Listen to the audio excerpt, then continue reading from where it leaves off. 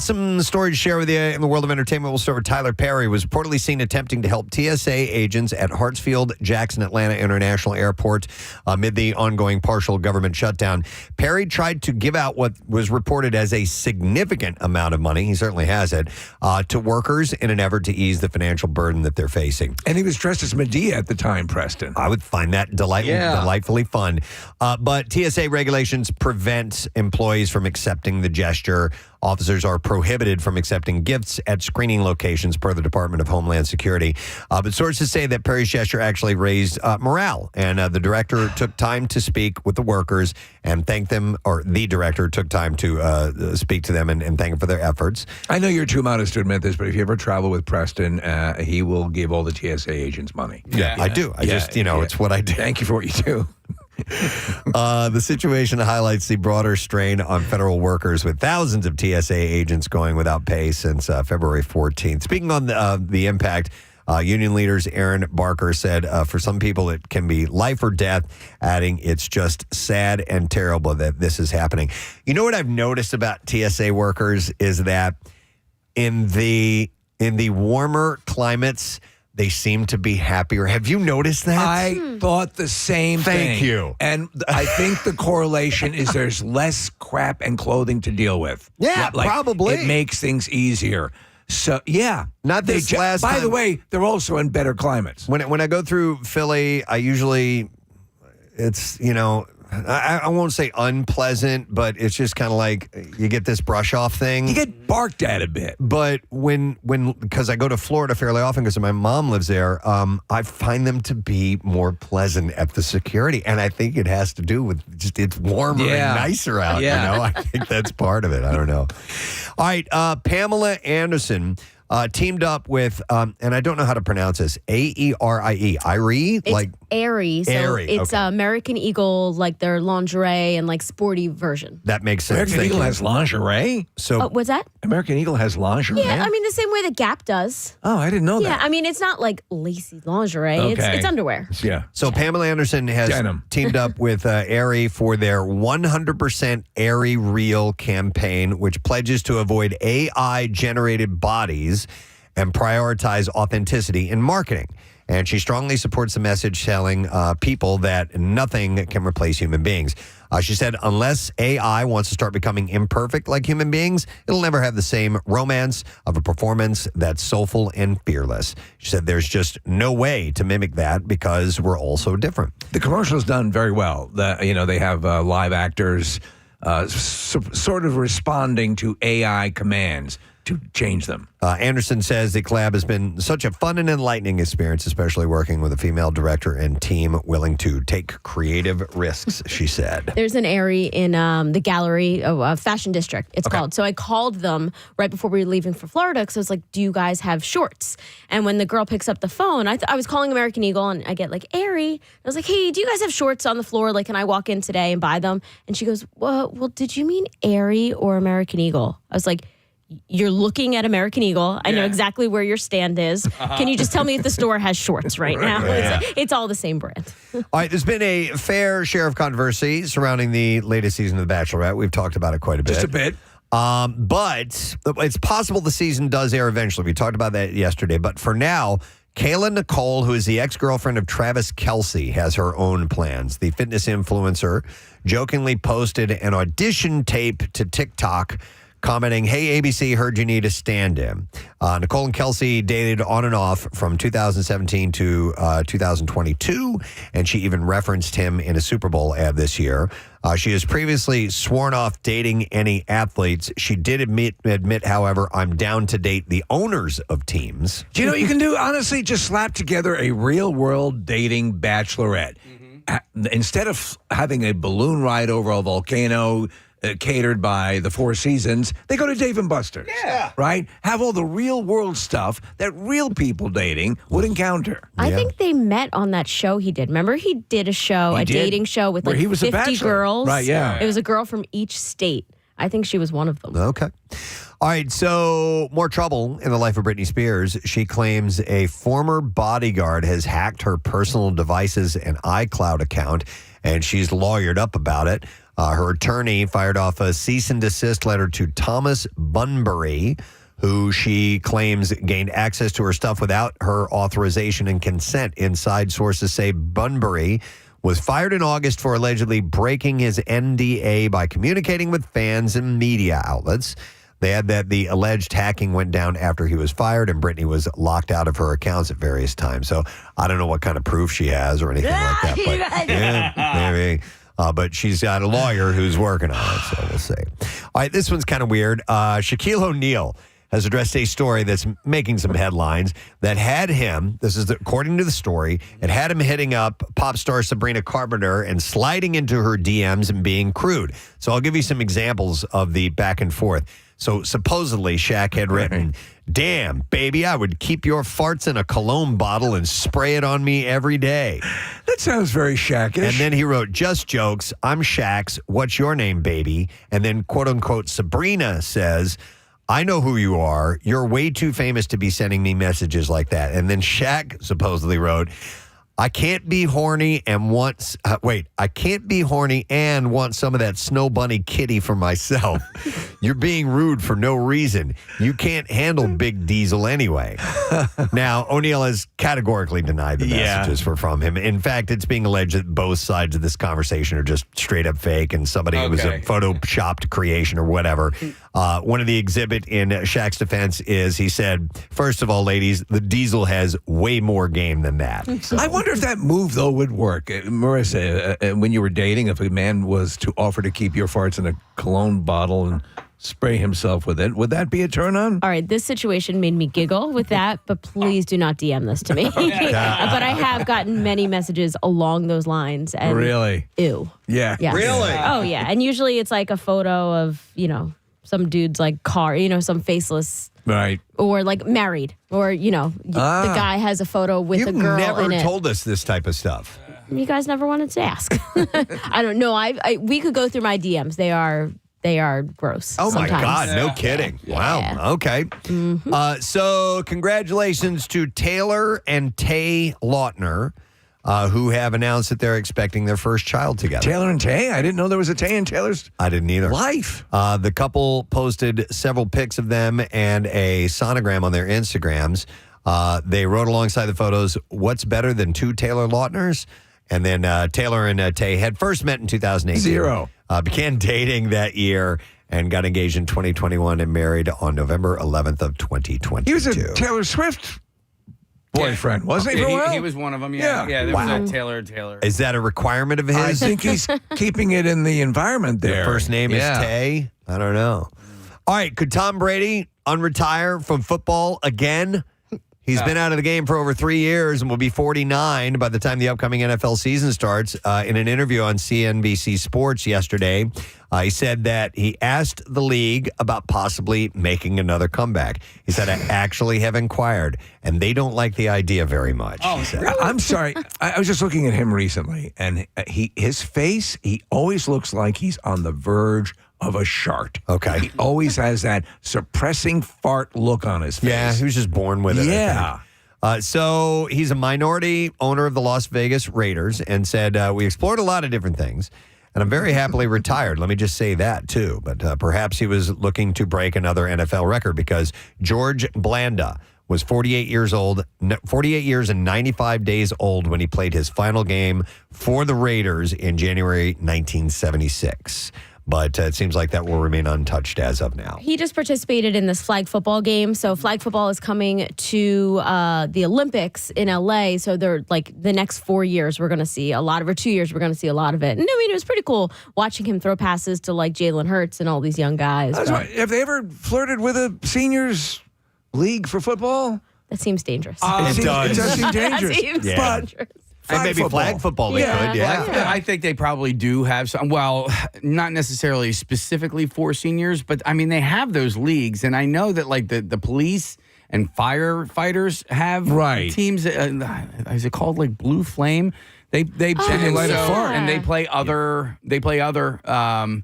police and firefighters in other cities and stuff like that. And we have a friend Bill. He was playing for a while. He was playing well into his 40s.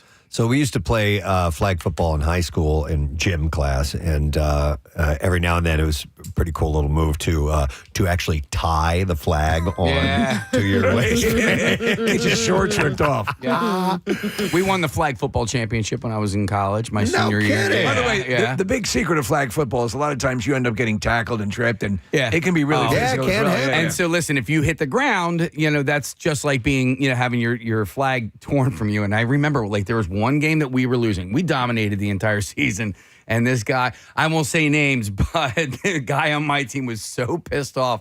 He basically just tackled this guy, and honestly, it changed the course of the entire game. We ended up winning that game after that. But yeah, I and Marissa, you and I play in the flag football, the NRG. Oh, that's right. Yeah. Play every June. It looks like fun. Yeah. One game a year is plenty, That's and plenty. it's a lot of fun. It is.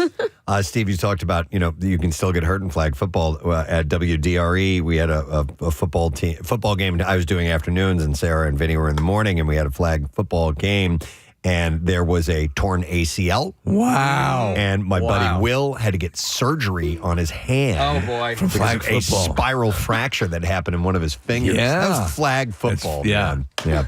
All right, so Zendaya is gearing up for a massive year. She's got 5 major releases, including Dune Part 3, Spider-Man Brand New Day, The Odyssey, and Season 3 of Euphoria. And she's already thinking about taking a break once it's all over. Those are massive projects. Yeah, they are. Every Big time. one of those. Can I ask you a question about the Dune 3? Is that just made up for the movies? Nope. Or, okay. Yep. Oh, it is part of the canon, as they say? It's the second novel. Okay. Which I read, and it should be very, very interesting. It was Fremen's in Paradise, right? Fremen's in Paradise.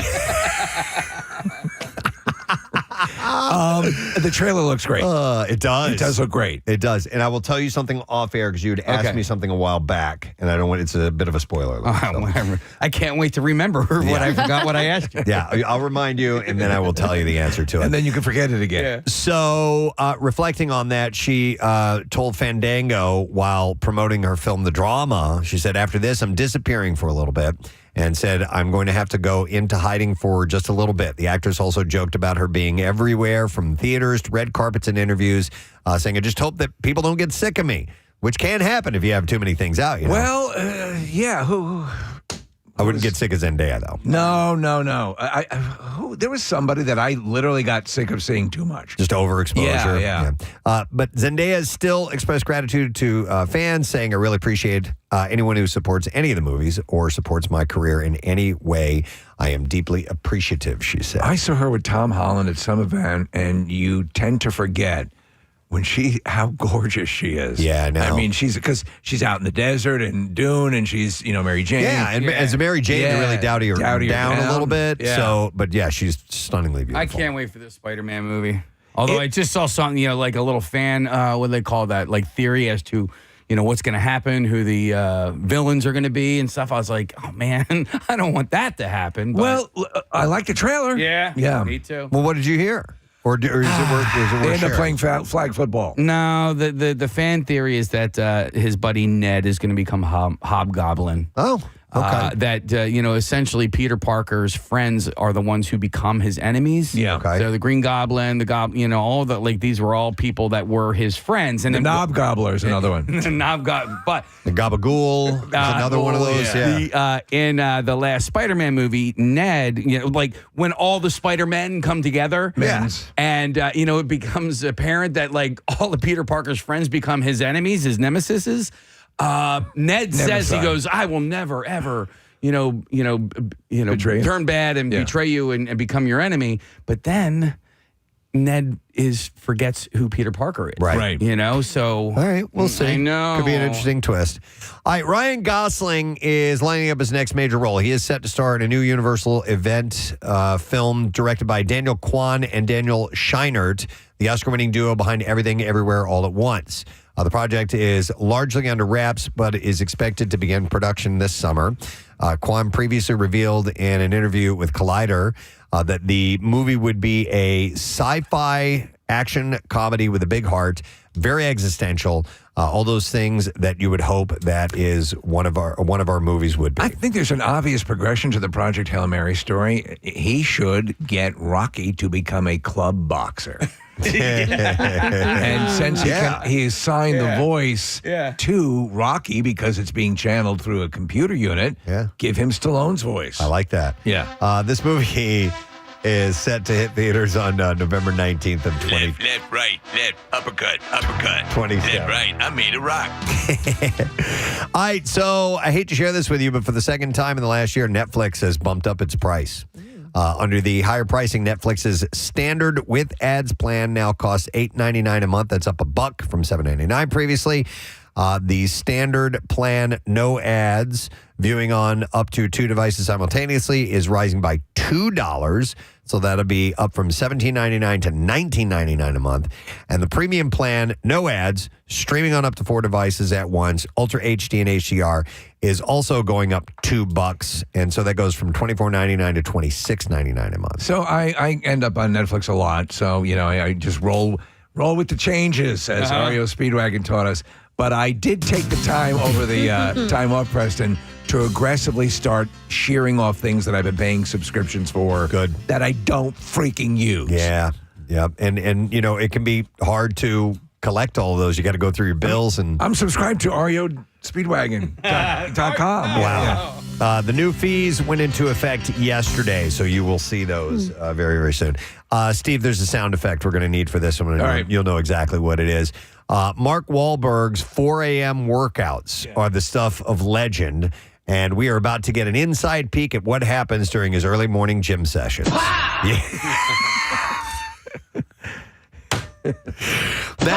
That's him back in his Marky Mark days when he had put out a workout video back then. Yeah, how to work out with your fly honeys. Yeah, literally. It was fly honeys. And he had all out. his hip-hop buddies. And every time they would be doing a maneuver, he would point to their muscle and say, yeah. So the actor has announced that he's bringing the 4 a.m. Club Challenge to YouTube. The 10-part series will see Mark putting some of the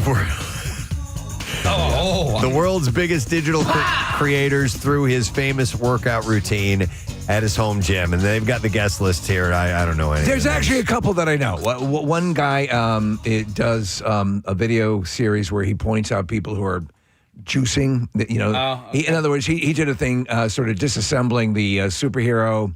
Well, I'll give you these names if you want. So there's Brent Rivera, Drusky, who I know that guy's a comedian, the Stokes twins, Adam W., Jesse James West, Hannah Stocking, Ben Azalart, Dar Man, and Pearson and Eric. IP Daily, Claude Balls, Wilma Fingerdew. I want to know who the Stokes twins are because my son was following these twins, these meatheads for a little while. I asked him to stop following because they were pretty toxic type of people, but does this look like them? No. I didn't recognize any of the names, but going through the video, there were 2 people that I did recognize. So 4 a.m. Club Challenge will premiere today, 7 a.m. Pacific time on Wahlberg's new YouTube channel. Pow!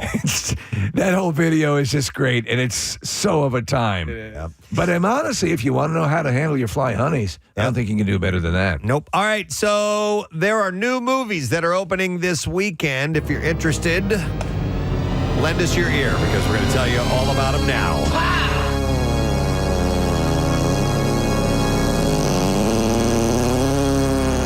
So, opening today is They Will Kill You, a horror and comedy film starring Zazie Beetz. Love her. Maya Laharad and Tom Felton.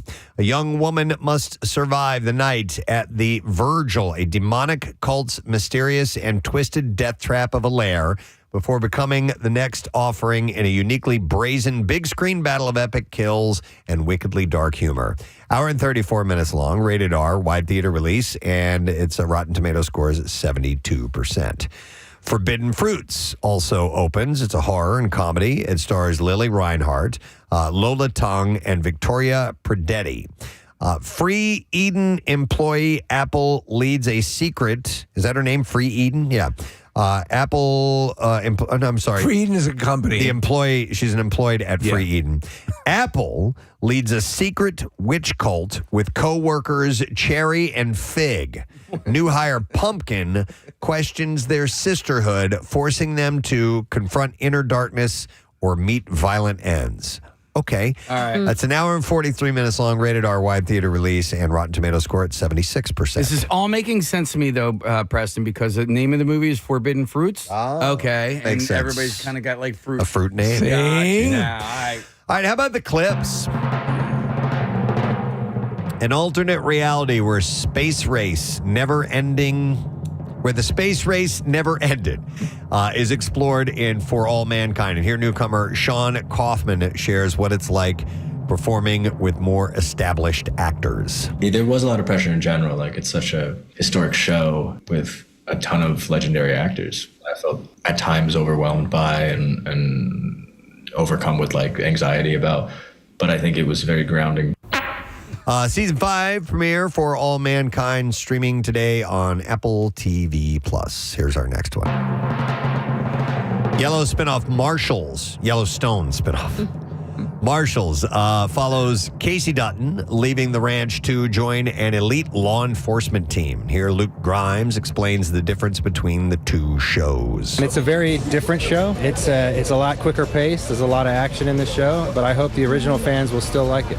I brought you some candy. A new episode of Marshals airs on Sunday, 8 p.m. You'll find that on CBS. And there you go. That's what I have in the music news for you. Not music news. Damn it. I am all over the freaking place, man. Can't get stuff right. See? Entertainment news. It's not just me, though, right? This whole week has been a weird, it's taken a little bit longer to get back up to speed. I've felt like I've been on this week up until today. Like I'm having my moment now. It's probably the beers I drank last night. They're good for you. Had a decent round of golf yesterday, so I celebrated, and now I'm paying for it. And that was music news. That's the way it goes. So that's your music news. All right, we do have a lot of stuff happening on the program today. We'll have comedian John Rudnitsky on the program. He's going to be at the Fittler Club. That's in association with Helium Comedy Club.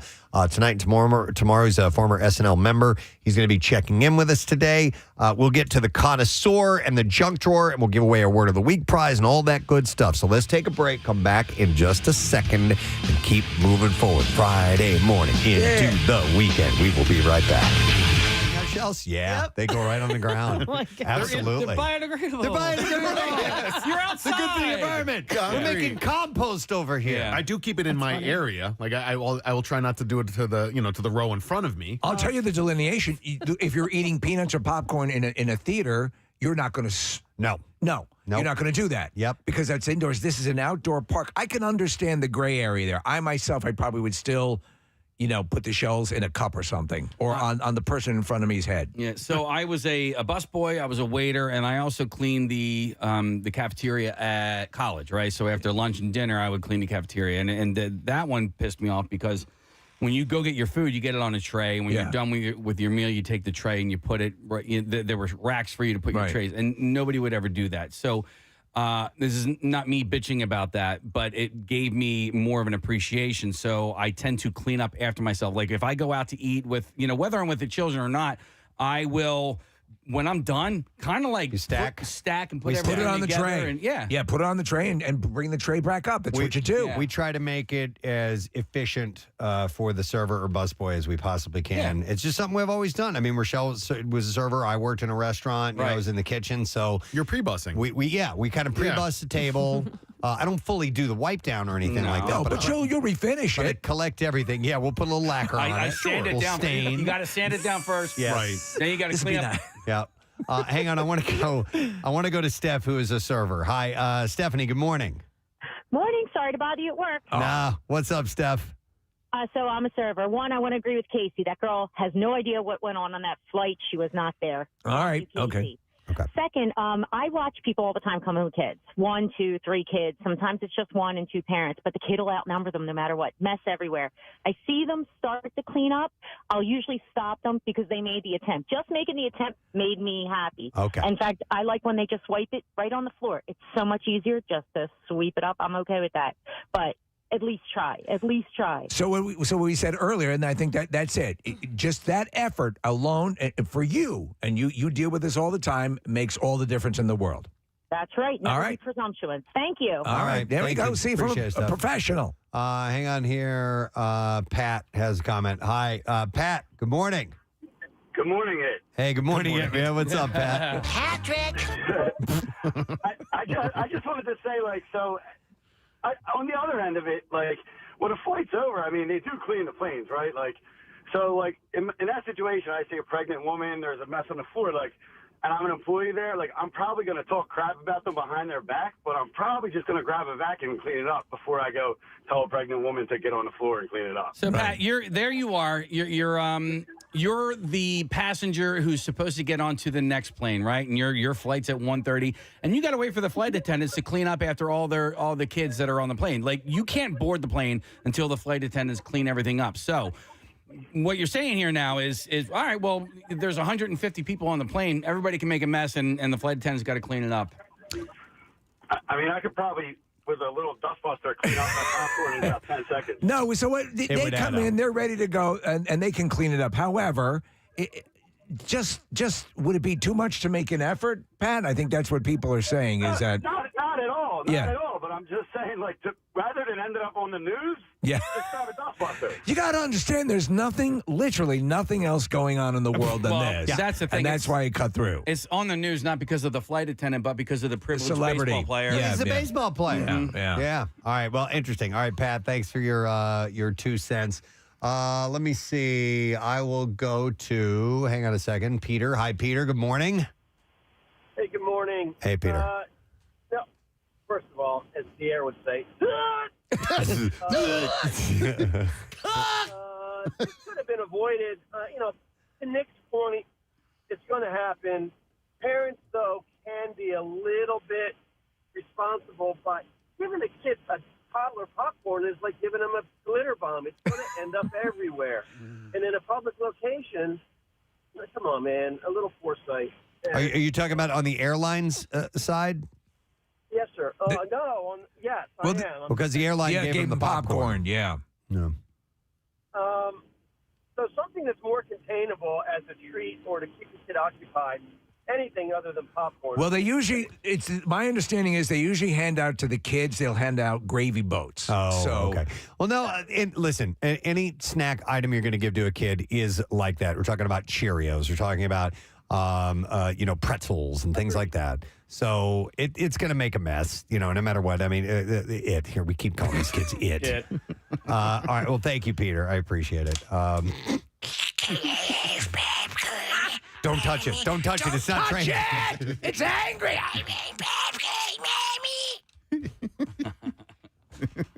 That sounded horrible. Oh, my God. I will. You spilled it all over the floor. I have Mike. Hey, Mike, good morning. Hey, bitches. Hey, what? What's up, Mike? How you doing? Good. What's up, buddy? A bunch of years ago, when my son was a lot younger, we were shopping at Acme, and he accidentally knocked over a display and knocked over a bunch of stuff. So he looked at me, I looked at him, and I said, you know what you need to do right now, right? He said, clean it up. I said, that's my boy. There you so go. He started cleaning it up. No muss, no fuss. Next thing I know, a woman comes around the corner, sees what's going on, and chastises me because my son's cleaning up his own mess. And she started to clean it up for him. Wait, this was a customer, a fellow customer? Yeah, just some random person. Was it a woman? Does a woman just butted into your thing? What's that? A woman just started criticizing you out of the blue? Was that who came around the corner? I think we lost it. Yeah, it was a fellow customer. Yeah. Who said that? I think I'd mind your own goddamn business. I'd punch her right in the face. Yeah, that's basically what I said. I was furious. I looked at her. I said, he's my son. Nobody's upset. I'm not yelling. He's simply cleaning up his mess as if he was home. No, that's your business. You told him to do the right thing. If somebody knocks over a display, you're supposed to at least again make the effort and try to do that. Yeah. You were right. Exactly. She was wrong. And I looked at my son. I was like, thank you for being more mature than that person was. Yeah, no kidding. Mike, I hope you follow Thank you, Mike. Oh, my God. Yeah, get your nose out of out of this guy's business. Listen, Preston, have you ever? I've seen adults knock stuff over and walk away. Not even kids. Yeah. The other day, so I'm in Acme, and if anyone in Acme has wonderful chocolate chip cookies, and then they have these smaller versions now that are perfect to have with tea. So there's in one of those plastic containers, where all four parts of the corners the little dimples have to lock for it to hold. So I'm walking around, and of course I have a little bit too much in my hands, and it falls on the floor. And I'm like, so what? This is how I did it. And you can tell me whether I'm wrong or not. I collected up everything. I put it back into the container. I took the bar code off of it and went up and checked out too, because I dropped one of their things they were attempting to sell and made it unsellable. And so that's how I did it. I've seen adults. They didn't make you pay for it, I'm sure, right? I paid for it at the self-checkout just for the hell. I felt bad that I ruined a product. I know that might be a bridge too far for some people, but cleaning it up was the thing as well. Right. And man, those cookies were rolling all over the place. I broke a bottle. I was at a liquor store, and I went back into the cooler because they had beer there too, and I had a bottle of gin, and I dropped. Or no, I went outside. Actually, I went outside. I had just bought it, and I dropped it. I'm like, you've got to be kidding me. I broke this full bottle, and I brought it back in. I'm like, look what your bottle did. They said as long as the seal wasn't broken, that I could get a replacement. Oh, nice. So it was, they That's pretty nice. They have that in place. Did you pick up the pieces of glass or whatever? Or? I couldn't. I mean, I told them that I made a mess, and of course they were going to, I can't go picking up glass. I don't have a broom or the dustbin. What I can do is give you a free commercial on the radio show. Hang on a second. Hold on now. Chris is a flight attendant. Hi. All right. Hi, Chris. Good morning. Hi, how are you? Good. What's up, Chris? So I'm a flight attendant, and kids come on all the time and make a mess. So do adults. But I would never have them clean up the mess. I mean, we talk about them afterwards and say what slobs they are and love to see what their house looks like. But we never get them on their knees or even ask them to clean it up. We just talk about them afterwards. Okay. All right. Okay. So do you think this flight attendant was out of line to say? And I don't know how they said it. I don't know if they said, "Oh, ma'am, could you please? Your kid made it made a terrible mess here. Can you clean it up?" Goodness, I would never ever going to adjust it. I just talk about it and afterwards. Well, let me ask you, Chris, what is the one thing that passengers can do that are guaranteed to make the flight attendants talk about you? What do flight attendants hate the most? Oh gosh, taking their shoes off, constantly getting up and down or leaving the overheads open. Okay. And leaving a mess. I actually had an adult that went and he came on and he ripped up, he was mad, and he ripped up the entire safety demo card. And I saw him doing something, and I thought he might have been doing that. And I thought, I'll just clean up his mess later. And he was just angry about his seat and everything. And as he was deplaning, he threw it all up as confetti, and it went everywhere. Oh, my God. What an idiot. Hey. So it's not just kids. And he did this just because he wanted to, or he thinks that the safety features are a joke, or we have no idea? He's annoyed about his seating. He's annoyed about his seating. Okay. So you tear up the safety card. But wait a minute, the shoes thing? Come on, man. I have like little slip-on shoes. In fact, I just took them off. I just took them off right now. I don't care what people think. The planes are cleaned. Like, they're not. Thanks, really- Marissa. So a reminder, we made this announcement yesterday for our side stage, or the Preston-Steve Show side stage at the MMRBQ. We are now actively soliciting for our live band karaoke with Sidearm. And all you have to do is send us a link of you giving us an audition. You just sing a song, and that can be with music, a cappella. We'd prefer, with a mix with the music so we know how it sounds. But do whatever is most comfortable for you. And we're going to choose 10 singers to get up on stage during that event at MMRBQ. And the deadline to submit your entry is April 16th. So you want to move on this now, you can go to PrestonandSteve.com. And if you know someone, if it's not speaking just to you, you know somebody who's a great singer, or you've really liked the way they get up and do karaoke or whatever it is, encourage them to sign up and be a part of this. We want to give people a chance to feel that rush from the crowd going crazy. That's exactly it. They really support the people that have the balls to get up there and do this. That's such a part of it. So you have someone you think is flirting with a career in music or is, should I, whatever. Get up in front of this group because everyone, the reaction, I'm so proud of the people that come down and that are a part of it because when the main stage is taking a break, everyone comes around the grassy knoll there, comes to our side stage, and that fills in immediately. But they know everyone's taking a shot and just going for a little moment. And the odds that you'll ever have a backup band as competent as a sidearm is remote. So you're going to have a wonderful experience. Yep. So send those in. Get the auditions to us. Like I said, you can go to PrestonSteve.com and enter now. All right. It's on to the weekend, so I got to clean out the junk drawer. It's the junk drawer. Preston's cleaning out his junk drawer. Getting things out of his junk drawer. Finding stuff here in the junk drawer. Wow. We need to put some fragile glass. Yeah. You see if you can break it. Yeah. All right, let me dive in here, the junk drawer, see what I can find. Oh, yeah, here's something I tucked in there that Marissa gave to me, and I'm glad she did because it's about Six Flags Great Adventure, and they are leaning into Garden State nostalgia with the reveal of what they're calling the Shoreline Pier, which is a massive expansion designed to bring the energy of the Jersey Shore into the Jackson, New Jersey woods. This is a smart move. And it's not just surface level refresh stuff. It's full-scale boardwalk transformation that anchors the park's flagship identity in the neon-soaked atmosphere of iconic oceanside amusement piers. I was just there in October, for their the Halloween stuff that they, and I love that place. It's great. Yeah, it really is. Even as a full-blown adult, it gave me such nostalgia and just I love going back there. It's not that far away. But stop to think about this. So if people are making a decision a lot of times, you head to the shore, or go to Six Flags or whatever, you can kind of do both with this. Yeah, Shoreline Pier, Shoreline Pier is going to open in late spring. And it will introduce 5 distinct attractions, 4 of which are brand new to the Great Adventure lineup. So it's going to be everything about, the Jersey Shore boardwalk, everything you love. It will blend the vibe of shore towns with some classic midway fun. So they have, I'm going to list some of the new highlights. Barrels of Fun, which is a family-friendly coaster that sends riders dipping and twisting in wooden barrel cars.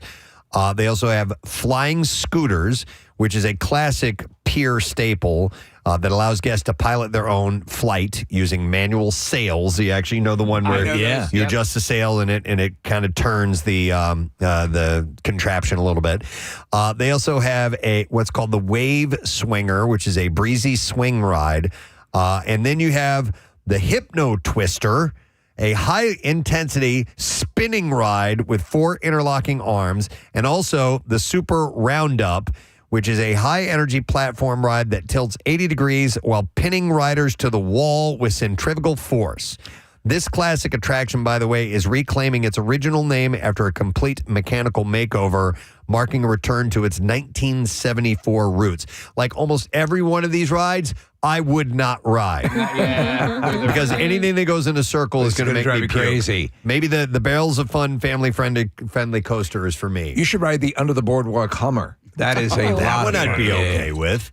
But yeah, so these are the new rides. They also have the Shoreline Pier focusing on Jersey-fied culinary creations. So the menu, the food they're going to have include fresh cut fries with a bunch of great dipping sauces, like interesting ones too, like curry and sriracha, alongside disco fries, which are topped with gravy and mozzarella. That's your thing, right? No. Sexy fries. Sexy fries are what I like. Yeah, so these are disco fries.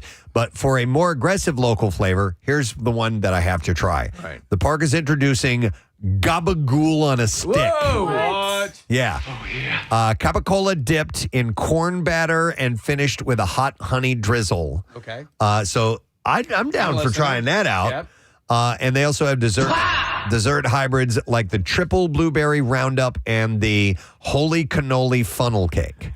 Man. Yeah, so it sounds pretty cool. I don't know if this is something that they mentioned in the story that I was watching about it. Maybe this is a projected thing down the road. Is there going to be a water feature to this?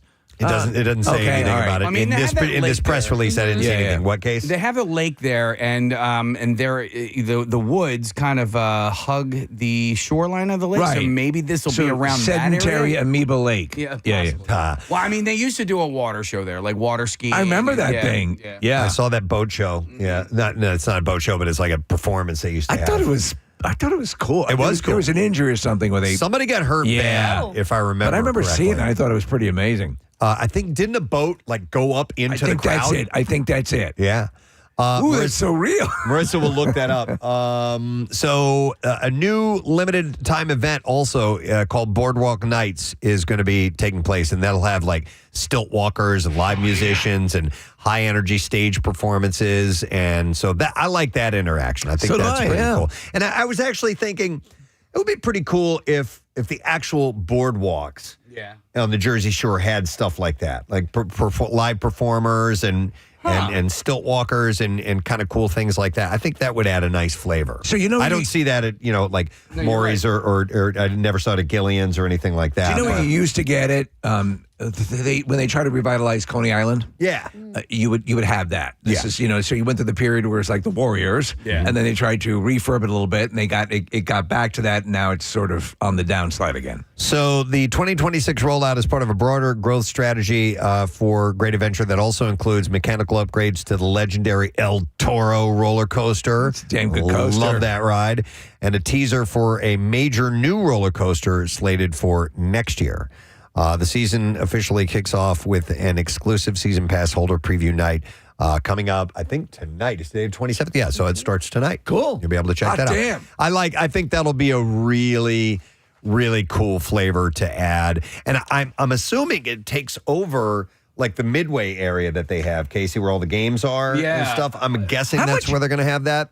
Not that you would know off the cuff. How much land around there is still developable and purchasable, and does Six Flags, because they're doing a big expansion at Elmwood Park. Right. And they've had that land for a while. So I don't how much further could Six Flags expand? I like I said, around that lake shoreline area, I think there's a decent amount. And don't forget, they have the safari. They got the Hurricane Harbor. So they have a lot of acreage there. Marissa pulled up an overhead map, and next to the safari, I'm not sure how much area that takes up in the map that I'm looking at, but it's big, man. I bet they could expand further if they had the means to do so. Could you get rid of some of those hospitals and stuff around? Who needs that? Come on, man. Wasted space. All right, we're going back into the junk drawer. All right, we got Easter coming up. Is it this weekend? No, next weekend. Yeah, oh my God, it's Palm Sunday. I will avoid Mass this weekend. Right. Is that the long one? It's a long one, man. So I saw this article out of a website called Talking Points, and they had listed from a poll what people miss most about Easter now that they are older. So what you loved about it essentially as a kid or in your younger years? Just the Easter egg hunt. The hunt. Yeah, in my house. Because it was money, it was just straight up. It was an Easter egg hunt for money. At the Getty household. Yeah. No, listen, man.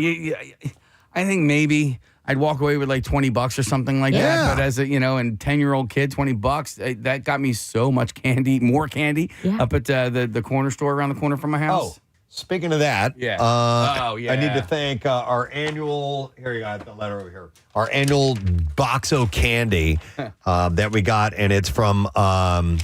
Who is this from? It is from Anthony Della Penna Sr. He sends us this stuff every year. And he sent me a letter and says, hey, Preston-Steve Show, another year gone by, and I'm still podcasting my ass off as I travel.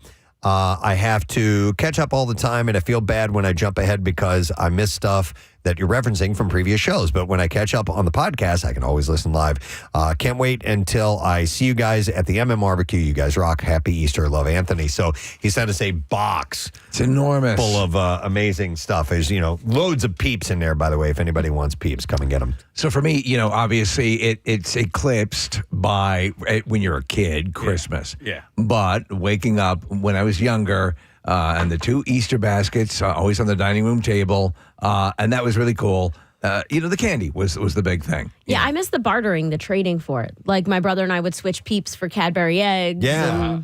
One thing I don't miss from our kids, we had this tradition. I told you that the Easter Bunny would, and here, spoiler alert, it was us, who would take yarn. Yeah. And with a different colored yarn and tie it to their door of the room, and then we would string it all around the house, and you'd have to follow the yarn and eventually That's really cute. find that it was a pain in the ass. It sounds like it's worse than setting up for Christmas. Yeah, but eventually you would find the Easter basket. We never did an Easter egg hunt all the time growing up. kidding. Yeah, there was something that we never did. They're fun. Should we do one for Steve? His very first Easter egg hunt here in the studio? Maybe. With money. Yeah. With Ryan? pennies? So growing up, like one of my favorite memories as a kid, my mom and my grandparents, the Easter bunnies, they planned these extravagant Easter egg hunts where literally like it was like a scavenger hunt throughout the town. Like there were like, riddles and things. Like it was just incredible. Like That's great. I one of my favorite memories as a kid was. So doing let's all do that. one here. I love that. Massive. Let's do it though, like a real hunt, like With a looking gun? for spore and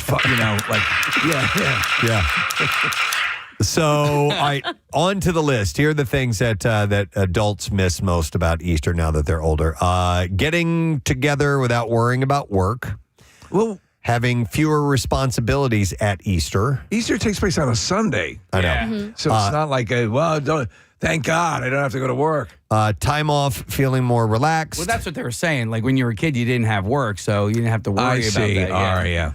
Number 7, spending them going up to number 1. Spending the whole weekend with the family.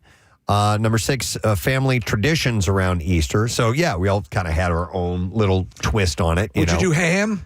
Yeah, for sure. Yeah, some Love I love sliced deli ham. Hate baked ham. You know what's good though, and I never get it. Is honey baked ham is actually real. I don't even like that. I'm with you, man. I'm not a ham guy. My mom gets one every year. She learned to go early because they actually sell out, even if you have one reserved. And if anybody knows where to get the good raisin sauce, because that's what she's always looking for every year. Here's a tip for you too, because we get a we go to Honey Banked and get the ham the past few years, and it's a brilliant idea. They have soup mixes for your leftover ham. So there's like a split pea, and then you add the ham that you haven't eaten to that after you're done. It's fantastic. Dude, I'm a split pea fan. Yeah. Yeah. So they also have other ones that you can get to. So anyhow, here are the other things. Easter feeling more special and magical. Number 4, Easter feeling more exciting than it does now. These are what these people responded with. Number 3, being brought Easter eggs without thinking about it. I don't like to think.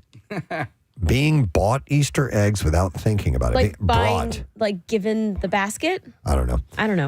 Number 2, the Easter egg hunt. Do you know, and obviously. You're supposed to. Easter carries far more weight. Yeah. You know, it's and for religiously, yes. For Catholics and for other Christians, I assume it's the same. Would more than likely be. But as a kid, it's like, yeah, but Christmas is the mofo. Yeah, no doubt. Can I guess number 1? Yeah. Is it dyeing eggs? No, and that's not even on here. That should be. I did enjoy the dyeing eggs. It was fun. Yeah. That was our Saturday night.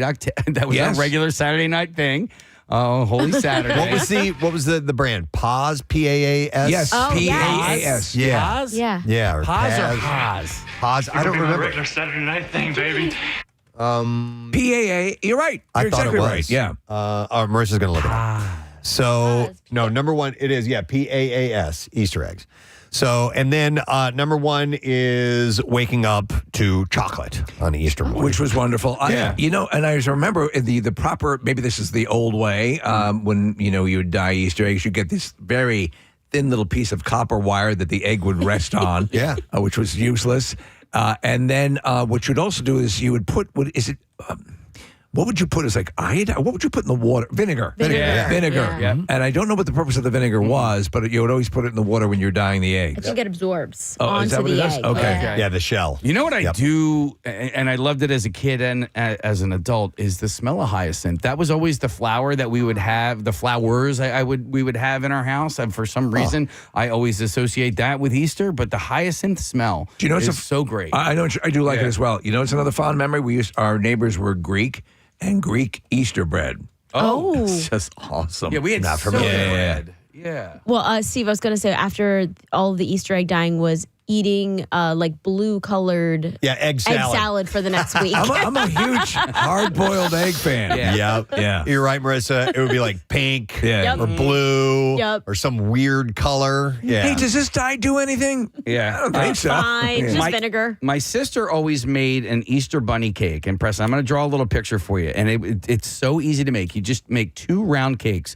The first round cake, that round circle, is the Easter bunny's head, right? Yeah. And then, Preston, all you have to do is you cut like a little arc out of the second cake there, and the second cake there. Those are the ears. Those are the ears. And you put them on top of the other cake. And then this becomes the bow tie. That's a cute idea.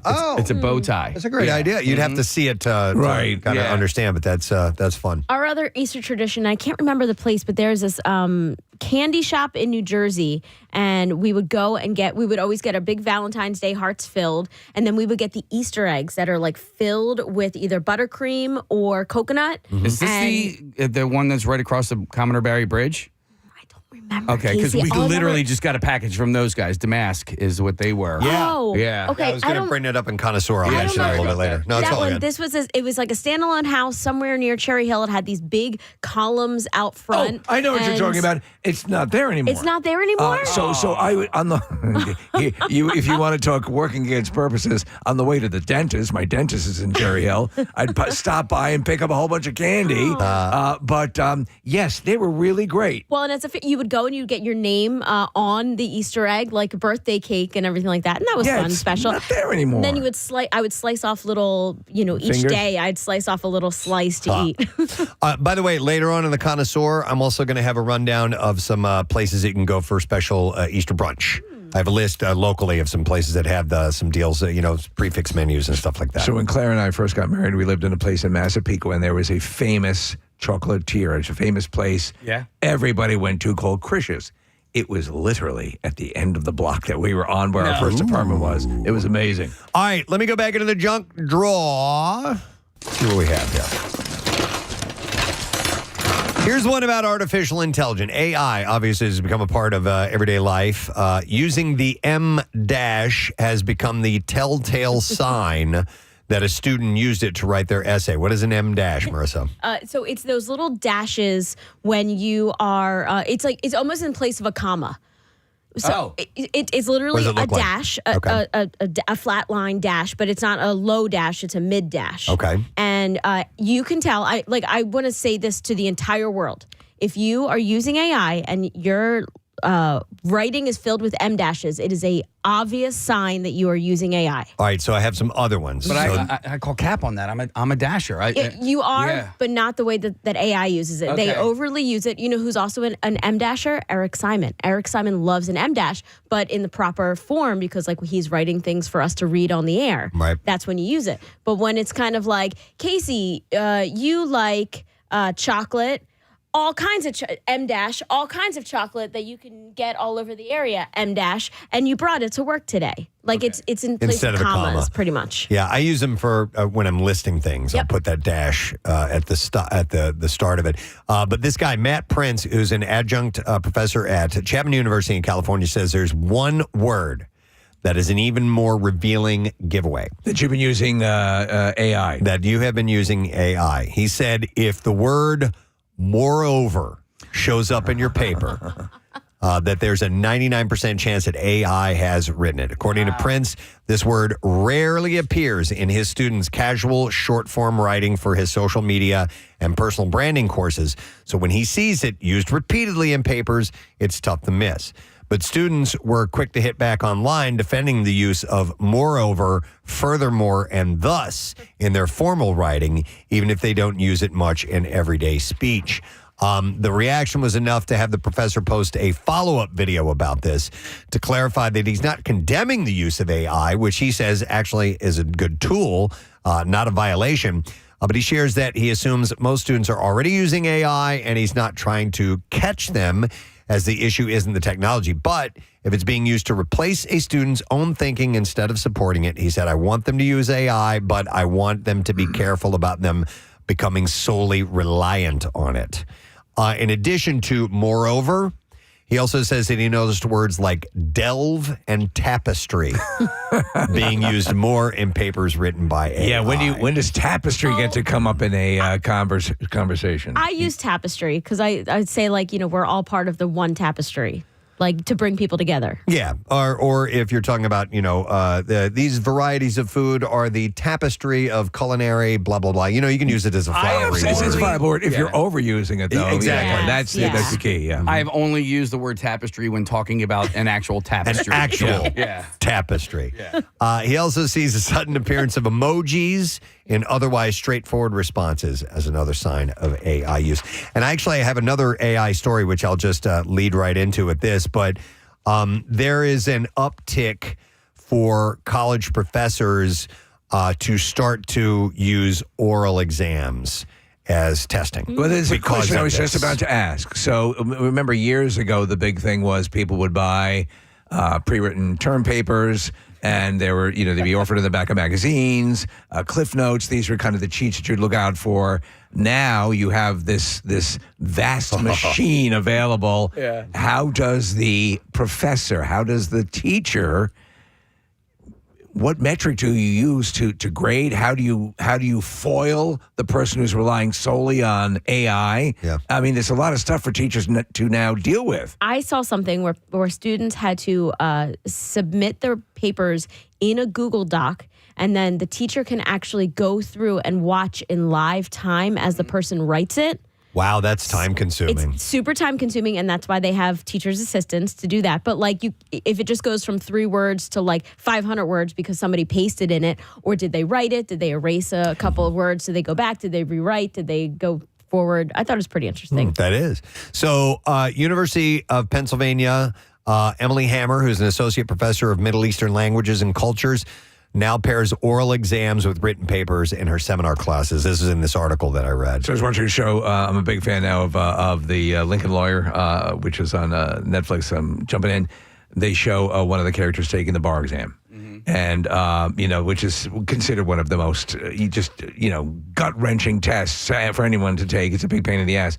But, I mean, there's more and more stuff available to you to, quote-unquote, cheat, Yeah, so oral assignments are on the rise. Yeah. And in places like New York University, they're starting to, do the spins on the traditional oral test. So I'll give you an example. One of the professors at the School of Business has unveiled an AI-powered oral exam last semester for the final exam in class on AI product management. He calls it Fighting Fire with Fire. So students log in from home.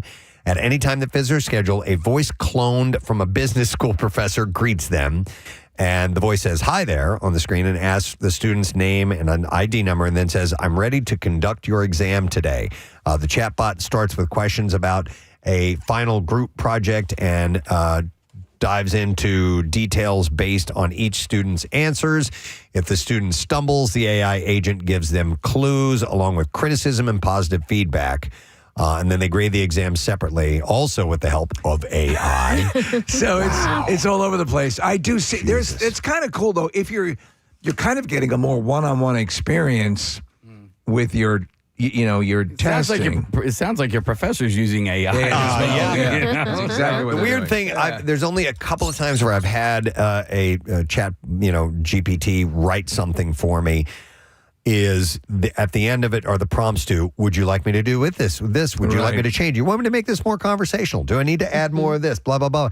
And then you can just keep refining and refining and refining and refining. And I think that's like a never-ending loop that you can get into. Oh, it is. It keeps you there and it keeps you writing it. It also, another trick is that you can change the settings in your AI. So if you don't want it to use emojis or bolding or M dashes, you can say, please do not use these in any of my writing. Yeah, I'm sure you can pretty much have it do anything. Can I say something that's going to really annoy you guys about AI? No.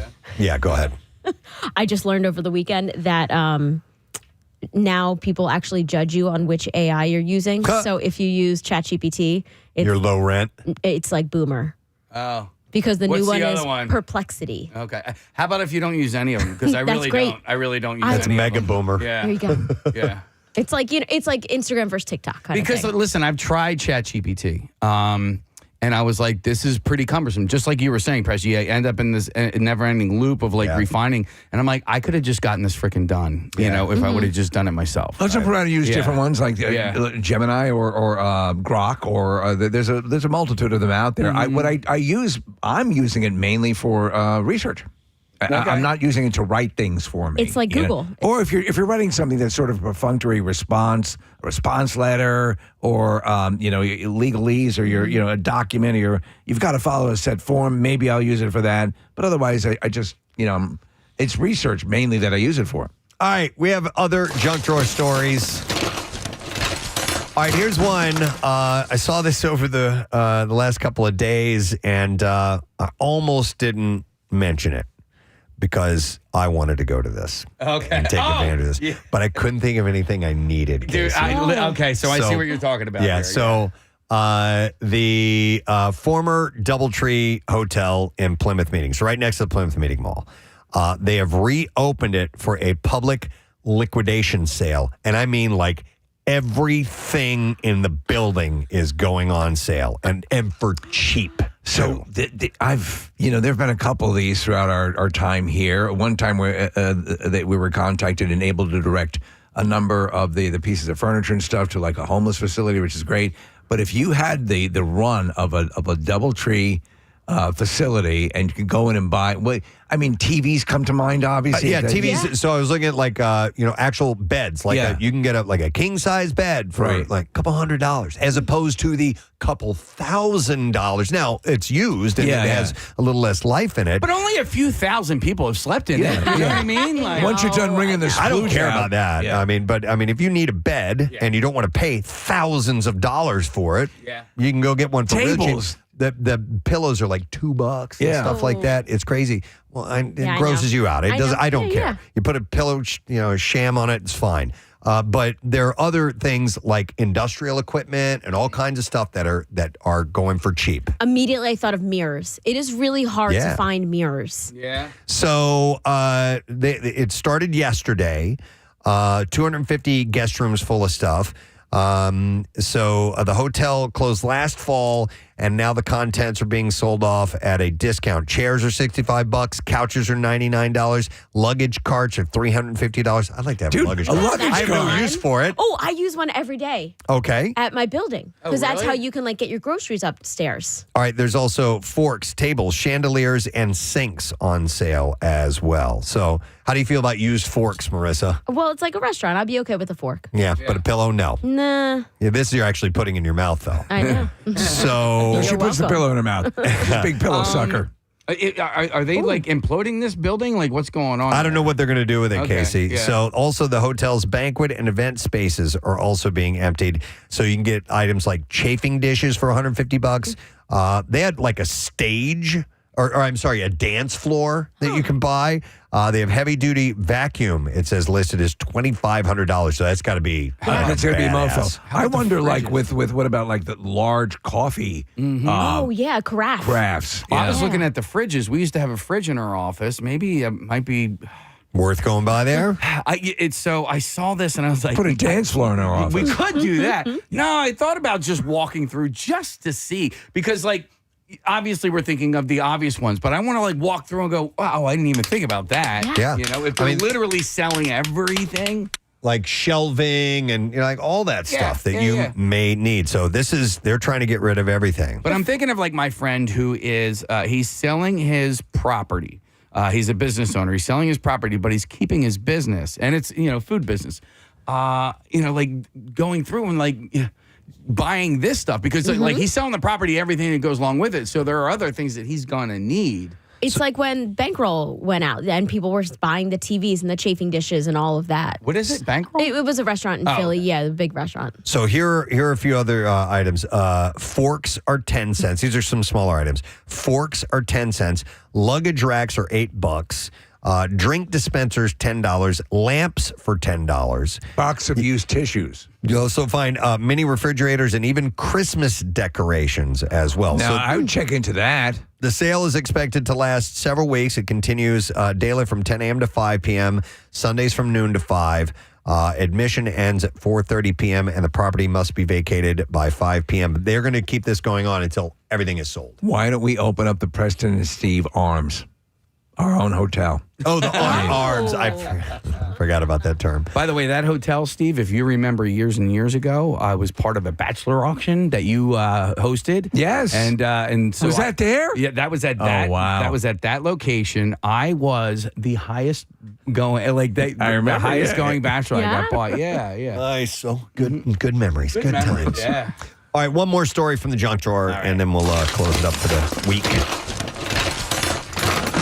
All right. Do you guys read The Onion? Occasionally. I love it. Yeah. The 38-year-old satirical news publication wrestled from the grips of the private equity in 2024 by a group including Twilio co-founder Jeff Lawson and former NBC News disinformation reporter Ben Collins has built an audience of 29.5 million, and it's the print version, not the site, that's driving business. So this is a print story that is a great success. With 65,000 paying print subscribers in 50 states and 50 countries, The Onion, by some estimates, is the country's 12th largest print newspaper above the Boston Globe. Overall annual revenue grew 300% last year. Nostalgic Gen Xers and millennials giddily pay $99 a year. According to the CEO, he says they realize they're subsidizing very big stunts. They're in on the bit. Those capers include turning a joke headline into a feature-length documentary like Jeffrey Epstein, Bad Pedophile, in less than 3 months, and an ongoing plot to buy Alex Jones's InfoWars and a spoof of Jubilee Media's YouTube political debate smackdown show Surrounded called Encircled. Lawson is hands-off by choice. He focuses instead on his daily job as CEO of Inertia, which is a fusion energy company. He said, "I'm not doing this to flip The Onion to make a buck. I want to own it for the rest of my life." And the focus on his fake paper is, ironically, to tell the truth. He said, "What about the age-old strategy of write stuff your readers want to read, and if you do a good job, they pay you?" So they're having tremendous success in the print world, which is very, very rare. That's all over the place. You're seeing papers go out of business. It used to be downstairs, Manja, when the restaurant was open, they would have a free Onion. You just go in and grab it. Oh, I didn't know that. Really? Yeah, I used to go down there and read it all the time. Yeah, but I haven't seen the print in a long time. But there's online and there's social media as well. You can find that. Do any of you get newspapers delivered to your home? Every day, yeah. I get Daily Times delivered every day. No kidding. Yeah, but I did that for my mom. That was a Christmas present I got for her. Aw. Yeah. That's a good one. It is. Yeah, I didn't want that sweater anyway. She doesn't, like, and that's a hard thing. She's 78 years old. So, like, what? She doesn't need anything, I remember. I wanted repelling equipment. I remember she wanted to get something. This is when my dad was still alive, and it was like a giant, like, Christmas decoration of some sort. And he goes, Jesus, I almost said Diane. Joanne. He's like, are we gonna, get buried with this thing? What do we need? And so this was something she reads a newspaper. I just enjoy that it upsets you. That is a good idea, especially for an older person in your household, is a newspaper subscription. And you're doing two things. You're going to help them out because they probably prefer see news that way, and you're going to help out these publications. Your father that are trying has to ink poisoning. My friend and I each year buy each other a subscription to the Inquirer. Oh, that's cool. It's a digital subscription. We don't do the paper. But in fact, actually, when we had that, the Tasties, the Delicious City event, it was in the newspaper. And I didn't realize until later in the day. We literally went to like 20 places just trying to find a newspaper. Yeah. It was really hard. I wonder how thin, because listen, the Daily Times is thin these days. Yeah. It's really, really thin these days. The front page is the back page. I mean, essentially, it's basically a newsletter. But how thin is the Inquirer these days? Because that used to be thick. Yep. Yeah. Especially Sunday. My God. I was going to say it's the Sunday one that is really obvious. Okay. All right. Well, listen, friends, we got to take a break. Got to close it up, so here we go. Preston's closing up his junk drawer. There's nothing left here in the junk drawer. Until next time, that was the junk drawer. All righty. We will break and come back, and when we return, it will officially be Friday. We'll ring in the No Sad Bro, and we'll get to the bizarre file, so stay put. Well, and when you get to a city and you have a quick turn, you're lucky that we get all the trash out of the seat pockets before we have to board everybody. Right. Also, they're adults. They can keep their shoes on, Chris. Oh, no. No, they're not. No, I mean, honestly, you, Kathy, Chris, whoever, you guys can think and say whatever the freak you want. I don't care. As long My as your shoes are shoes, coming as long off. as your feet don't smell. Yeah. So what? You're Do not you at home. know, though? Are you nose blind? I am not nose blind with my feet. I'm taking my shoes off. I don't give a crap. Mine are off right Well, now. Chris is a professional, says to keep your stinky feet in your I'm shoes. with you, Chris. Tough crap. I I'm don't taking have them off. stinky feet. Yeah. All right. Come down with Lysol, spray your feet.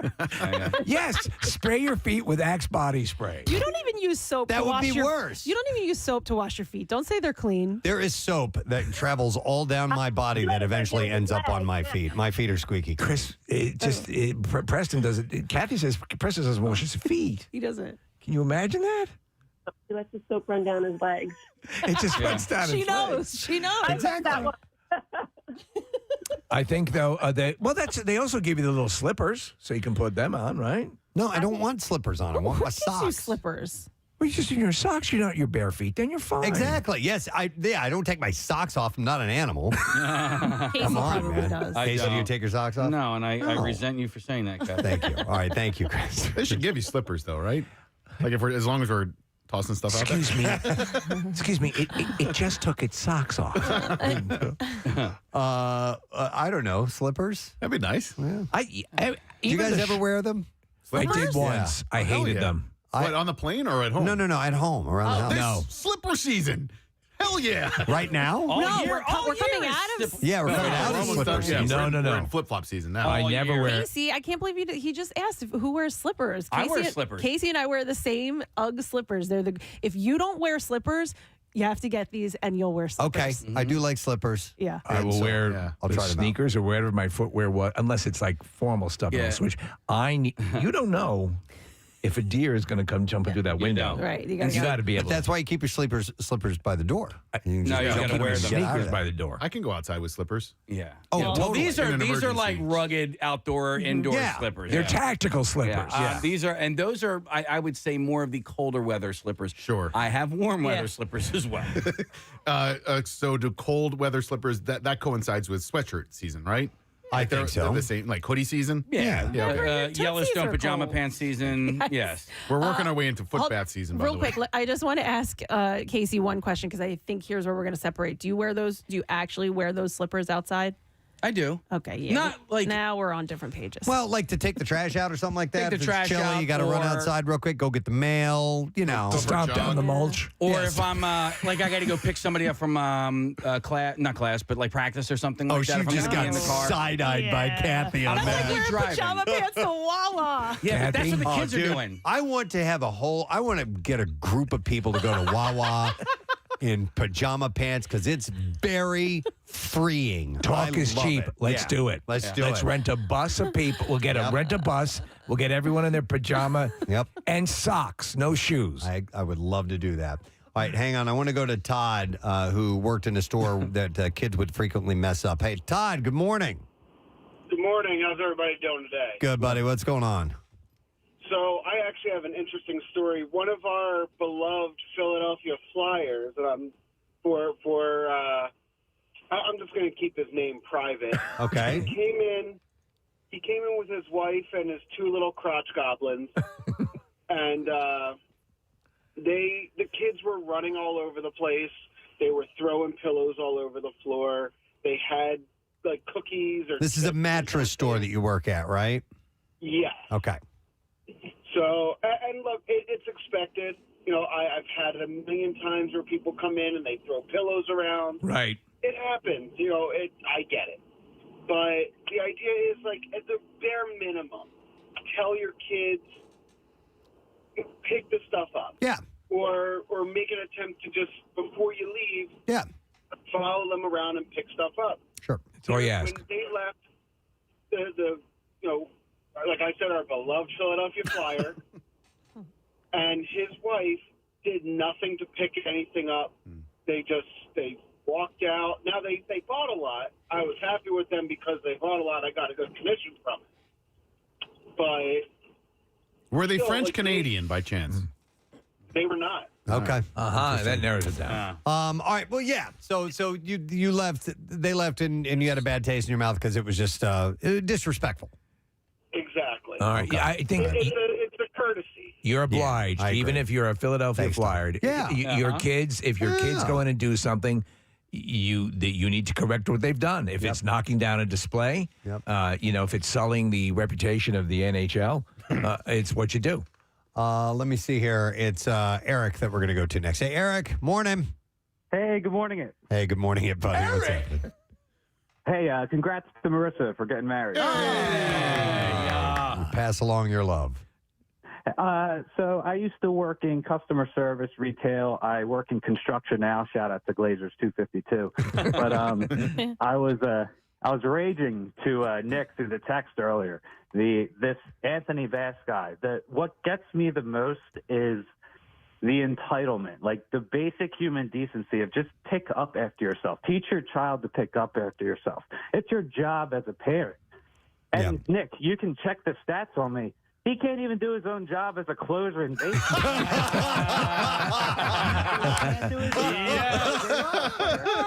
can't do his job as a parent. He blew up online. This dude's failing. He's a trifecta of failure. All right. So if he were an effective closer, he'd get a pass. And now he's going to, hopefully, if anybody working at United is listening, I hope this person doesn't get fired because of this dude's fucking. He's fired up, Eric. Fargan. Oh my God, I'm so sorry. No problem. So, Eric, let me ask you: if the flight attendant was rude, would that change your perspective of this?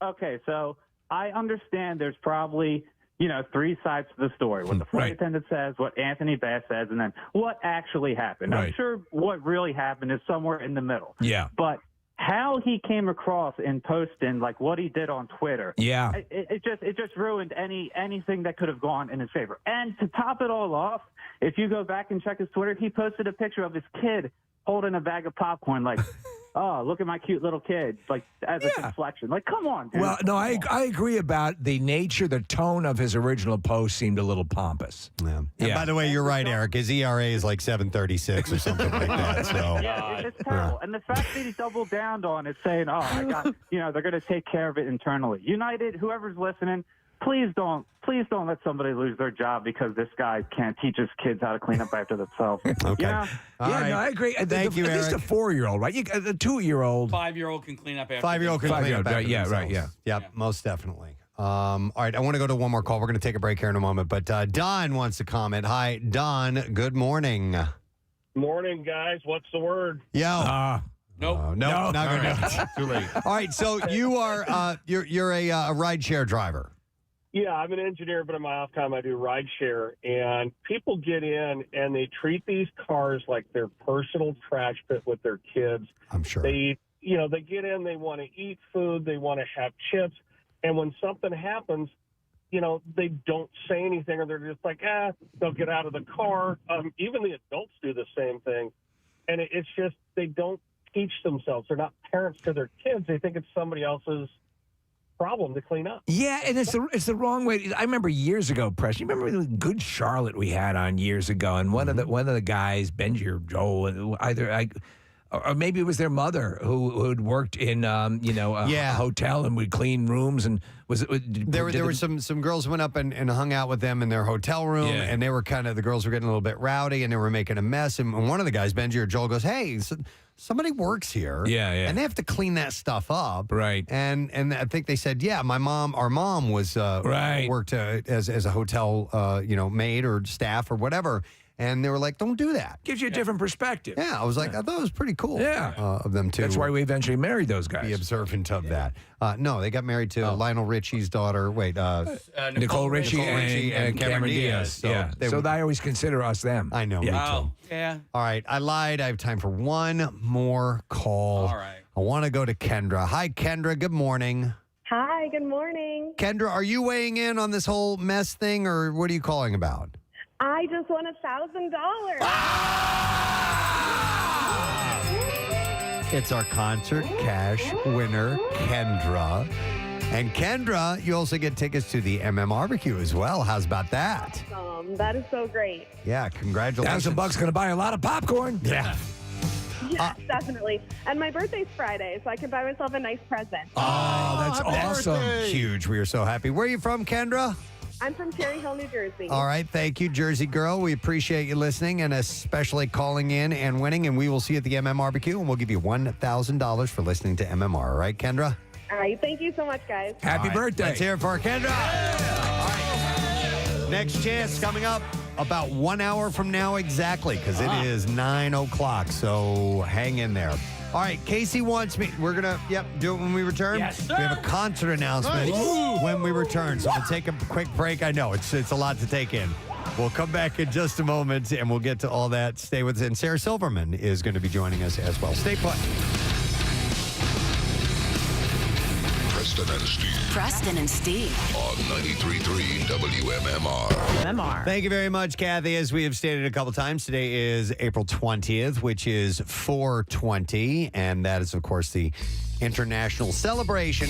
I assume it's international. I know it's definitely national. Of marijuana and all things pot. As you're saying all this, I realize, what is the derivation of 4?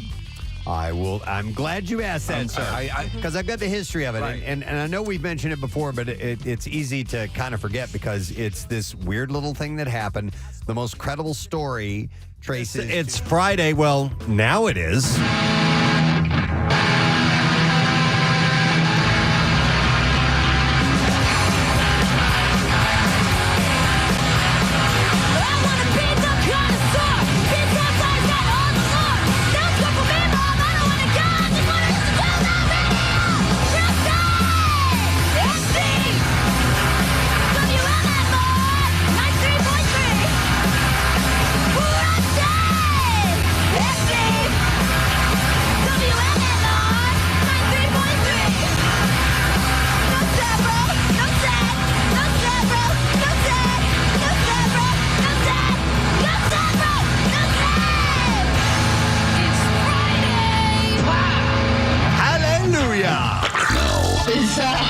WMMR presents Preston and Steve's Bizarre File. B-File this morning, brought to you by Helium Comedy Club, bringing the laughs to Philly for over 20 years. Helium Comedy Club has the best comics of today and tomorrow, and they're live every week. Get tickets and line up at heliumcomedy.com. Where do we begin? Let's begin in Washington State. The Kitsap County Sheriff's Office said a 34-year-old man was arrested for driving under the influence after a deputy spotted the man on an electric unicycle on Saturday. What? Dashcam video. I'm going to work. Dashcam video showed the man heading down a road about 12:30 a.m., riding erratically on his electronic unicycle. The man briefly pulled over after a deputy flashed his lights, but he quickly sped off. Authorities found a high-speed chase? Yeah, I guess so. They found the man about an hour and a half later. The guy got away for an hour and a half, and it was only after he had crashed the unicycle in a ditch. I've seen these things. These are different kinds of devices. They can haul ass. The man blew an alcohol level over twice the legal limit, so he was actually busted for DUI over this whole thing. So pretty well. Never heard of that one before. All right, sad news. Deptford Township has lost one of its most famous residents, and he just so happens to be a turkey. Fred the Turkey. Oh, no! Known for hanging out at DHY Motorsports on Clements Bridge Road and attacking cars, died on Wednesday after he, in one of life's great ironies, was struck by a car. Oh. He was hit near the intersection of Clements Bridge Road and Caulfield Avenue. Deptford Police Sergeant Robert Jones said that he was removed and buried on a nearby property by a homeowner. Buried? Yeah, buried. Or eaten. It's a good question. FAFO, right? Yeah, exactly. Totally, Yeah, there man. you go. He was pretty brazen, and he went a little too far. Mess with the bull, you're going to get the horns. NJ.com reported that Jones wrote, "Truth be told, Fred was a bit of a handful." He wrote this on the department's But he Facebook page. tasted great. He said, "We probably received 100+ calls about him, but he was our handful, and we loved him. Fred's patrolling the big intersection in the sky now." I would see stories pop up occasionally. Yeah. He was well known in the area. Dude, the wild turkeys over there are crazy. Especially in the where Chuck lives near Barrington area. They're wild. Yeah, they're Ryan, I grew up in Deptford, and my grandparents still there. My grandmother called me with this news. I mean, it's going through the town, and people are so distraught about Fred. I'll bet they had kind of adopted him as a bit of a mascot of He was sorts. a hero. So he was a hero. One of the department's officers actually wrote a country-style song to memorialize Fred in the Facebook post, and the chorus states, "Deptford ain't Deptford without you." So do they Fred. have the specific car that hit him? Do they know, the individual? Doesn't say in the story. Yeah. In April of 2025, Fred was actually named the Deptford Township Citizen of the Month. That's amazing. Isn't that great? Wow. Okay, so I just assume that every single time I see a wild animal around my house, it's a brand new one. I never even take into account new animal? that I'm seeing the same ones over and over again. Right. Yeah. That's why name tags help. Yeah. No, yeah, they probably live in a certain area, and you're probably running into the same guy every now and then, Case, and don't even realize it. Yeah, there was... That's why you don't see animals at the airport. They kind of stay local. At my old house, there was definitely one bunny that I knew it was the same bunny because he had a messed up ear, right? So Okay. he had a very, very distinct, feature about him. But all the other ones, I never really even thought oh yeah, it's probably the same. But that says a lot about you. I mean, take the time to find out who they are. Yeah, I'm gonna ask them some about them. questions. Yeah, you're right. Last week during vacation, we were in my friend's backyard. And he's like, "Oh, this pelican, he's really bad at catching fish." And I was like, "Oh my God, you sit here and watch the same pelican same one. every day or every week." Great. All right, I have another local story. What would you do if you found your car all of a sudden missing from the spot that you knew it was parked? Well, in Philadelphia, Annie Taylor and her husband experienced that firsthand when a tree service contractor moved their car without their knowledge to a no parking zone, which they learned about after searching for the vehicle for 2 weeks. They had an AirTag tracker in it, and they were able to find it at a Philadelphia Parking Authority impound lot where it had been towed. And it turns out, after viewing security video, that the tree service used dollies to push the car to the opposite side of the street where parking was not permitted so that they could do their work. And you can't do that. You can't do man. that. Courtesy tow. Yeah. So that's that's that's the city doing that. Yeah. This is a a tree service, and they put them in a no parking area. The good news is the tree service is offered to pay the $175 impound fee, but a complaint is still being filed with the PPA because the car was damaged when it was moved. So I thought that was pretty wild. All right, a Finnish circus performer known as the Baron has set a new Guinness World Record for the heaviest vehicle pulled using his nipple piercings. Oh, my God. Hauling a carriage weighing 2,184 pounds on the set of a German TV show in Munich. With your friggin' nipples. Yeah, the Baron had his partner sit in the carriage to bring it up to the required weight and then used what he calls the world's strongest nipples to tow it. Look at these nipples. Now, that guy could move my car, and I'd be okay with it. The feat topped the previous record of 2,179 pounds held by American performer Sage Werbach. The Baron previously set the record for the heaviest weight lifted by the nipples back in 2013, which means it is probably Werbach's turn to take another stab at it if he's interested in getting back his title. Wow. Nipples are very sensitive. All right, and then we'll do one more story, and we will wrap it up. Let's end with this. I love this story. This is out of Phelps County, Missouri.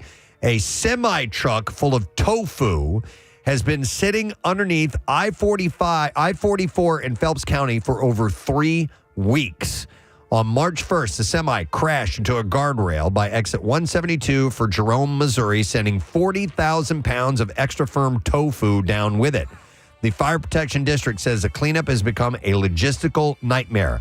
They say that the Missouri Department of Transportation is working with the Missouri State Highway Patrol and the Missouri State Emergency Management Agency on the best way to remove it. The state is working with the semi-carrier's insurance provider to figure out who's going to pay for what.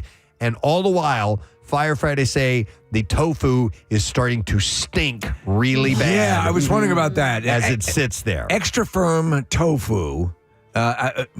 Is it a fire hazard? Oh, I have no idea. I don't know about that, but it's starting to rot. Oh, man. And it's stinks. going to get moldy and ugh. Yeah. And there you go. That's what I have in the bizarre file for you this morning. Hey, Press, can I double back real quick to the Fred the Turkey story? Because I need to find out if this is legit or not. But while we look that information up, we do have the Fred the Turkey song. But is it true that there's a candlelight vigil at DHY Motorsports tonight for Fred the Turkey? It didn't say that in the story that I read, but I wouldn't doubt Somebody it. text that over. So while we look that up, do you want to hear the Fred the Turkey song? Sure, we'll listen to a little bit of this. Here we go. Midday jam, traffic backed up like a Friday scam. No crash, no cones, no broken light. Just Fred the Turkey starting the fight. Strutting like he owned that lane. Feathers up, causing road rage pain. Call comes in, yeah, he's back again. Dispatch like you know it's him. Sirens rolling, lights all bright. But Fred don't care, he's ready to fight. Stops a cruiser, looks dead inside. Like riding me up, I dare you guys. Oh, Fred on Clemens Bridge Road, holding up traffic like he on the code. Beep, beep, horns, but he won't move on. Whole town stuck till the turkey's gone. All right, that's all we Poor have. guy. Fred. So Fred's gone. Pretty big turkey when he was alive. Yeah, man.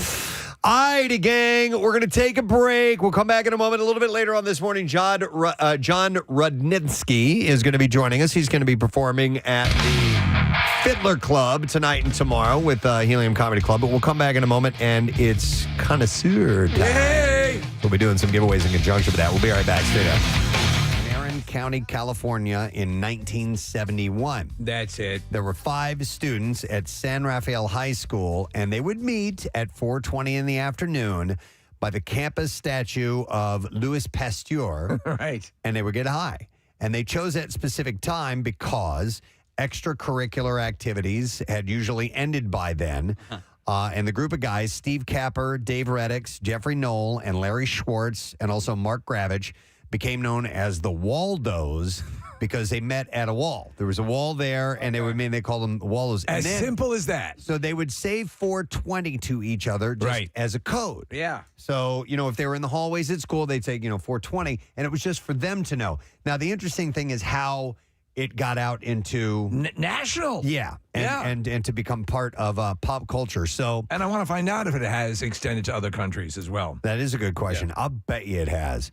So Reddix, one of the guys, told Time Magazine in 2017, he said, we got tired of the Friday night football scene with all the jocks.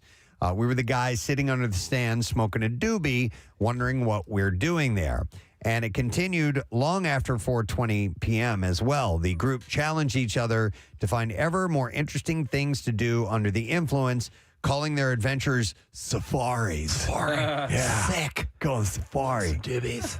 So here's where it started to catch on. So later on, Reddix's brother helped him get work with the Grateful Dead bassist Phil Lesh. Oh, boy. As a roadie. That's like the dream job if you're a pothead. So the band is said to have helped popularize the term 420. And on December 28th, 1990, a group of deadheads in Oakland handed out flyers that invited people to smoke, quote-unquote, 420 on April 20th at 4:20 p.m. And one ended up with this guy named Steve Bloom. And Steve was a former reporter for High Times magazine. Is that even around anymore? Yeah, I believe it is. I would imagine, God, if it had gone away before all of this, it'd be a crime. So the magazine printed the flyer in 1991 and continued to reference the number, and soon it became known worldwide, it says here, Steve, worldwide as code for marijuana. You know what High Times should have done? And if they haven't done it yet, maybe they can, because it's such a good idea, Steve. One of their pages should be smokable.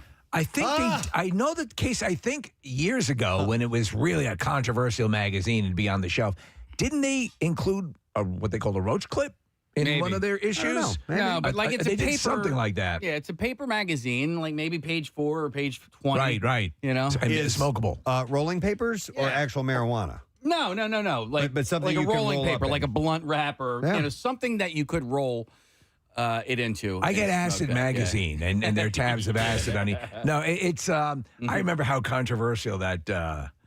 Look, I don't smoke. I don't use the product myself. Yeah, but again, it's another one of these situations where I'm fascinated by it. Yeah. I was fascinated by what's the big in Amsterdam. They have the Cannabis Cup. Cannabis Cup. There's a documentary about it that is amazing. I mean, I don't smoke anymore either, but like I did, and it was like sort of ritualistic. I will tell you that like once I started it like kind of like took over. It was like everything to me, and I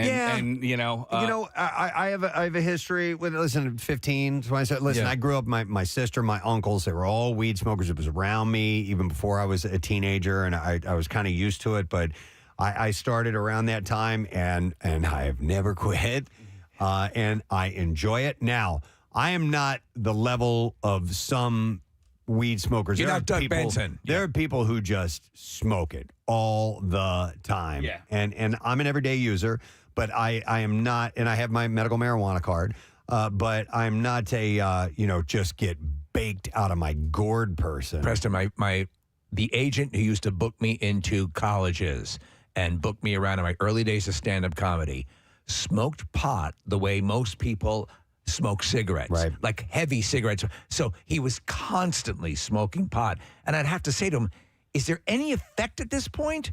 And he would say, not really. I mean, that's how much he smoked. Yeah. I remember maybe it was a decade ago, 12 years ago, we would occasionally have people from Normal on our show talking about making it legal and recognizing it. Essentially, for the most part, those guys have won. I mean, I really find it to be fairly it's not really an issue anymore. If you don't want to smoke, you don't have to. If you do, you have options to do so in most states. And I like that. To me, it's one of those things where like it was being done so much anyway. If you want to smoke legally now, most of the places you can. Even Utah, for crying out loud, there are legal shops. Do you know what's happening now, though? And I just read an article out of California where the image of I'm a local grower and I'm doing my own.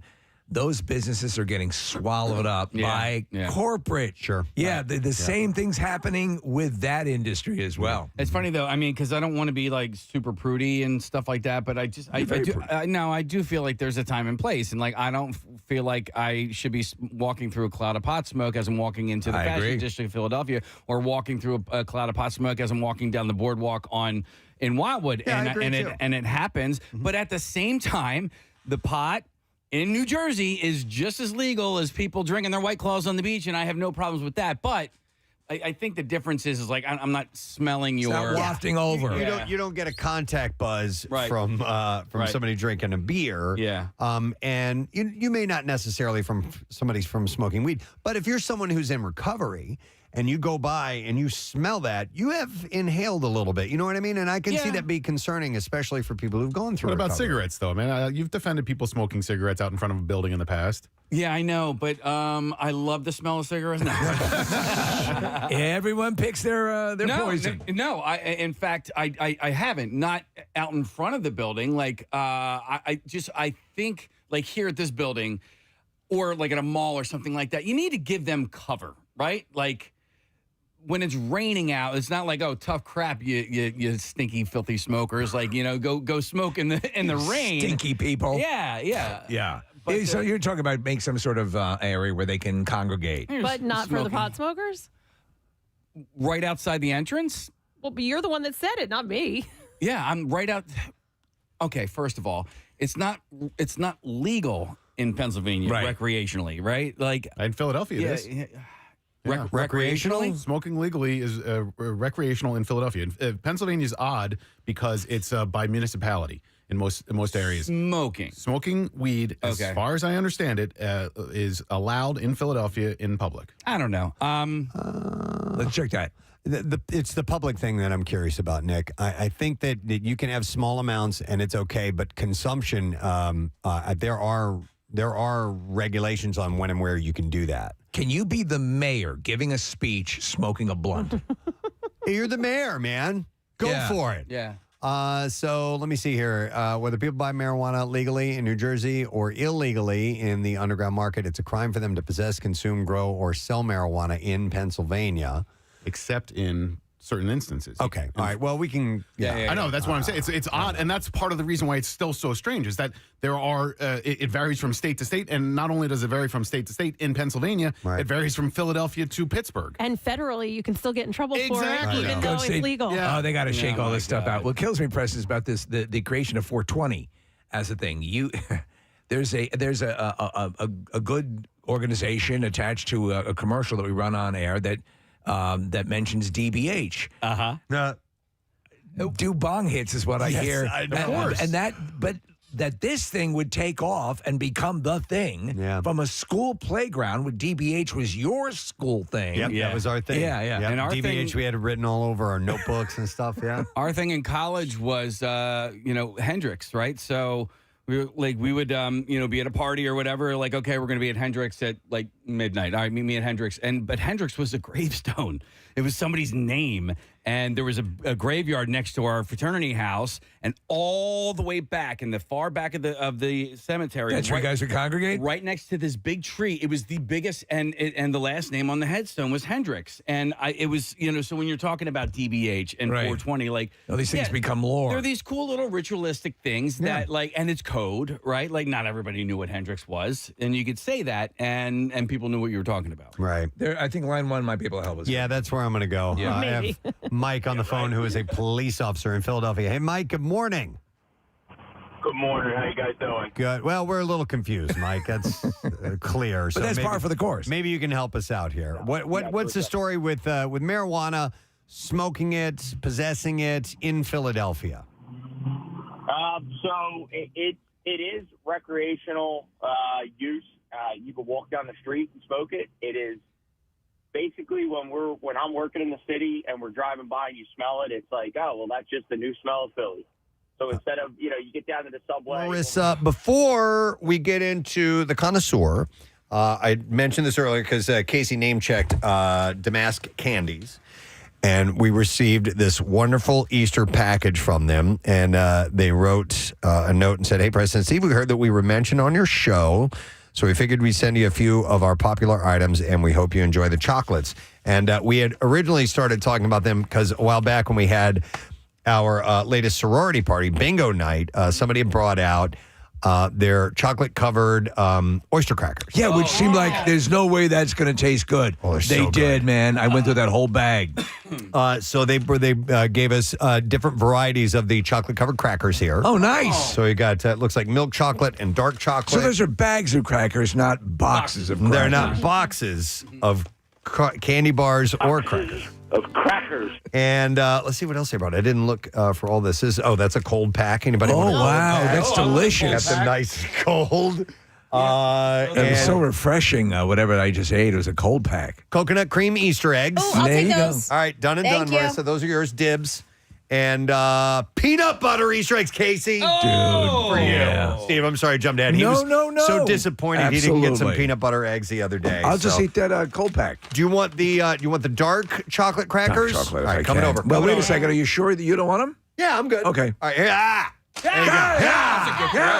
I'll keep the milk chocolate ones. So everybody's happy. Just so you know, I'm very familiar, and you should be too as well. Because we drive past this place on our way down the shore. On 322. They basically close like after Easter. So if you want to go get the all the goodies that Time they is have, of the essence. So they open from October 1st through Easter. So Casey, it almost seems like a roadside attraction to me when you drive by that place.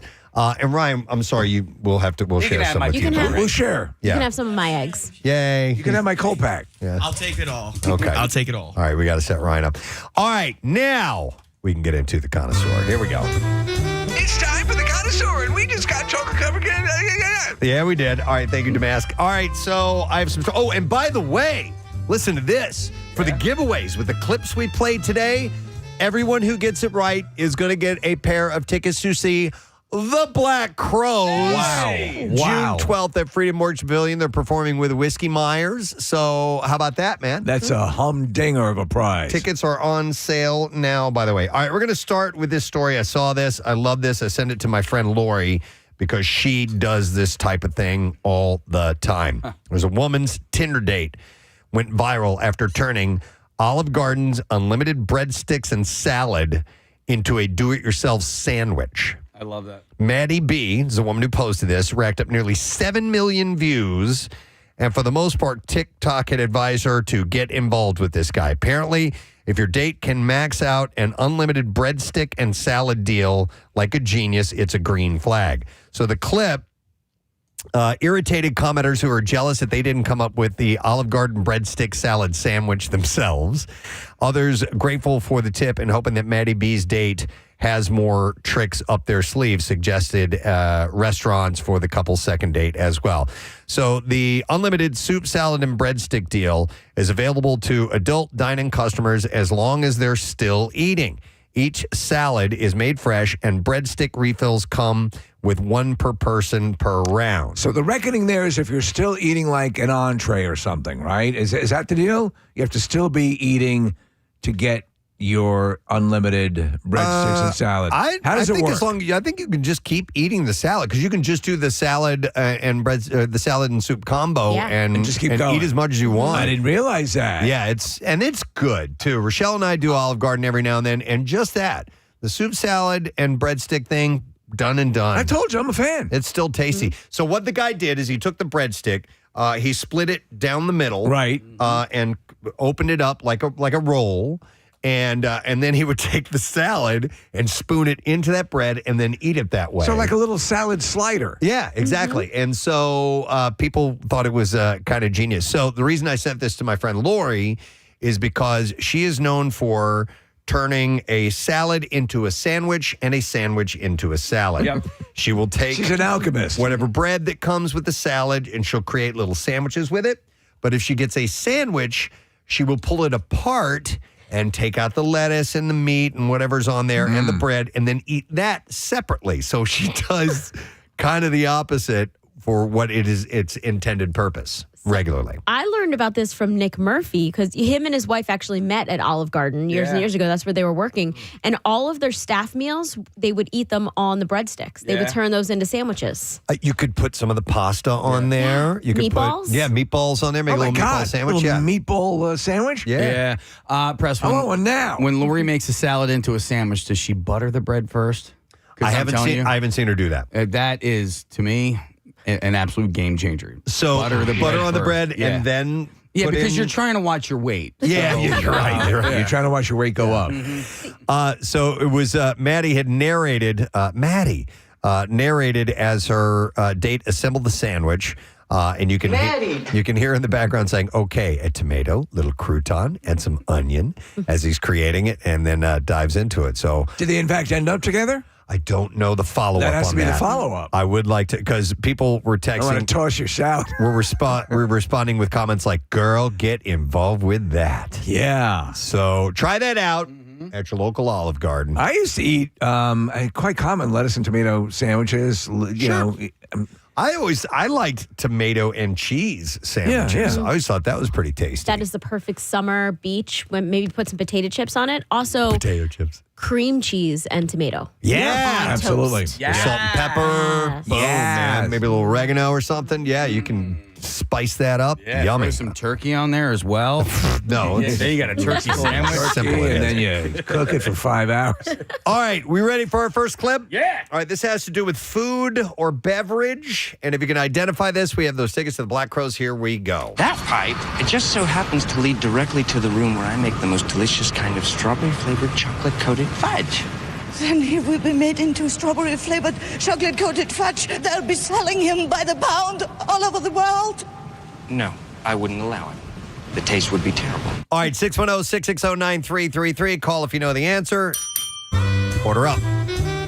All right, I mentioned this earlier, and here it is now. Where to dine for Easter in Philadelphia and some of the burbs. Now, I'm just touching on a few things. I got this press release from Cashman Associates, and they have highlighted some restaurants that have some great deals. You can look out locally and find out what's going to be good for brunch. Do you ever go out for Easter? Not really. We do it at home. Yeah. Usually, it's a lot of times it gets crowded, places fill up, and I'm not into that. Yeah. So, we like I said, we do the honey baked ham, and we cook our own special. Right. Yeah, I actually usually make quiche for That's good, too. Easter. Wow. We used to go out as a family, and I like it because then it takes all the pressure off everybody. All right, so here's a few of the highlighted places. Forsythia has, this is on April 5th, 10:30 to 3. They have a 4-course meal. It's available for $95 per person and includes also an irresistible pastry assortment, it says. Can't resist that pastry. And there's all kinds of great stuff like lamb and artichoke and crispy potatoes and all kinds of things. Oh, white poop. Reservations are highly recommended.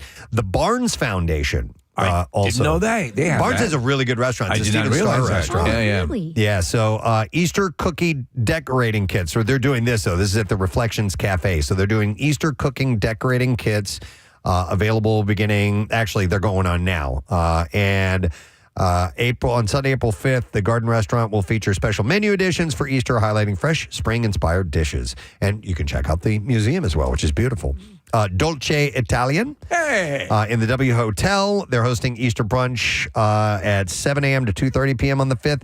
The 5th is that Easter? We'll just Okay, say we'll go with that. I didn't look at the calendar. Yep, that is. All right, confirmed. so And it's they'll- on a Sunday this year. items including Eggs Benedict, Amaretto French Toast, and a margarita pizza for $30 per person. Guests can enjoy a 90-minute bottomless mimosa bar. There's also Termini Brothers at the Concourse at Comcast Center. 9 delicious specials ranging from their iconic ricotta pie to classics like Easter bread rings and intricate yet adorable lamb and bunny cakes. We always have one of those lamb cakes at our Easter. Davio's Northern Italian Steakhouse, King of Prussia Town Center. They have dinner options on Sunday. Brunch service runs as well earlier that day. And they have standout dishes including bananas Foster pancakes with warm bananas and cinnamon syrup, braised beef short rib, omelet with smoked Gouda and caramelized onions, smoked salmon pizza with arugula, avocado, pickled red onions, and dill creme. There's all kinds of great stuff. Good stuff. So, you know, the problem, a lot of times you go to these sort of things and you're like, oh man, I'm gonna tear the foundation out of this place. 5 minutes into the meal, you're stuffed. I'm done. That's why I kind of quit doing like buffet things because I don't feel the need to have 8 plates, and I feel because I've paid this amount of money that I need to do that. You're obligated to do it. We went to a great brunch at a place called the Dutch. It's kind of known, and you were aware of it, Marissa. The food was so damn good, but there's so much, so friggin' much. All right. Also, there is an Easter brunch at Valley Forge Casino Resort. Oh. The Revolution Chop House will have that, and that's Sunday the 5th from 10 a.m. to 2 p.m. And if you have a brunch addiction, call 1-800. No. The Harvest Seasonal Grill at Glen Eagle Square. At brunch. I'm here for the breasts. Guests I heard can it on the radio. enjoy seasonal dishes like a carrot cake waffle. With cream cheese, buttercream, and maple syrup. I'm still waiting on the Pop-Tarts from yesterday. I want this now. Grass-fed beef fillet, and I do have a Pop-Tart story coming up later on. Nice. Grass-fed beef fillet and eggs with green peppercorn sauce and rich jumbo lump crab mac and cheese topped with smoked bacon lardons and buttered sourdough. What the hell's a lardon? You put it on top of your breast. Lardon. Lardons. Yeah. Smoked bacon lardons. Marissa, I need to know what that is. I guess it's like the little cut up, like little. Oh, a small strip or cube of fatty cured pork. It's just a fancy word for. It's served in a Dickford. It's a fancy word for bacon bits. All right. And then the last one is Hook and Ladder Sky Barn Restaurant. From 10:30 a.m. to 2 p.m. They have a buffet. It's got seafood station with shrimp, oysters, clams, and snow crab claws. Seasonal salads, made-to-order omelet station, carving stations with brown sugar glazed ham and garlic roasted prime rib, and all kinds of desserts and goodies like Do that. any of these places offer laser tag? Oh, You got to work off some of those calories, Yeah. man. There are some laser tag places. I like that hook and ladder place. It's the old Washies Firehouse in Conshohocken. Okay. And they still have the pole in the middle of it. yeah. It's pretty cool. Excellent. So there's a load of great places for you to choose from if you should do so for Easter. So just heads up on that, and thought I would highlight a couple of them. I'm looking for an Easter load. All right, let's play another clip or the same clip and see if we can identify what movie this is from. That pipe, it just so happens to lead directly to the room where I make the most delicious kind of strawberry-flavored chocolate-coated fudge. Then he will be made into strawberry-flavored, chocolate-coated fudge. They'll be selling him by the pound all over the world. No, I wouldn't allow it. The taste would be terrible. All right, we're going to go to Ryan, looking for the answer. Hey, Ryan, good morning, bud. Morning, guys. All right, do you know what movie it's from? Is it the Charlie and the Chocolate Factory? Yeah. Chocolate Factory is absolutely correct. Hang on. And you, sir, have got tickets to see The Black Crows and Whiskey Myers, June 12th, Freedom Mortgage Pavilion. Tickets are on sale now. Let's queue up another one, and let's see if you know what this is from. And where does the acorn fall? Hey, don't laugh too hard. The quesadilla saved our ass. Don't use the A word. All right, 610-660-9333. Let's see if you know the answer to that. Order up. Another localish story for you here. Food delivery is going to get a little bit futuristic with an upgrade as Grubhub is kicking off a 3-month drone delivery test in New Jersey. Man, let's see how that goes. Letting customers within a 2.5-mile radius order meals that literally fly to your doorstep. So we have these little ground drones going around Center City. These are going to fly in. I was watching footage of some of these ground drones in some of the cities around the country now. One of them drove right through the glass of a bus stop. Yup. Oh my God. Did you see that? Yup. Yeah. Is hilarious. There was another one in California. I meant to have it in the bizarre file, and I just never got around to it. But it kind of went through a woman's yard and latched onto her fence and started dragging part of the fence down the road. I watched. I don't know if they dragged it down or what. There's an entire montage of them getting stuck on train tracks and trains getting hit by them, or fire engines. Train is going to beat that. Yeah. Win that battle. Steve, I think of RoboCop when that thing falls down the stairs. Right, yeah. And it's kicking its legs around. Oh, my fajitas. So the program based out of Wonder Food Hall location in Greenbrook, New Jersey, offers access to 15 different food options and promises faster delivery at no extra cost beyond standard fees. Drones will safely lower orders to the ground using a tether system while customers track everything in real time through their app. It's essentially a trial run for what could become a faster, high-tech way to get your takeout fix. As what something like this might look like some of us watched the show Pluribus. Yes. And remember the lead in the show received deliveries via drone, pretty regularly. And I'm like, oh, okay. I see how that would work, I guess. Or you could just hire somebody and pay somebody like a real job. Yeah, I'm not saying to actually do it, but I mean just how that would work. It's pretty cool. Let's see if you know what movie this is from. And where does the acorn fall? Hey, don't laugh too hard. The quesadilla saved our ass. Don't use the A word. All right, we're going to go to Andy and see if we can get that answer. Hi, Andy. Good morning to you. Good morning. All right, Andy, name the movie. The Blind Side? Yeah. Yeah. You got it, Andy. It's a great Easter movie. Going to set you up. Got a pair of tickets to see The Black Crows and Whiskey Myers, June 12th, Freedom Mortgage Pavilion. All right, and we'll give away another pair with another clip, food or drink related. Let's see if you know this one. Oh, Elle, Callahan asked to see you before you leave. Really? Yeah, he already has his coffee, but maybe he needs a donut. Okay. All right, 610-660-9333. Let's see if you know. Call now. Order up. All right, Marissa, thank you so much for sending me this story. I love this. Augusta National Golf Club just rolled out its 2026 Taste of the Masters options. With the tournament just a little more than 3 weeks away, ANGC started offering Taste of the Masters for the 2020 Masters, which was held in November and without fans due to the COVID pandemic. Now it's in its 7th tournament year. The concept will again have 3 main options. So here's what you can get with the Taste of the Masters. So you have the large hosting kit, which serves 12 to 14 people. It includes food options like pimento cheese, pork barbecue, egg salad, plain and barbecued flavored chips, chocolate chip cookies, and Georgia pecan caramel popcorn. Ooh. So, you buy this for home consumption? You buy it when you're okay? Yeah, if you're going to watch the Masters and you're having some people over. So it also includes Masters souvenir cups and other accessories, including a new themed watch and play game card. The large kit is $189 with free shipping. So for 12 to 14 people, that's actually not that bad. The large kit last year was $184. It's up a little bit. Then you have the Masters Classics kit.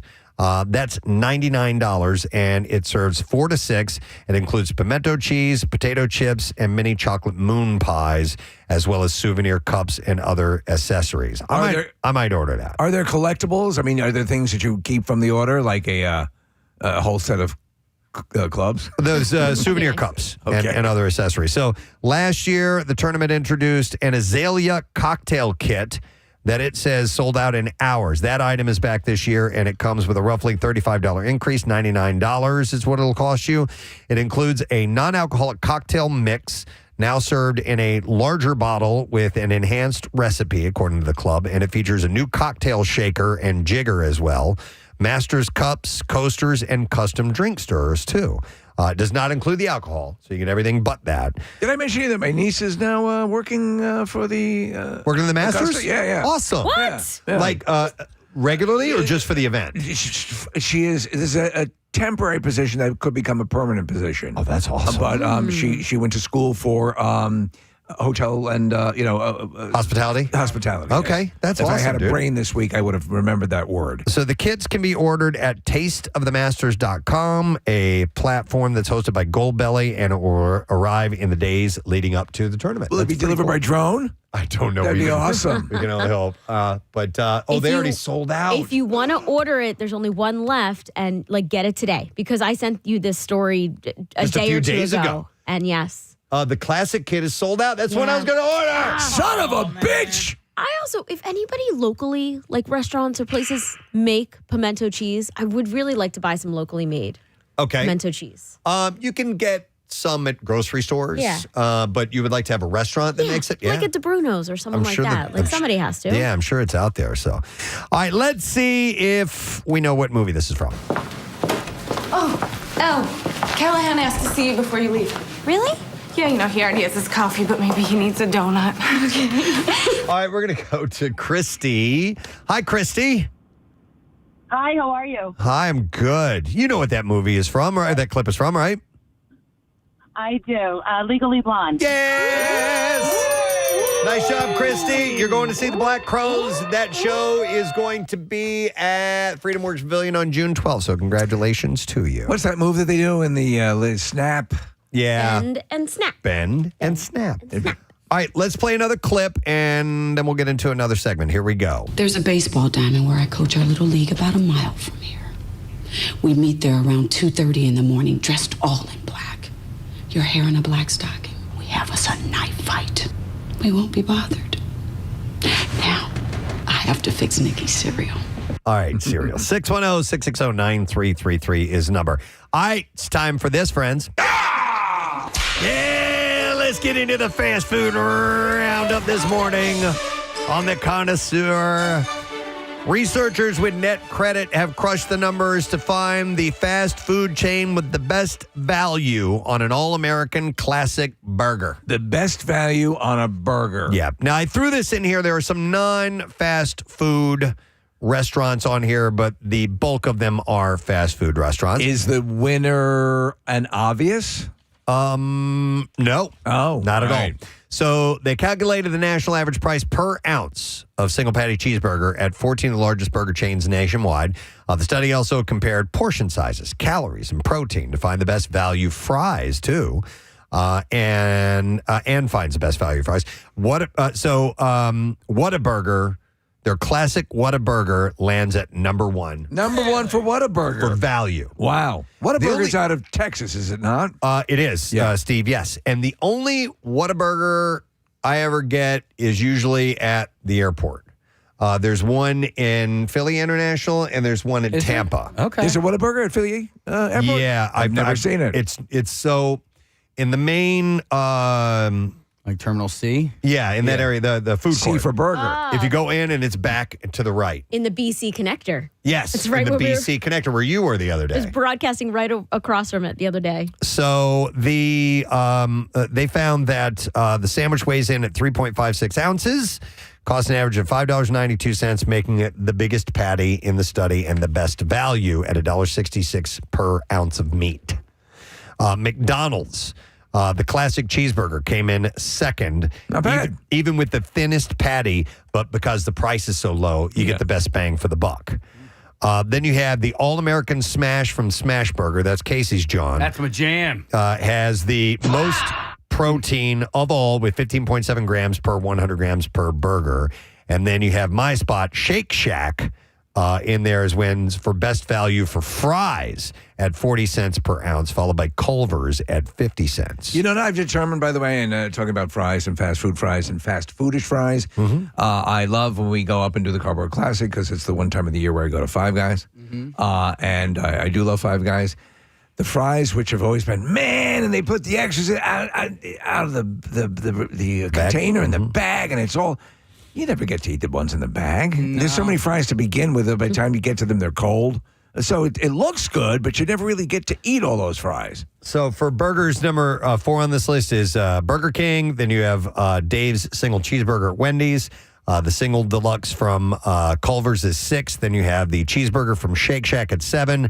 The original cheeseburger from Dairy Queen is number 8. Oh, the Dairy Queen. Dairy Queen used to have...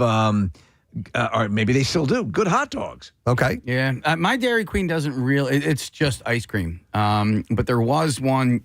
Mine sells hot dogs, but not burgers. But there was, for a stretch there, they sold a flame burger. And that Dairy Queen that I would go to doesn't exist anymore. But that was a damn good burger. They used to call it the Dairy Queen Brazier. Okay. And if it had the Brazier in the name, then you knew that they sold like burgers and stuff like that.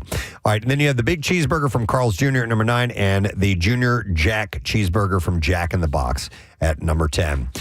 Speaking of McDonald's, they're testing humanoid robots at one of their restaurants in Shanghai.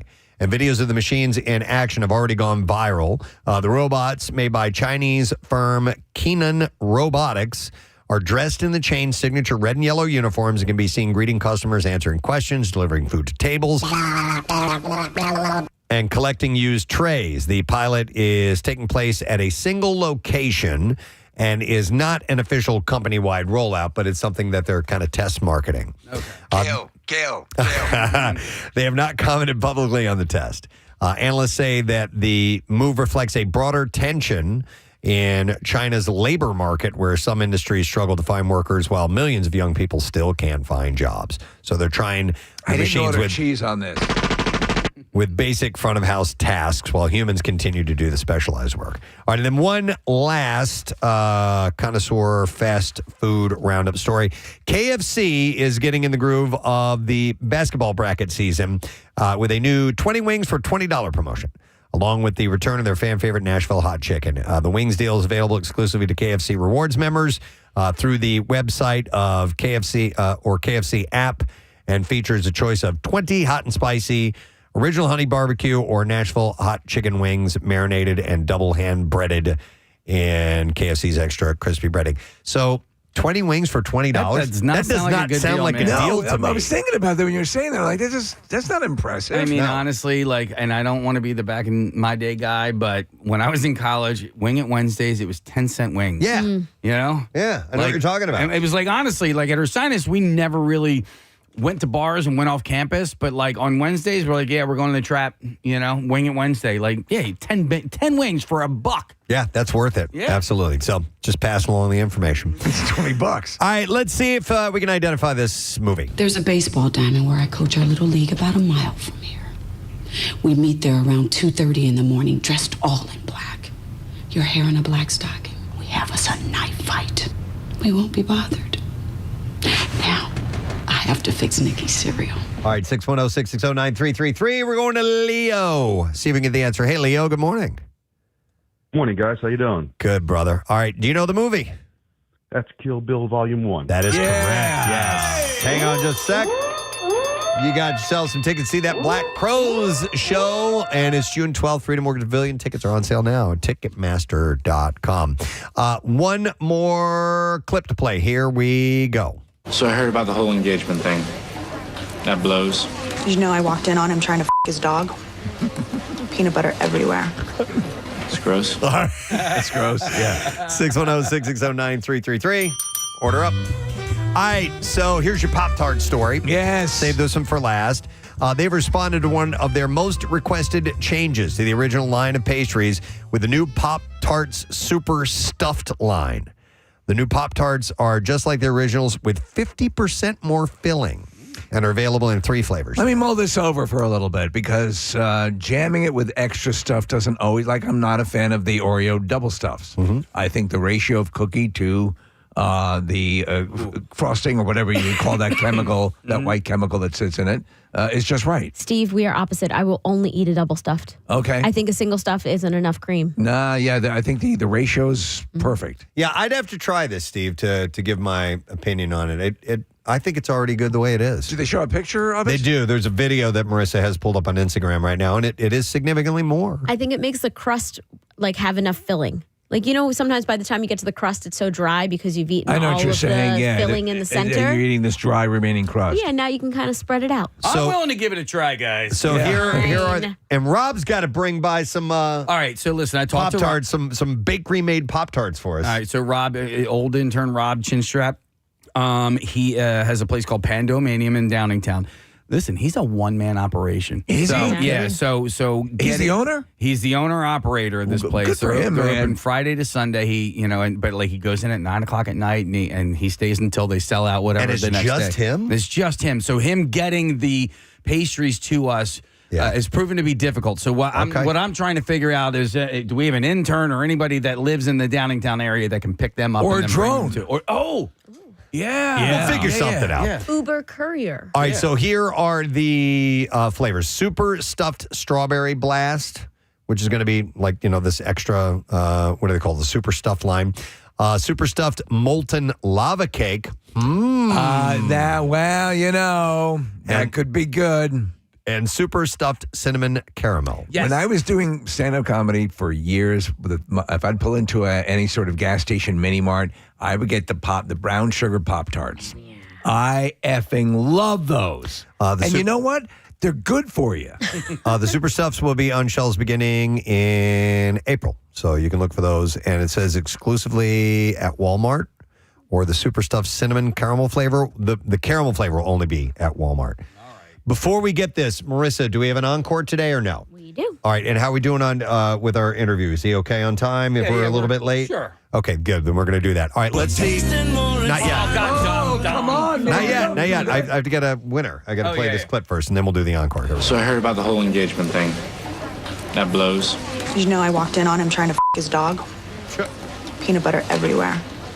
It's gross. All right, we're going to go to Lana and see if we can get the answer. Hi, Lana. Good morning. Good morning. Hi. Hey, Lana, what movie is that from? It's from Bad Teacher. Yes. I love how you cracked yourself up, too. All right, Lana, you get the last pair of tickets to see The Black Crows, and that show is coming up at Freedom Mortgage Pavilion on June 12th with Whiskey Myers. Tickets are on sale now via Ticketmaster. Now it is time for the Connoisseur Encore with Marissa Magnata. You know what? I will officially write that out so I have it in front of me properly, and we'll know when to hit that as well, because I can't say it and we hit it all wrong. So I'll do that. All right, Marissa, what story you have for us? Did you guys know that we have a Philly sushi whisperer? No. What? Yes. I don't even know what that is. His name is Kevin Yanaga. He has a restaurant in Northern Liberties, Izakaya Yanaga, and he is hosting a Philly Sushi Con. which is coming Sunday, April 12th at 4 p.m. Will there be cosplay? You know what, Steve? If People you come dressed as dressed, California Rolls? there absolutely can be. All right. I had to dig in because I was like, what the hell is this Philly Sushi Con going to be all about? So it is an immersive culinary experience designed to elevate Philly's food scene through the art of Japanese sushi culture, which means they're going to have all of these interactive, immersive activations that you can, watch, learn, and taste, which is really cool. Perhaps learn to prepare sushi? Exactly, Steve. And the biggest part, you get to eat it all. So there's going to be a live tuna cutting show where Chef Yanaga will carve a massive bluefin tuna. He will hand you right off the fish fresh cuts of otoro and chitoro while you're learning about the anatomy of the fish. They're going to have sushi robots who will craft precision nigiri and maki rolls, obviously using fresh tuna that is just cut right there. Grill and balcony station right on the balcony. They're going to have freshly grilled seafood specialties, including a rare grilled tuna. And then Sango Kurosaki, which is Pennsylvania's first and only sake brewery, will be tasting. Ooh. And Suntory Whiskey will be bringing a selection of their world-class Japanese whiskeys for more tastings. Sounds very interesting. Steve, they will have Mount Fuji water for more tastings. I love Mount Fuji, and I love water. Yeah. So for anybody who likes sushi, I think tickets are about $150, where omakases are becoming very popular in the city, where you sit down and the chefs prepare sushi for you right there, piece by piece, and serve it to you. They're usually 8 to 10 to 12 people. They're very small. It's $150 a ticket, you said? And it's usually like a chef's table. You don't order. You get what's on the menu. I mean, it's a little pricey. It's but you're getting the creme de la creme of sushi. This right? bluefin tuna alone, tasting that. Do you see what they go for when they auction those things? They're millions of dollars. Millions, right? Yeah. And these omakases tend to be a little pricey as well, too. And you're getting these specialties and smoked and caviar and all sorts of crazy things. And that's what they'll have at this event. All right. So it is Sunday, April 12th, 4 p.m. SushiCon is happening at the Ritz-Carlton Residency's Lounge, which is right across from City Hall. There's a little balcony that you see right there. You get to go see inside there, and it'll be set up in that area. Excellent. I love it. Well, thank you, Marissa. That's it. All right, we are done with the Connoisseur. Hopefully you got some good stuff out of that today, my friend. We have more coming up on the program. We will take a break, and when we return, comedian John Rudnitsky is going to be joining us, so make sure you stay with us. And you're like, oh, that's the smell of Philly. But up on the street, it's just the smell of weed everywhere. Yeah, so I didn't realize that you could smoke it outside, and that is Nick correct in that it's only. Here's the thing: I'm partially correct, and maybe Mike, you can expand a little bit upon this. It's decriminalized, however, it's not legal. But I don't know what the difference between decriminalization and legality is. I mean, realistically, there is no.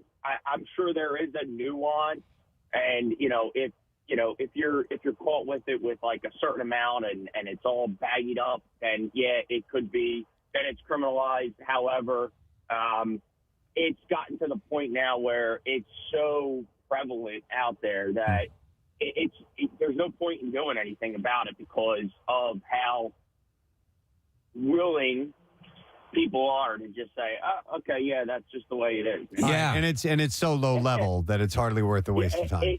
Exactly. Somebody. So the biggest things you get is still federally, it's not, and I'm a federal law enforcement. So even for us, though, we're not touching it because there's no, nobody's going to touch for a couple joints or a couple, whatever. Yeah. Nobody's going to even mess with it. But if you're flying out of the airport and you have it in your bag, like your carry-on bag, and they do the search, it's getting confiscated. You're not going to go through it because at that point, once you go through, it's a federal building. That's why you got to pick up the ass buddy for transporting your pot. Right. I mean, so they're going to confiscate, but they're not going to arrest you? Correct. It depends on the amount, though. I mean, you might get like a citation and almost like an ROR where they're going to give you a citation for it, depending. But most of the time, they're just going to take it and let you travel on, especially if you have a medical marijuana card. Yeah. But they could, and right? There are some nuances. There are some nuances with that where, And I'm not, I'll be honest, I'm not 100% privy on it because that's more local level. Right. And I know for us, we're not dealing with it unless we're actually finding it by the tonnage or the, big pounds. And then it's like, oh, all right, that's for us. Hey, Mike, can I ask you a different question? Because I've heard about from people who said they don't want to get a medical marijuana card because then they wouldn't be able to purchase a firearm. It's like you can have one or the other, but you can't have both. Is that that is false? Okay. False. Okay. That is false. So I have friends of mine that have the medical marijuana card and also have a Pennsylvania state carry permit. So it is false. It's there's obviously if you get caught carrying and you were smoking and you're high, yeah, there's some implications, right? It's just like drinking. Like even for me as a Fed, I can basically carry anywhere. However, where I can't carry is anytime if I decide to have a drink, right? I'm not supposed to have it on me, and if I do, that's it. It doesn't matter who I am and what I am. It's an automatic. Oh, okay, yep, you're done. Okay, right? So because that's the implications. let me ask you, Mike. So I do a lot of human trafficking, but I want to get a Class C license. Yeah, is that going to be an issue? I mean, it won't be, but what's your address again? All right, Mike. We appreciate the info. Take care, bud. No problem. Thanks for talking. All right, see you later. Hi, Mike. All right, we actually have a police sergeant. There you go. Who wants to correct a couple of things that Mike may have missed out on. And he's in Philly as well. Hey, Joe. Good morning. Hey, it's just that you look so nice. That's a great callback. All right, Joe. We're good, man. So what's what can you clear up about this conversation? Yes, I need to retrain Mike. Mike's pretty close on a couple things. It is not legal. It is decriminalized. Okay. Meaning anything less than 30 grams possession, it will be confiscated and you get issued a ticket for $25. Okay. If you're smoking it, the ticket is actually $100. But a code violation notice is the same thing we issue for a house with high grass, or if you're like smoking in the entrance of a business because businesses don't allow smoking. It's a ticket. Okay. So it's not that big a deal. As long as you pay it, there's no criminal offense. You don't have to disclose anything on a job application. Okay. Oh, all That's what I thought. I thought that there was that you can't be just standing out on a sidewalk, on a public sidewalk, just huffing away. I thought that was, if not illegal, some type of a violation. Yeah, but it's become so prevalent. It's almost become that drinking a beer in a brown paper bag. Right. Cops aren't going to chase everybody through the park. Yeah, you're on your it's porch, you're in your situational. house, you're in your car. We're not going to make an issue about it. Joe, you'd gum up. I mean, if you were to go after everybody, you'd be gumming up. The paperwork alone would be insane going through all that stuff, right? Exactly. Yeah. Well, I don't think I'd make it 2 blocks from headquarters before I Yeah. So, All right. Say, Sergeant, real quick, because I just got another text from my friend who is a state trooper here in Pennsylvania, and he says that guy is absolutely wrong about the medical marijuana card and firearms. He says you absolutely cannot have a medical marijuana card and purchase a firearm in Pennsylvania. He Is said it that purchase is a firearm or purchase concealed permit? purchase a firearm. Your state trooper friend is exactly right. If you have a medical marijuana card in Pennsylvania, it automatically prevents you from being able to apply for and purchase a firearm. But if you had a firearm first, what if you had a firearm first? In theory, you're supposed to turn it into the state if you get caught. Now, I imagine nobody's kicking down your door to take your legally purchased firearm because you got a card.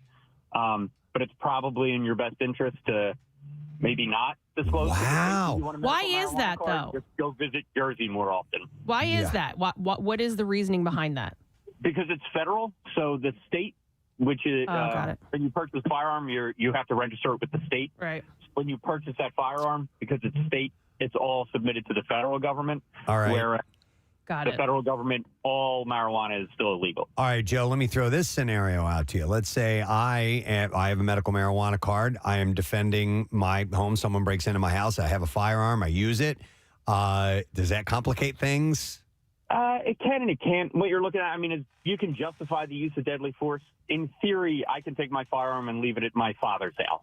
And if my father used that firearm to defend his property, he violated no law. He was not in possession of that firearm outside the house. Okay. Hey, Joe, what about driving under the influence of marijuana? And does that vary from state to state? It does, and one of the issues in Pennsylvania they've talked about is because we're kind of decriminalizing and there's the medical, when you get pulled over for DUI for alcohol, there's a limit you have to reach. It's 0.08 is the limit of alcohol. If you're below 0.08, you don't get charged with an offense. Right. If you have any marijuana in your system, and I believe it can last anywhere from 3 to 7 days, depending on the level. If you have any marijuana in your system, you're automatically charged. DUI. Even if it's you smoked weed 2 days ago and you have trace amounts, because that they test for, I think there's a doctor in court who does this part, but I always look at his sheets. They test for THC, and I think it's delta hydrocannabinoid 9 or something. And when they test for all of that, as long as it shows up in the system, you're charged with 3802D, which is the drug offense. So you're just like a bad driver on a certain day, and you just do a dick move as you're driving. But if they test for it, and it could be a couple of days old, they'll charge you with that under the influence? Yeah, it's one of the things that they've been talking about addressing because, you can leave the bar and you're at 0.06, you're free to go home, but you have that little bit of marijuana and we smell. You know, up on a drug test. So it's the weird thing, Joe, and we talk about this because there's so many from jurisdiction to jurisdiction, from state to state. There's the lack of parity. And again, I was reading an article in the paper about how it's hard to really, at the time of arrest, determine how far along someone is if they've smoked a lot of pot. Yeah, they need to refine the testing process, but you would think that would have been done by now. Because it's been around for a long time. One of those things that decriminalization happened so fast, and it was essentially, look, we're just going to, because it was a Philly thing. It was, we're no longer going to arrest for it. We're just going to issue tickets. Right. But the state is the one that makes the determination on criminal and motor vehicle code violations, and they have not caught up. Okay. So, all right. Can you have a medical marijuana card and a fishing license? I think so. They're still working on that. Hey, the firearms thing, is that nationally or is that just in the state? He was saying it was federal. But so firearms, it's all submitted federal, so they still fall under federal guidelines. Not every state has a medical marijuana program. Okay, got it. That's still local. Okay. They're still state by state. All right, Sarge, thanks for the info, man. We really appreciate it. Yeah, have a good one, guys. All right, you too. I'd be the worst. But my brothers are all both law enforcement. I'd be the worst at it. What code is this again? Yeah. I forget the Miranda rights, all that stuff. I'd be the worst. Wow. I mean, I couldn't even umpire a softball game. Could you imagine going into a drug bust? I thought you said go into the bag. Is this infield fly rule? Thank you for saying that, because the umpire yesterday missed 2 infield fly rules, and we were losing by like 1,000 runs. I'm like, please just give us these outs. Real quick, one of the funniest moments of my life was watching my father try to explain to my mother the infield fly rule. And it took about an hour and a half, and she still doesn't understand it. But boy, did my brothers enjoy the process. Well, it seems like all this has a multitude of infield fly rules. Yeah, People trying to hash out, Nick. It's confusing. Yeah. It is. But, I mean, things have lightened up so much. If you look back, 25 years ago as opposed to now and where things are. I mean, me as a user, I love it. I think it's great. You're so right, though, Press, because years ago, I remember he smokes pot. I know. Or if I were to mention it on the air, would have been, even just a couple of years ago, would have been really taboo. And now we have advertisers. Yeah. Bill walks around toking all day. I still think of it that way, though, a little bit. Like, I'm like, oh, yeah, he's a pot smoker. My romance with weed is I can remember back to my teenage years, like really good bags specifically of pot that Place I would journey get. faithfully. And just I hold these great little memories. Now, I also did some really stupid stuff while being high throughout the years, especially in those earlier days, because when you first start trying it, it's augmented in its effect. I mean, and of course they have strains now that'll still get me baked out of my mouth. One of the highest I've ever been. And I'm not going to retell the story here because I've told it 1,000 times, was when we went to Hawaii. Oh, yeah. And went to this couple's house, and I smoked some local stuff, and I'm like, I am so high. I couldn't believe it. Pierre's mentioned that over the years about how now they can be more specific and the strains are more powerful. And, oh my God. And our good friend of ours, Steve McLean, I guess he took a gummy or something at a wedding. Yeah, it was a gummy. It was an edible, and he had a reaction. And just said, "Let's try had this." to go to the hospital. We had to be brought out on a gurney. When I went to my very first meeting as soon as I got my medical card and went to a dispensary, and I met with the pharmacist who sat me down to walk me through the process. It's funny because he goes, all right, so, just to find out what your tolerance level is, he goes, what you do is you take a hit of this, and he goes, and you wait 15 minutes and see how you feel. And he turns to me and he goes, and really wait 15 minutes. Our next guest has been on the program before. He's going to be joining us because he's going to be performing at the Fiddler Club, which is a new location that Helium Comedy Club People are loving it. Been getting behind. You can go to tickets. You can get tickets at heliumcomedy.com. There's a 7:30 show tonight. There is a 7 and 9:30 show tomorrow, and we are happy to welcome on board John Rudnitsky today. Now. How you doing, John? Hey, guys. Nice to see you, sir. Thanks for joining us. Thank you for having me back. I have the hardest time saying your last name, Rudnitsky. Yeah. So there's the N and the T in there. Kind of, I mess it up. It's a lot of consonants. Did you get interesting pronunciations throughout your life?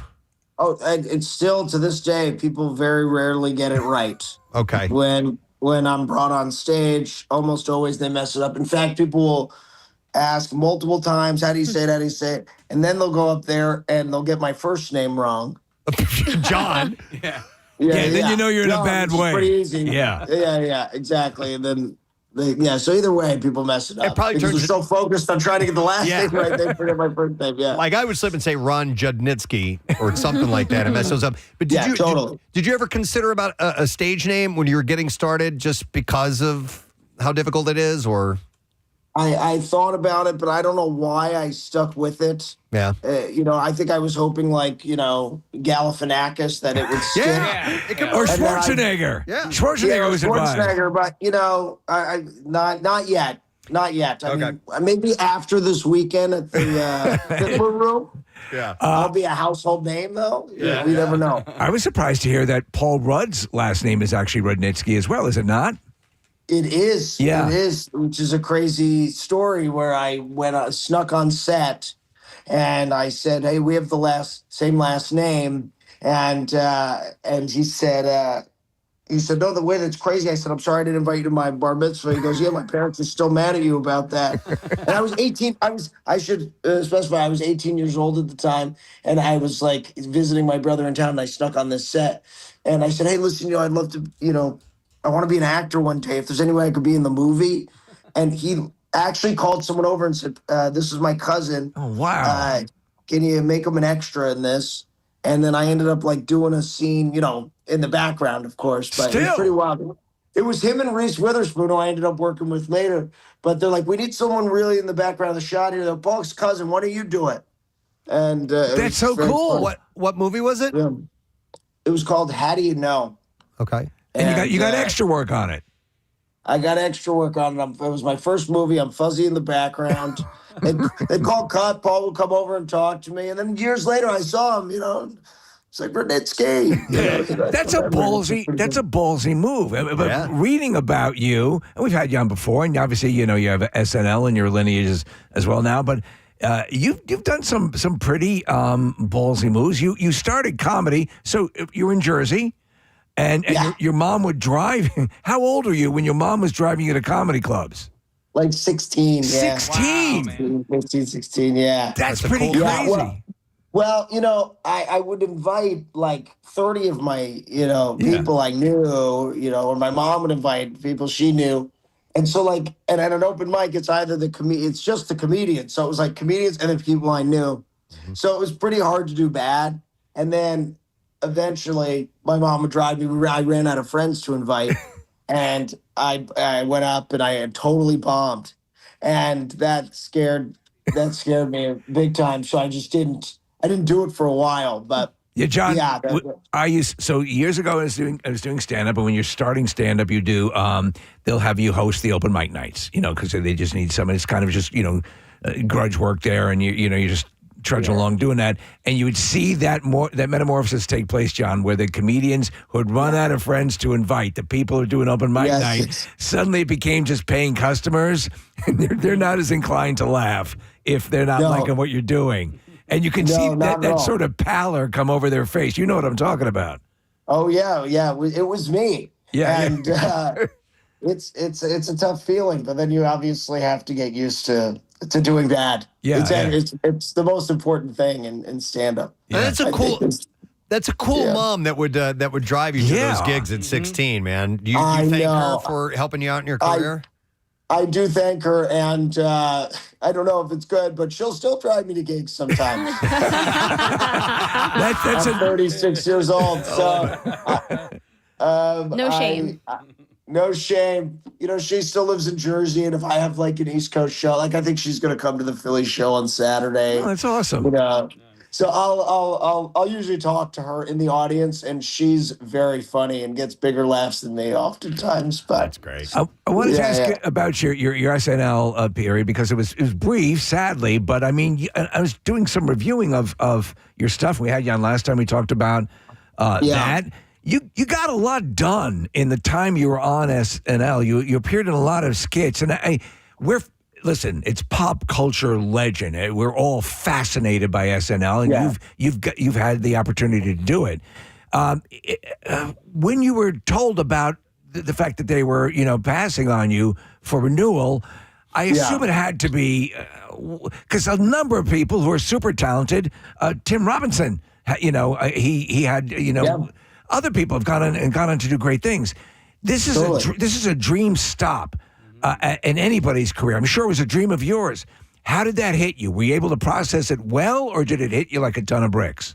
Oh man, no, definitely a ton of bricks. I think. Well, first of all, the job is terrifying, especially as a first-year guy who you have these table reads every week based on sketches you wrote the night before, maybe alone or maybe with somebody. So I had a lot of tough weeks where I kind of came in ill-prepared. So I always felt like there was a chance I was going to get fired, but I was gripping it so tightly that I was afraid of it. Yeah. And I also felt like, especially at that time, that I was blowing it. If I lose SNL, then maybe I won't have a career after this. Right, that would have to be the fear. But you were getting a lot of stuff done on the show.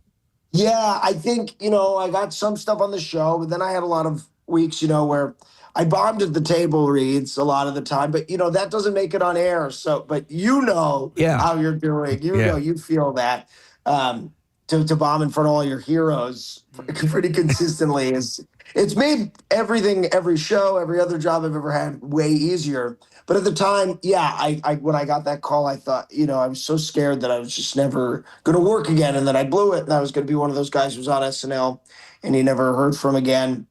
But I booked a movie like months after that, this movie Home Again with Reese Witherspoon, and I was like, okay, maybe everything's going to be all right. Yeah. And then now, sometimes you work and sometimes you don't, but at least there's like some level of consistency. But that first firing was brutal, but now I look back and I'm so grateful for it because I'm like, oh, I can survive. I can survive getting fired from SNL. Yeah. I think that's one of the harder things in the industry. And also the job is, that's what I was going to say. The job is so terrifying that there's a little bit of relief that you don't have to go back and do that again. Even though you want to, it's still a tough way to live. I can imagine because, listen, the cast has grown over the years. There was a time where it was like, 6 people and that was it. And then over the years now it's like 15. It's the credits leading in. It's a long intro now saying all the names and everything. So in hindsight now, John, looking at that, I mean, do you have to be really aggressive if you're one of the cast members if you want to be involved? I think you don't want to be too aggressive either. I mean, I think there's a balance. I think it's just a matter of if you know how you fit in the show, if Lauren likes you, and if the other writers are able to plug you in, And so I think when I came in, I didn't really know where I fit in the show. I had a good audition, but then I didn't come in with characters. I didn't come in with impressions. You really need to know, every week you're self-generating. I mean, it's the only show where you get hired as a cast member and you need to have ideas every week where you're basically re-auditioning in a way. So I don't know if it's about being aggressive so much as just, playing the game and having ideas, coming in prepared, or if you're not prepared, at least people are like, I got you. I know. Yeah, it's a unique thing because I'll see even right now on the list there seems like there are just kind of lambs for slaughter that are there that they're bringing in that and they don't apply them, and there are people that go on and like, oh man, why wasn't any of this on SNL? But you're right, Lauren has to like you. You have to, I guess, know where you're going to fit. But I mean, you did the Dirty Dancing bit, which became very viral during Weekend Update. You were in a number of other things. The parody of Dead Poets Society was terrific. All of that stuff is great. Let me ask you though: is it like the Marines? Once an SNL cast member, you can kind of go to the after parties and stuff. Still, what is your status? Oh, I could definitely go to the after parties, but that's more so because I'm friends with people who work there now. All right. I don't know if it's because you're a forever cast member. I'm not sure if it works that way, but I have gone back. I went to the 50th, which was amazing. Oh, that has to be wild. Yeah, that was wild. And I think, it's crazy that I was on it like 10 years ago. But I feel really far removed from it now in a good way. You know, where I'm at the 50th, I'm like, it's pretty cool that I'm at this thing. As opposed to being like, oh God, I said something wrong to them. Well, you got there. You achieved. You got the brass ring. And duration, there are people whose run is short, but I think that's something that you can always hold in your and proudly that you did that. So, and you're right. You also had the trial by fire that showed you can still stand on your feet after something like that. Yeah, I'm grateful for it. Yeah. I didn't think that would be the case. When you in the moment you're like, oh, I'll never get over this. Right. I'll never be able to go to an after party, or I'll never be able to. And and then I went back and I'm hugging all my old castmates. I'm seeing Keenan, I'm seeing Leslie. I'm just happy to be there, and it's pretty cool. Hey, the last time we had you on, we had you in the studio, and I believe it was because you were doing stand-up, and you're back in Philly doing stand-up. You're going to be at the Fitler Club. And listen, I've been a fan of stand-up for my entire life. But I have noticed that stand-up comedians aren't classically like I'm talking about males, like handsome. They're always kind of like a unique look about them. So I want to ask you, you are a handsome dude. Does that? Hey, thank you. I appreciate that, but not right now. My face hasn't even come together. No, he's right. You're a good-looking dude. Yeah. Do you think that works against you? It was almost like when Adam Sandler got physically fit at one point. It was like, this is Joe Piscopo. Yeah. Joe Piscopo became a bodybuilder, and people like, you're not funny anymore, dude. Yeah, when you get muscles and you're physically fit and you're good looking. What are you complaining about? And you can dance. Right. Yeah, right. I think that there's I don't know how that. I really appreciate it. Let's just say I'm very flattered. I think I start talking, and then people are like, "Oh, this guy's not okay." So it's like, that's how you establish you're one of us. Yeah, exactly. It's like, oh, he's trying. I mean, he put on a nice sweater, and he lucked out with the hair, but it doesn't seem to mean anything. He's still struggling enough. So. That's funny. Confirming that the clothes do make the man. Yeah, exactly. I wish you had seen my face yesterday when I saw that you are tied to the new Super Troopers 3 project. Can you talk about it at all? All we know is it's coming out in August, and I just saw that it's called Super Troopers 3 Winter Soldiers. Ooh. Winter Soldiers. I was a huge Super Troopers fan in high school. It's a really full circle moment for me to even be doing that. I play the bad guy in it, or I don't actually know. That's okay. That's right. We won't tell anyone. I think you'll get that hint when you watch it. But anyway, it was super fun. Me and Chase Crawford play brothers in it. From the boys. Yeah, from the boys. We play these douchey brothers, and we had so much fun. And, shootouts and chase scenes and hanging out with those guys. And we're just constantly laughing. They're the funniest. It was just totally surreal. And, living in a hotel with them outside of Boston for, a couple weeks, it's like bizarre, It's funny because the Broken Lizard guys, that the guys, everyone associated with that. They've veered off and gone off and done other things, but nothing's ever exceeded the Super Troopers franchise. It's become this cult thing. So in a way, they've walked in shoes that you've walked in with the SNL Association. This is something that is it becomes a thing. So ultimately, totally. But I wanted to mention about you talked about the Reese Witherspoon movie, and the rumor is, confirm or deny, that you guys became fast friends on the movie, and I want to know how fast can you pick up the phone and call Reese Witherspoon fast friends, or what is the status? It's funny. I haven't talked to her in a while, but we had lunch like a month ago. She hit me up she texted me out of the blue to get together, which I thought was very nice. She's really sweet. We don't talk all the time, but I will say, like, if I text her or need anything, which has happened kind of recently, also, she gets right back. That's awesome. Really a great person. Because you want her to be that way. You want her to be that way. So it's good that she is exhibits really those. loves helping people. She really loves supporting and finding new talent, and that's like her big passion. Actually, it's just like being of service to people and you've encountered and worked with a lot of people. I mean, obviously, when you're on SNL or just in general, you've worked with a lot of people. As far as the adage is, don't meet your heroes. I heard a story about you with Martin Short, and I know you're a huge Jiminy Glick fan. Yes. So explain what happened with that, because I think it's kind of amazing. Well, Reese is involved in this too. This story, I don't know if you know about. No. Oh, there's a whole long saga. Yeah. On this, but I'll try to be as quick as possible. But when I was 12 years old, I saw Martin Short in Atlantic City, and he came out as Jiminy Glick at one point, and he came up to me and he started talking to me, and I started doing it back to him. Whatever, we're going back and forth, and then he brought me on stage to do the Three Amigos dance in the show later on, and then, which he does every show, he brings someone up, but he picked me up because of the Jiminy Glick. That's great. So I went backstage. He invited me backstage after the show. It was really sweet, and then however many years later, I'm at SNL. I see Martin Short. I tell him about this. He's so nice about it, and we end up keeping in touch just a bit, but like same kind of thing. If I emailed him, he would like get me tickets to his show with Steve Martin or something. He's just so insane. This is the funniest guy in the whole world. This is my hero. Anyway, this is another crazy thing, but Reese invited me as her guest to the AFI Awards for Diane Keaton.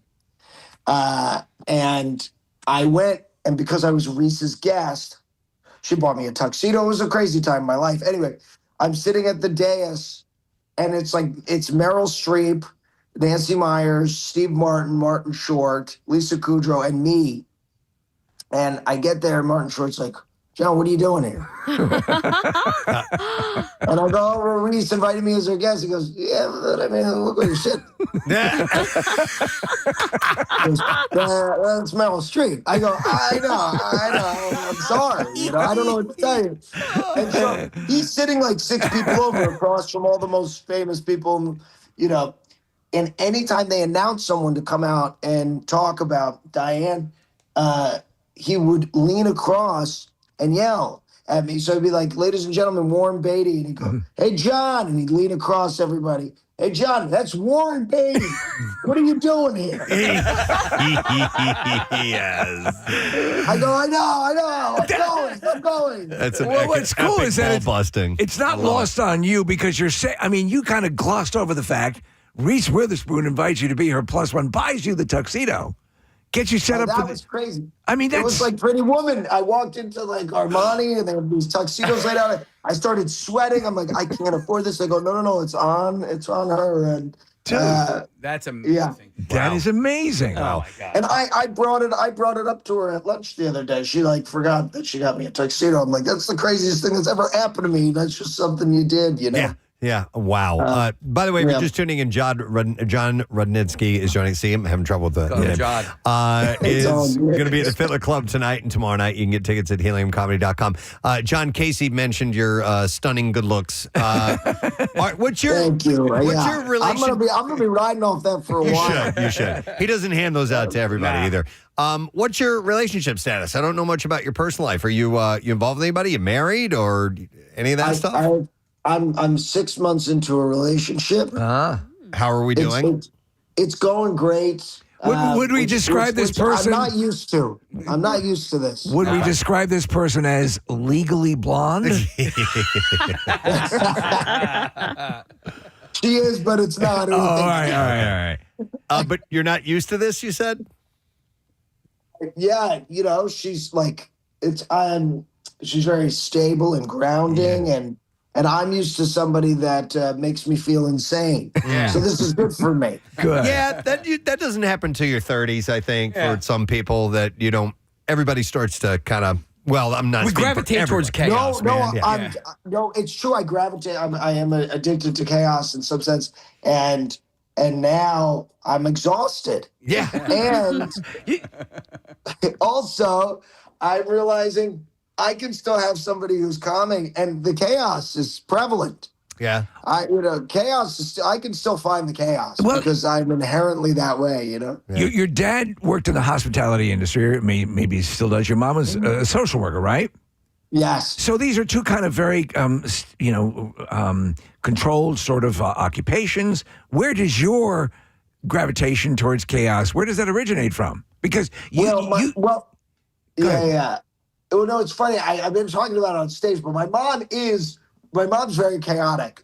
Even though she's a social worker, she's a very unique person, and she's kind of an all over the place person in a great way.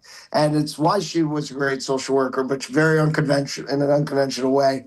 But she's very funny and like a total mess. And growing up, like just would open a cabinet and everything would fall out. And then my dad is very, kind of type A and like stressed out, and they're divorced, but because they like shouldn't have ever been together. I would joke that my dad would come in the living room and be like, "Who sat on the couch? Did someone sit on the couch?" And like, it's kind of what you do with the couch, isn't it? Yeah, exactly. That's kind of the point of it. Meanwhile, my mom, it's like the opposite.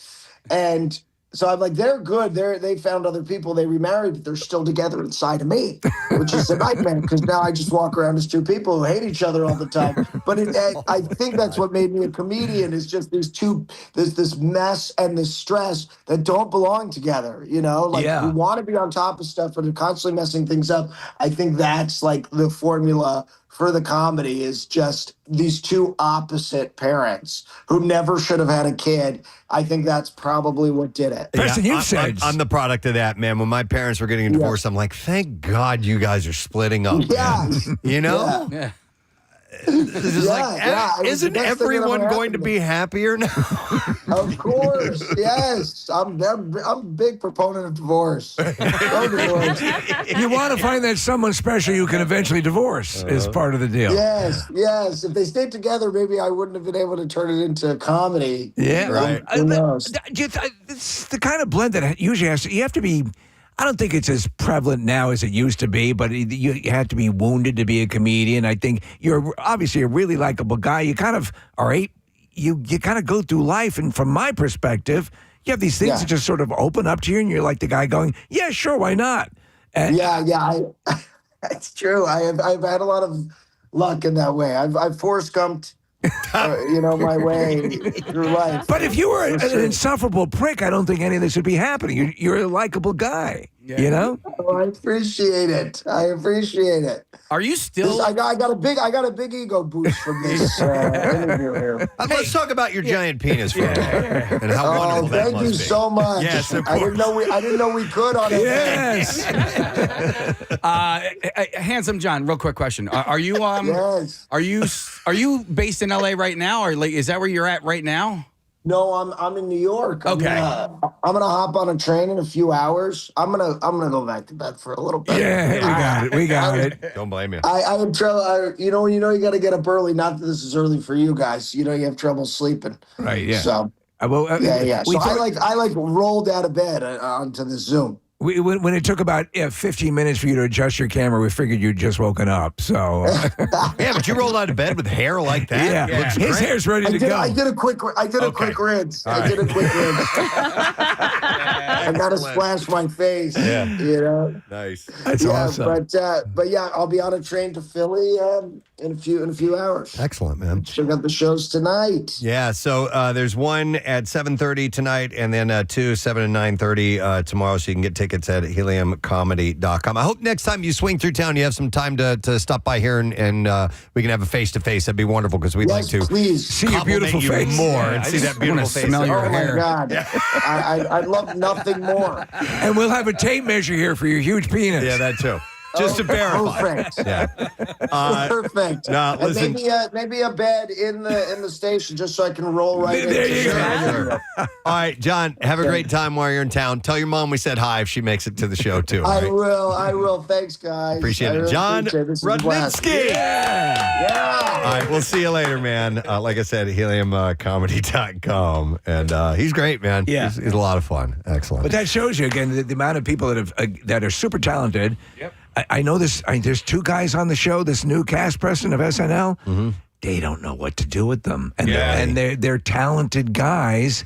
And you'll see that moment. That'll be the star turn on SNL. It happened with Kristen Wiig. It happens where, this is going to be your thing. And if you go back to like the Sherry O'Terry or Carvey, any of their characters that. Right. All right. Oh, America caught it. They got it. Yep. Yeah. And Lorne Michaels knows what to do with it now. Yeah. There's the moment there's a charher that people can latch on to, you're set for a good while. There's a current cast member, Sarah Sherman, who I love, and she's her first season. I'm like, okay, this chick is like really, really quirky, and I'm hoping for big things for her. And in that first season, I was like something, and now like she's one of my favorite cast members on the show. Do you know who's? Yeah. I'm sorry, Preston. Jane Wickline, who came from social media and you like YouTube videos. Yep. I'm like, what's going to happen here? She's had a couple of bits that have really popped, and you can hear the audience kind of go, "Oh, we got it now." Yep. I don't watch SNL. Every now and then I will check it out again just to try it out again. It's just not my flavor. Yeah. But one that had me really laughing out loud was a guy who did the parody of Sebastian Maniscalco. I was laughing my ass off. He did it the other week with Harry Styles, where he was the defense attorney. Yes. He comes in, he goes, and he's doing his things. And by the end, Harry Styles had to do a riff on it, but he's spot on. And I love Sebastian Maniscalco. I do too. And they've had them together now. Yeah. Sebastian, they went for a comment from him and whether or not he appreciated it or not, but he absolutely did. He's doing all the gestures and moving around. That was really funny. Hey, quickly before we break and come back for the B file, just Marissa, if you don't mind, how was the baseball game yesterday? Opening day. It was wonderful, and we talked about it all day long. The fact that the weather was nice and warm. We were in the sunshine, and it was so nice to be back in Citizens Bank Park. I love that it's a tradition with you and your dad to do opening day, which I think is the loveliest thing that you do that with your dad, and to take a gamble this early for the home opener here and have that kind of weather. Now, were you sweating your ass off, or was it okay? No, it was perfect. All right. Absolutely perfect. Ryan was there too. Mm-hmm. Ryan, were you in the shade or in the sun or what? I was in the shade. So I went with one of my best friends, Sean. We go to a lot of baseball games together, and we get one of the standing room tickets. We like to hang out in one section. There's a gentleman who works there by the name of John, who we just kind of hang out with him, and just, people will come up and mosey around. And it was such a great vibe. We just were talking to everybody. Everybody's just really excited for baseball. It's just a great vibe. How about that first home run? I mean, I was watching the footage, and people were going nuts. Bonkers in the stadium. It was great. And it was right when everyone needed it, too, because you're on this high. I mean, there's like 45 minutes. Ricky was talking about it yesterday, where, I mean, they had horses come in and bring the baseballs to George Washington. No, who was it? Betsy Ross and Ben Franklin. Then they delivered those balls to Mike Schmidt and Greg Lazinski. And, you know, there's just the flag is out there and they're singing. There's a flyover and there's all of these things. And then the game starts and you're all kind of like, a little pooped. Everybody sits down. Kind of a lot. Yeah, and then suddenly, you know, we had that first hit and then that Schwarbomb, and it was just like, all right, we're back. Yeah. Cade Callis is one who sang the national anthem, and when he gets to the end, getting ready to the flyover, he held that note for a really, really long time, and it was just so great. And because I was watching, obviously, on TV and watching the. I believe it was the F-16s flying over. Casey, I actually wondered that if there was a producer there that was like, stretch a little bit more. Go. Because they have to time it out to the planes flying over and the fireworks. I think he held the word free for a long time. Speaking of the Callis family, I'm bummed to see that Harry the K's is not. Yeah. We don't see that sign that says that anymore. But reading an article about it, what I didn't know is that the team paid the Callis family. It wasn't the other way around to have that sign up, and now it's the Ghost Energy porch or whatever, or Ghost Energy whatever. Obviously, they're paying the team for that. Yes. So, but there's a lot of Harry the K. There's a lot of Callis, representation of statuo, and there's all these other things. But I always liked seeing that. It was out nice. in left field. I always thought it was cool looking. But you remember the legendary player Ghost Energy? Of course. Yes. I agree with that. And Cade himself actually came out and said it was wonderful to see it and to have it there in the ballpark. But nobody said, like, meet me at Harry the K's as much as they said, like, meet me at the statue.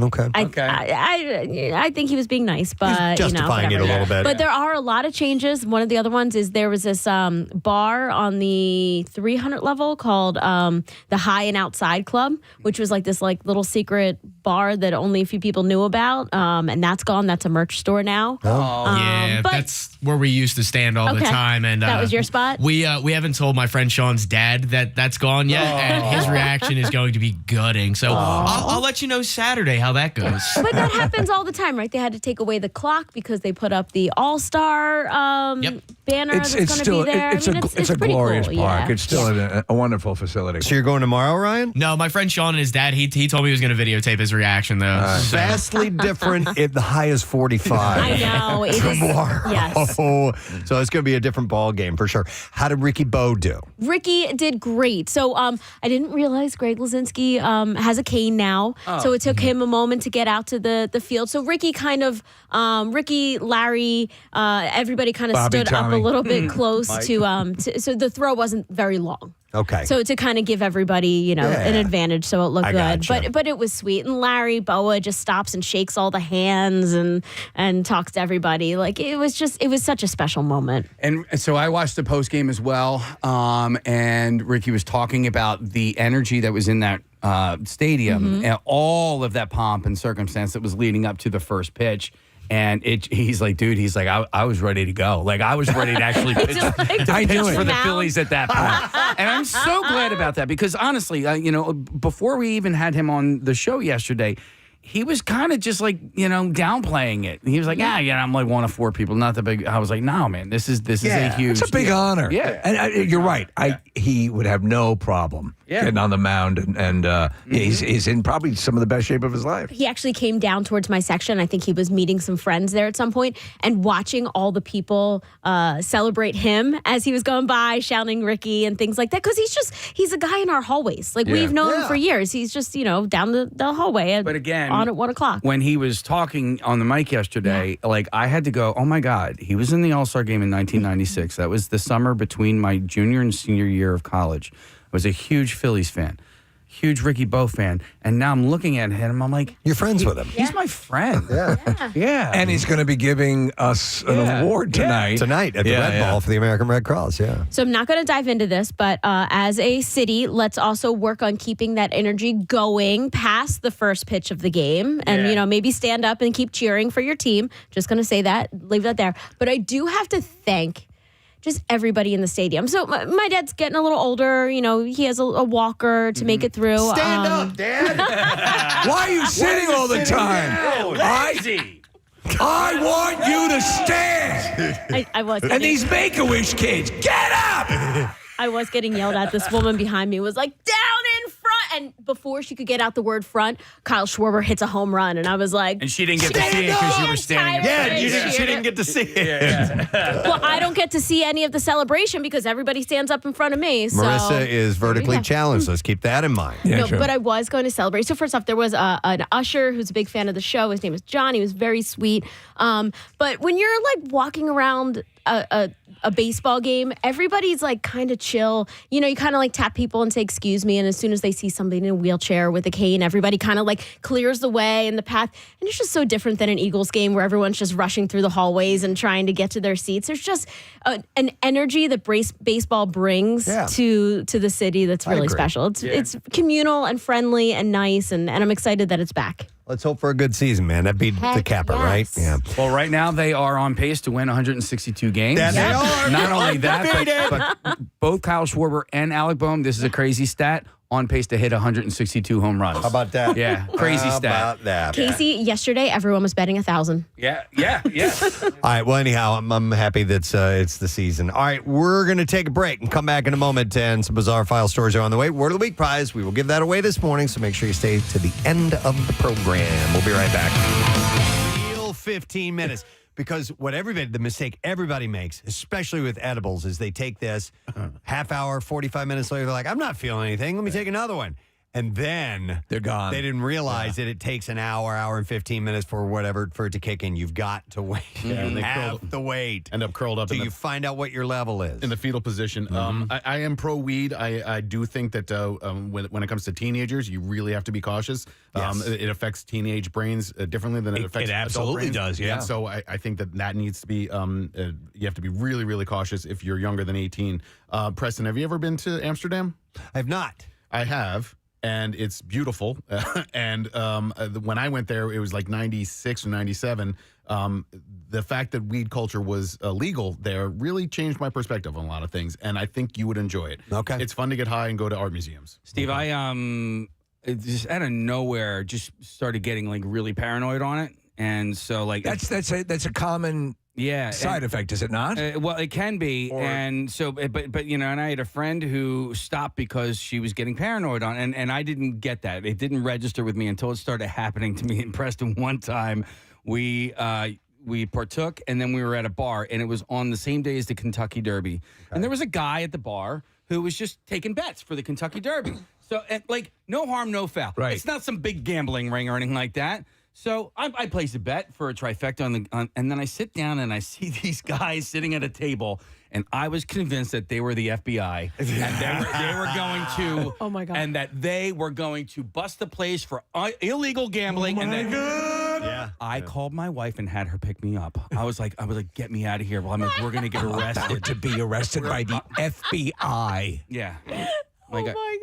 Right? I swear to God. Homeland Security's here. They're going to arrest me. That's why, honestly, I've never been drunk and I've never been into this, but I have no issue with it whatsoever. My thing is that paranoia and fear of losing control. Paranoia, anxiety. Like, you know, I'm like, oh my God, I'm going to be the first person that dies of a heart attack from smoking pot. I think I'm too much of a puss. To I think the NBA just took steps recently to decriminalize it amongst players because it's so prevalent among NBA. I mean, a lot of athletes. They haven't been testing for years. Right, but you could get fined or suspended for it. And then, I think a lot about hockey players because they beat the crap out of each other every night, and then they turn to opiates and or coke or alcohol. Yeah, and there's a strong movement in the NHL to make weed legal in that sport because it can treat players a lot. Riley Cote, man, that guy's an interesting dude, and his perspectives on marijuana are fascinating. He made a whole cottage industry out of it. When I go to a dispensary, almost always you will see people sitting in the waiting room. Sometimes you have to wait to get back. Preston! No. Well, actually, they do. Sometimes they welcome me like that. But you'll see people who clearly need pain management, and they're with canes and just look like they're there to get medicine. I've told you this many times before, so I don't use pot. I have no desire to. However, in my own life, I've said this story about my mother battling the pain of cancer. She was in late stages of her life. The only thing that alleviated the pain at the end there was pot that we were able to get for her. So yes, absolutely, I can see that. Well, it is indeed 420, and thank you for the calls. By the way, some that I didn't get to, one of them, Jessica, said she had a bartender and a bud tender at her wedding. Wow. She's going to. Oh, she's going to. Oh, that's a pretty sweet deal. And Joe, who called in, he worked at a deli, and their phrase to go smoke weed was check the roof. Because apparently they'd go and I guess go up on the roof and get stoned and come back. So, but anyhow, indeed, it is 420. So thought a little discussion was warranted. What we're going to do is take a break, come back in a second, and have your chance, your first chance to win $1,000 in MMRBQ tickets. We'll get the bizarre file as well. Stay with us. We'll be back in a moment. Preston and Steve on 93.3 WMMR. Kathy, so ladies and gentlemen, today we honor a man who has a very special way of speaking, of announcing his presence, and that is our boss, Bill Weston. Yeah. Today is Talk Like Bill Weston Day, and in honor of Talk Like Bill Weston, it's like Talk Like a Pirate Day. At some point, you might think it's better. You don't have to talk about it all day long, but if you do throw a little homage to Bill Weston, it's great. And in as much, we are going to do a contest called Who Said It Bestin'? Talk Like Bill Weston. If you are interested in winning some great prizes and you think you do a pretty good Bill Weston impression, text Bill to 39333. Right now, we are going to randomly select people to play, and we're going to text you a line that you will have to read in conjunction with someone else. So we're going to have two people reading the same Bill Weston line in their best Bill Weston impression. We will vote amongst us here. We will pick a winner, and then we have prizes like Dave Chappelle tickets. Which is amazing. Casey, what all do we have to give away? And by the way, don't call. Right. Text Bill to 39333. We are going to text. We're going to randomly choose people through the text, and we are going to send you the line, and we are going to call you and get you on the air with us. So you don't have to dial us at all. Just text the word Bill to 39333. What all do we have to give away, Case? Yeah, so in addition to the Chappelle tickets, which go on sale tomorrow, we also have tickets to go see Fantastic Beasts. As well, with that, the Philly Orchestra is performing Harry Potter at the Man in July. So we have, basically two pairs of tickets there. And by the way, the Chappelle show is going to be Saturday, May 28th at the Hard Rock in Atlantic City. We have Cases of Loverboy, which is that is a sparkling hard tea, and we also have the Batman. We got the Batman on digital. Awesome. The Batman. He's like a bat. All right, so text word Bill to 39333, and we will see if you've got what it takes to talk like the best in Bill Weston. Would you explain the origin again? Because it was simply by happenstance. Yeah, we were talking to actor Ed Begley Jr., who you know from Christopher Guest movies and all kinds of stuff, and he had used the phrase low-hanging fruit. That's one of Bill's favorite refrains. Yes. And so afterwards, Nick had said, I didn't know today was Talk Like Bill Weston Day. And then immediately we said, well, we have to create that now. And so therefore we have done it. So April 21st is Talk Like Bill Weston Day. There are countless arbitrary national this and that days. There's no reason this should not be a national day. The funny thing is it takes place on Dr. Mike's birthday, where we could clearly do a Talk Like Dr. Mike Day, too. Because all you have to do is talk like that. Well, in a weird twist, the reason why we started saying privileged was because of our association with Dr. Mike. That's true. That's weird. Let's share the origin of that for a moment, because we all have Dr. Mike is our doctor at Penn Medicine, and we were talking about, I don't know, just seeing Dr. Mike or whatever, and Bill told us that we should not talk about that often because it makes us seem privileged. And because we go to the doctor. Because we go to the doctor. And so we thought that was hilarious. And so therefore, privileged became part of the vernacular. I think And because- generated a very successful line of T-shirts. Yes, it did. Yeah. I think because we were saying Penn Medicine, and it wasn't like, oh, we went to the doctor, because it was this big, I don't know, conglomerate. We sounded like we were privileged because we went to Penn Medicine. Right. It was just one of those little Bill concerns. It's okay. And so many of those are represented in these Billicisms. Yep.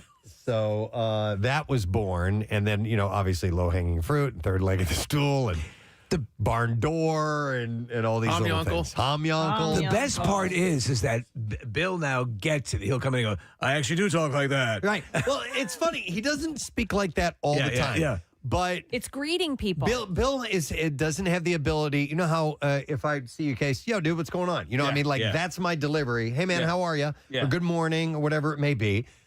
Bill makes an entrance. He opens the door, and he usually does it like he almost kicks it open, like he'll open it very big. Morning show, people, and he does it that way, and then he settles into more normal, very casual conversation. Yeah, totally. Good morning, everyone. And it's great. It's hilarious. And sometimes even he chuckles. Sometimes it starts with, in our meeting, it starts with this, okay? And I have to. He comes in with his notebook, and he'll go like this. Yeah. Oh, totally. Are we ready for the meeting? Like he'll slam stuff down on the desk. There's just something about, and it's great. Yeah. And it's not mean spirited. Not at all. It's just his and now time to get to work, people. It's like his indicator that we're starting. We're beginning, or a slap like that. Yeah. He'll do some How kind can of he slap? How can he slap? But anyhow, it's an endearing quality that Bill has. It's very funny, and we have fun with it. The thing is, it's so similar to Ted Knight, and his delivery is very similar. All right, so Talk Like Bill Weston Day. We're getting people on board to play Who Said It Bestin'. And we have sent the lines to you. All you have to do is text the word Bill to 39333, and we will randomly choose you and send you the lines, and you will have to say them against another person. So that's what we're going to do now. I don't know what they're going to say. Steve had written down these lines. They've been sent to him. I don't know which lines are going to be delivered to us, but I'm going to get two callers on the line. We're going to start with Steve. Hey, Steve, good morning to you. Hi. All right, Steve. You're going to be going against Brian. Let me get Brian on board. Brian, are you there? All right. Hello. Hello, Brian. Hello. How you doing? I'm great. How are you? Wonderful. All right, so let's get started. First, we're going to have Steve read his line. Then we're going to have Brian read his line in their best Bill Weston. And then we'll take a vote amongst the five of us here in the studio and determine who our winner is. So, Steve, we're going to start with you. Give us your best Bill Weston. Privileged. Not everyone has access to doctors. All right. That was really good. Brian? Because it's not. Yes. I'll explain after. Go Brian, ahead. let's hear your delivery, please. Privileged. Not everyone has access to doctors. Okay. You tried a different riff on it. Yeah. Let's go. Nick, who do you vote for? The first guy. And Kathy. First guy. Steve. Yep. Steve. It's unanimous. Steve is our winner. Sorry, Brian, we got to let you go. Steve, that was a wonderful Bill Weston, by the way. Thank you. And therefore, we have this prize for you. Well, Steve, privilege. You just won yourself a pair of tickets to see Dave Chappelle. Oh, not Isn't everyone can make it to a Dave Chappelle show. Isn't he in that awfully Billy Bob Thornton movie? See, the thing is that you come out big with that privilege, and then you go. Right. All right, so the Chappelle show that you're going to go see, by the way, is going to be May 28th at the Hard Rock Live Edis Arena. That's in Atlantic City. And tickets for both Chappelle shows, which is May 28th and 29th, are going to go on sale this Friday. That's tomorrow. And all the details are at hardrockhotelatlanticcity.com. This Chappelle show, Got to go. this Chappelle show came out of the blue. I didn't hear any, this is very cool. Yeah. Yep. All right, we're going to get two more callers on the line in just a second, and we will see what line they're going to deliver to us. So Marissa and Connor are now contacting the people that we have sent the texts to. They'll get them up a couple at a time, and we need to make sure this is coordinated so they have that they're saying the same Well, lines. during the time, I'd like to give some advice on whittling, Preston. So that whittling? Yeah, the blade goes away from you as you're carving the wood. All right, let me get our callers. We have Kenny that is there. Hey, Kenny. Hey, what's going on? How you doing, buddy? Pretty good. How about you? Good, wonderful. Hang on. We're going to get you up against Brad. Hey, Brad, are you there? Yes. All right, Brad, we're doing our best Bill Weston. It's Talk Like Bill Weston Day. So, Brad, we're going to start with you. Give us your best Bill Weston line. All right. Being local is the third leg of the stool. All right. Being local is the third leg of the stool. Kenny, let's hear your Bill Weston. For MMR, being local is the third leg of the stool. All right. Casey, who are you going to vote for? Kenny or Brad went first? Brad did go first. I'm going to give the slight edge to Brad there. All right. Steve? I'm going to slight edge to Brad. How about Kathy? Brad. And Nick? Brad. Yeah, same here. Goes to Brad. Hey, look at the big green on Brad. All right. What do we have for Brad, please? All right, Brad, you are... I'm not going to do the Bill Weston. You got a case of Loverboy. You might recall Loverboy from Bravo's hit reality series Summer House. Loverboy is a high-quality, low-calorie, zero-sugar, sparkling hard tea. Marissa, we have another shot of the Bizarre File. Let's take it. WMMR presents Preston and Steve's Bizarre File. Brought to you by 80 Moyer, trusted experts since 1939. 80 Moyer Lumber, your professional source for decks, windows, doors, kitchens, millwork, and more. And you can visit them on the web at admoyer.com. So here's a similar story to one we had yesterday. A traffic complaint ended with a 35-year-old man in handcuffs after deputies stopped the car whose driver was reported to be unclothed and allegedly masturbating while driving. I think this is a product of people missing driving a stick shift. Maybe. I think that's it. Right? There are fewer standard drive vehicles. Yeah. And just for old time's sake. I want something to shift. The stop, which followed calls from motorists about a traffic concern, led deputies to take the man into custody. They identified him as Omar Rodriguez, who was released the following day on bond. According to deputies, officers stopped the car after a traffic complaint was called in. Bam, bam, bonino, bambino. I don't know why that came up. Okay. The person who reported this had been driving behind the vehicle, told investigators the driver matched the reporter's speed when they slowed and later appeared unclothed and allegedly pleasuring themselves while operating the vehicle. Allegedly. Deputies said they found 5 other calls for service dating back to 2025, November of last year, and posted a mugshot identifying the suspect. And the sheriff's office asked anyone with information or who believes that they may have been a victim to contact them. I don't sign autographs because my one hand is always busy. All right, so this is a sad story. The Provo, Utah Police Department said first responders were summoned to Rock Canyon on Saturday following a report of a man who had fallen into an area known as Bad Bananas, and he did not survive the fall. Detectives identified the victim as Weston Huff. The police added that Huff was adventuring alone, but was an experienced skydiver, and appears he was base jumping. Oh, man. From atop the canyon and likely experienced a parachute malfunction. And the area he died in was called Bad Bananas? Yeah, believe it or not. So the investigation into the incident remains open until the medical examiner office provides its report. In addition to his experience in paragliding and base jumping, Huff was a certified tandem paragliding instructor. And his mother said people put their lives in his hands, and when it wasn't someone else, he was at risk of his life at his own hands. The family noted that Huff was diagnosed with Tourette's and Asperger's syndrome. The mom said that Weston had a lot of difficulties of things that we could share or things that he absolutely would never share that were too painful, trauma, things that he may have suffered. So for someone like that to have a takeaway of goodness and kindness and love, I mean, a lot of people walk away from hard experiences being jaded and hardened. His family also shared that he lived for flying, saying that Rock Canyon was where their loved one had previously jumped from. And his sister said, based on one of the people that was there, he pulled the cord and his chute didn't fully expand. And he died on impact. That's terrible. That's the man. problem with that. I know. mean, you have the one chute. I mean, in fact, with a base jump, do you even... would a backup chute do anything? I don't know if there's enough time. Yeah, there's no time. I watched somebody on Instagram base jump off the Ben Franklin Bridge. It was wild because I'm watching it and he pans over and I was like, I think that's Philadelphia, and he jumped off and then landed in Camden somewhere. It has to be illegal. There's no way they're allowing that. All right, the New Hampshire State Fire Marshal says 6 people were hospitalized after a floor collapsed at a wedding venue. Fire Marshal Sean Toomey said a wedding ceremony had just begun when the floor collapsed, sending people falling into the basement. Toomey estimated the fall about 8 feet or so. 144 people were in the venue's Sap House building. And Toomey said about 70 people ended up falling or sliding into the basement when the floor gave way. Look, it's Pee Wee Herman's bike. 6 people were taken to the area hospitals, and multiple other guests were treated on scene. One was flown to Maine Medical Center by helicopter with lower body injuries.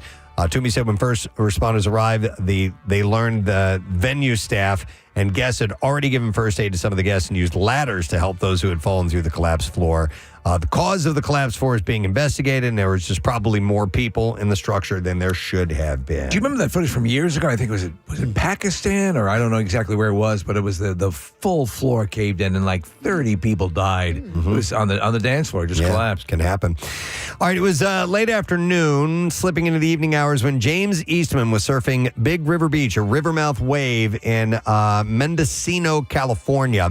And that's when the 39-year-old high school English teacher was attacked by a great white shark, thrashing on his surfboard and biting him on both legs. Eastman was able to fight off the shark and make it to the shore where off-duty lifeguards were there to help. It's been a week since that attack, and Eastman is in the hospital healing well, all things considered. There's a GoFundMe account that's been created to support his recovery. What kind of flesh loss or anything? It doesn't say. There was no indicator. The GoFundMe said while the full extent of his injuries are still unknown, he has major tissue and muscle damage to both of his legs and is unable to bear weight on them at this time. Goes on to tell a little bit more about Eastman, his wife Chloe, who happened to be on duty as a nurse at the same hospital that he was brought to after the attack, and their young son as well. But he said in a statement, "I'm healing well, starting to get better, and moving around with my crutches and mobility limitations. It's going to be a journey to get back to full weight bearing, but I am very lucky to be at this point. The wounds seem to be healing well, and I see the surgeon on Friday for my first follow-up." I was watching a YouTube video, an Australian surfing champ, I guess a world champ, many times over. They were covering this worldwide, this surfing championship, and he had done his run, and he was just there on the board, and then you see this shark fin come up, Preston, and it is a great white. Oh, my And it is God. coming from behind him, knocks him off his board. He's able to put the board between him and the shark, and he not a scratch on him. Wow. But the television public was watching, his mother was watching from home, and you can see it as clear as day if you ever do a search on Australian surfer shark attack, and you'll see the video. All right, one last story. A man is in jail after causing nearly $250,000 in damage at the Chihuly Garden and Glass at the Seattle Center. The Chihuly. Yeah, it's spelled Chihuly, Chihuly. So police said the man attacked the museum's security staff when he was caught. The museum attracts visitors from around the country, none of whom expected to learn that the art had been turned into a weapon the night before their visit. Chihuly Glass and Gardens is advertised as a serene place where art meets nature. Maybe not. And that serenity was shattered Monday night. Video shows the museum surrounded by police cars after they found a man inside smashing the glass exhibits. When security staff found him, he started throwing glass at them and trying to stab them with it. Investigators say a dozen displays were broken, worth about $20,000 each. The attorney's office argues the crime is about much more than just the cost of the damage. They said it's time and sentimental value of those items that can never exactly be replaced. Wouldn't it start getting your ass beaten with a still life? Yeah. Well, these were all glass. Oh, they're all It was glass. everything made of glass. Okay. The suspect is booked for assault, burglary, and malicious mischief. Prosecutor said he refused to attend a court hearing, and they expect a charging decision later in the week. And that is what I have in the bizarre file for you. All right, we'll take a break. When we get back, we'll tee up a question for you, see if you've been paying attention, and we'll get to the trash and music news, too. Stay there. Enjoy Loverboy at Kellyanne's Bar and Grill, which is located at 1549 Spray Garden Street in Philly. Some people call her Annabelle. The funny thing is that Santa impersonation is almost like Bill trying to do an impersonation of himself. Yeah, a little bit, yes. Because he starts to talk like this with a little bit of John Wayne. Yeah. He's doing a wonderful riff on Santa Claus, and it does sound a little John Wayne-esque. I can't believe that Bill doesn't like that because it's so funny. The comedy is like, I know it makes him cringe a little bit, but it's for me, that's the shining Bill Weston moment. Yeah. That call is the best. That he just, listen, he knows he thinks I'm full of crap when I say that, but I think that's a big indicator that you call up your boss and without even indicating what you wanted, he plays along. That's pretty cool. I thought so too. You know, on top of a Talk Like Bill Weston Day, a Talk Like Dr. Mike Day, we could even do a Talk Like Gary Lauer Day. God. God. Yeah. Oh, man. If that's even possible. Remember, the Gary Lauer prank phone call? No. Did you call him? Yeah, well, so we said Gary, we had him call Gary because Gary was being inappropriate, like at an event. Oh, we had Bill call Gary. Right. Do you have that? Hang on. I got to find it. But yeah. And it was you, was it not? It was me. Yeah. So again, we had him. It was like a reverse prank phone call because he was the one who made the phone call. He called the studio. Didn't realize he might have called the studio line, but yeah. Wait, I don't follow. What happened? All right, so the prank phone call, we had him call Gary because we had Bill call Gary. Yeah. So what he thought was Gary. What he thought was Gary. Oh, and it was actually Casey. Okay. Gary. So Gary's not actually involved in Not this. at all. Right. No. Okay. Because you answer the phone, you go, Bill Weston! Bill Weston's on my phone or something like that. This is it right here. Okay, all right, hang on a second here. Here we go. Hello? Hello. Hello? Hello. Hello? I'm looking for Gary Lauer. This is Gary. Gary Lauer, this is Bill Weston at WMMR. Bill Weston! Hey, Bill!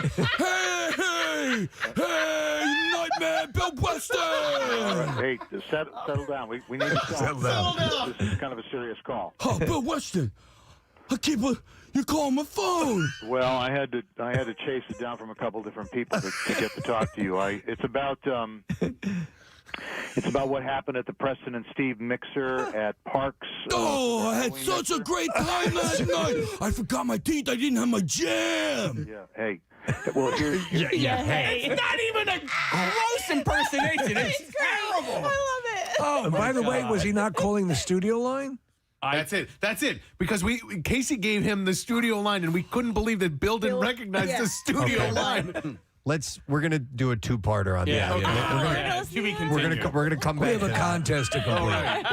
and plus, it'll help kill some time in between our contestants. So, let me get our next callers on the line. I'm Talk Like Bill Weston Day. Who said it best? And I have Ryan to start with. Hey, Ryan, how you doing, buddy? Oh, thank you. Thank you. I was waiting for someone to open with something like that. Keith, are you there? I'm here. All right, Keith, we're going to do Talk Like Bill Weston, Who Said It Best? And I will start with Ryan. Ryan, please give us the line that we gave you. Don't compromise show quality just because you can't see the barn door. Pretty good. All right. Keith, That's where the barn door comes from. Keith, you got to beat that. Can you give us your line?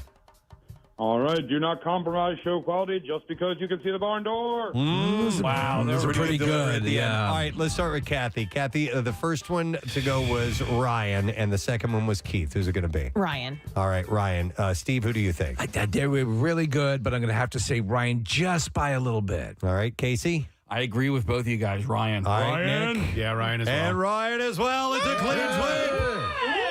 Thank you for your call, Keith. We appreciate it. But Good Ryan job. is our winner. And what do we have for Ryan, Casey? Ryan, you have the Batman on digital. The Batman is caught in yes, you are privileged, in a deadly game of cat and mouse with the Riddler in this gritty thriller starring Robert Pattinson and Zoe Kravitz, and you can own it on 4K Ultra HD on May 24th or on digital right now. By the way, it's not just a signal, it's a warning. Yes. All right, here's a little bit more of Casey pretending to be Gary Lauer when Bill had called him to talk him. I guess he had to chastise him a little bit. He acted up inappropriately a little bit at one of the mixers. Here we go. It's about what happened at the Preston-Steve mixer at Parks. I had such a great time that night. I forgot my teeth. I didn't have my jam. Yeah, hey. Well, here's the problem, Gary. Wait, is there a problem? Oh, I didn't bring my camera. I had a picture taken with Kathy Romano, but I didn't get a camera and I don't have email. Can Kathy print me out a picture? Because I got a picture with her and I got a picture with Marissa. I couldn't find Casey anywhere, but I got a picture with them, and I don't have email.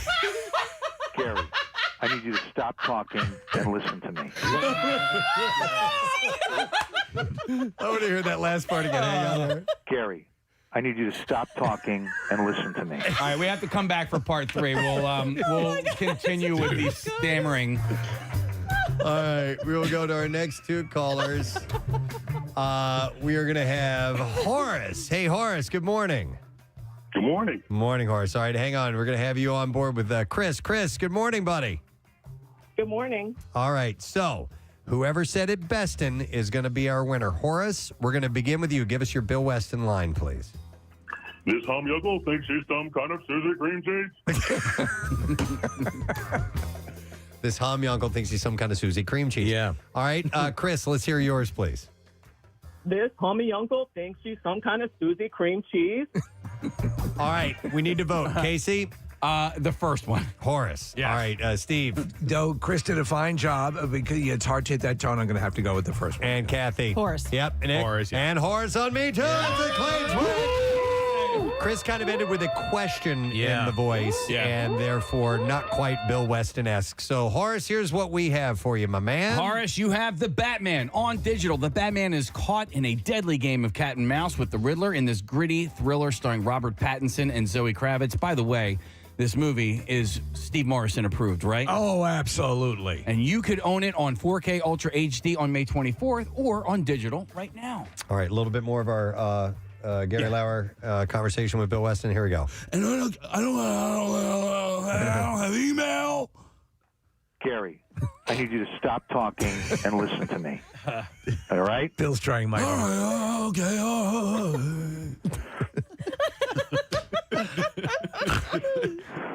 How you behaved at the mixer is causing problems. It was reported that you were either inebriated, high, or a combination of both.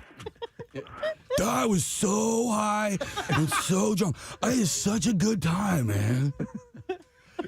Pause. Ready? Here it is. Wait. Is this Casey?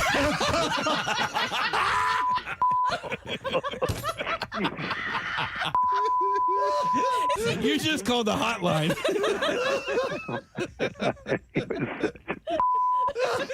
I need your consent. Can we play this on the air?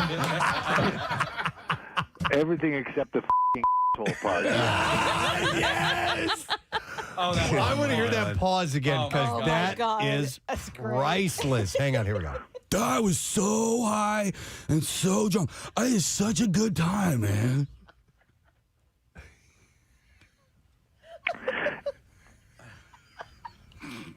Is this Casey?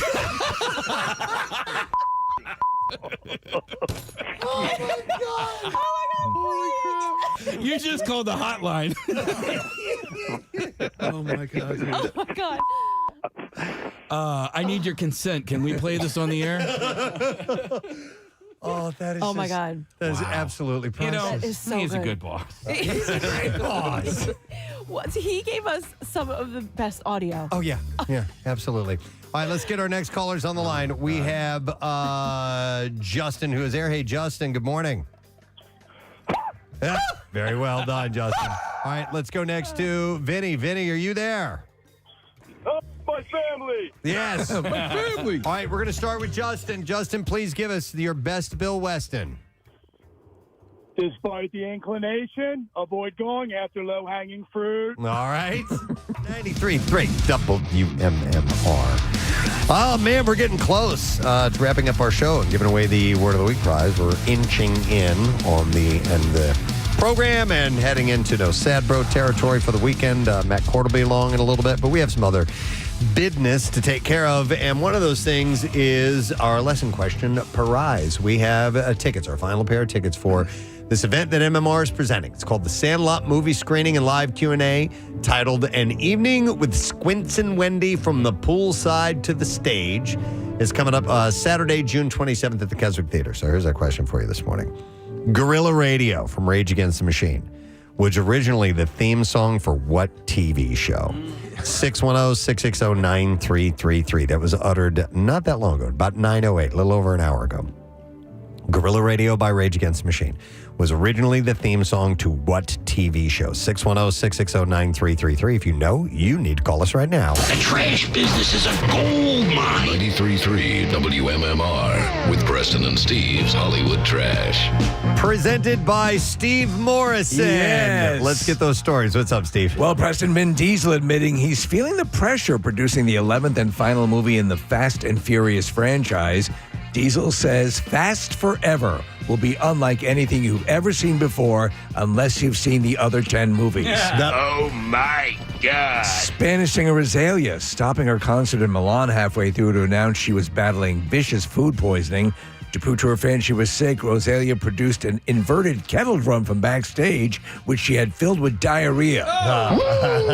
And finally, the wildly popular series Heated Rivalry about a passionate gay relationship between two hockey players, earning a record 18 Canadian Screen Award nominations. The series is also up for the coveted Puck and Suck Award. Oh, dude. That's your Hollywood Trash. Alrighty, let's see if somebody knows the answer to this question. Guerrilla Radio by Rage Against the Machine was originally the theme song for what TV show? And we have Craig, who we're going to speak to. Craig, are you there, buddy? Yes, I am. Excellent. All right, Craig, that song from Rage Against the Machine, Guerrilla Radio, was originally the theme song to what TV show? Golden Girls. Nailed it. Yep. Hold on, Craig. You get to go to this cool event. It is called Squints and Wendy from the Poolside to the Stage. It is a Q&A and a screening of the movie The Sandlot. And this is going to be Saturday, June 27th at the Keswick Theater. And tickets go on sale right now. Actually, on sale today. KeswickTheater.com. Now, Preston and Steve's Music News on 93.3 WMMR. Brought to you by Sequoia Outback Spring and Sequoia Sale. You can experience the ultimate in outdoor living in Sequoia's massive showroom and save big on decking, railings, grills, and furniture this spring. DeckSupplies.com. Well, Weezer has announced a 32-city North American arena tour called The Gathering. It will be kicking off September 8th in Sacramento and wrapping up October 24th in Los Angeles. The Shins and Silver Sun Pickups are going to be playing the dates as well, opening for the band. And we have a show coming up September 29th at Xfinity Mobile Arena. Yeah, that's a good bill. Yeah, it is. I love all the bands on that. The band will also release a new single called Shine Again, and that's coming out April 1st. It is their first new record. First new music since signing to Reprise Warner Records. A new Untitled album is expected later this year. Pre-sales begin March Tuesday, it says. Oh, what? With general on sale starting April 3rd. That's probably March 30th, I guess. Yeah, I would think so. So April 3rd is when the on sale, the general on sale. The concert art is filled with like Stussy S's and the old Weezer.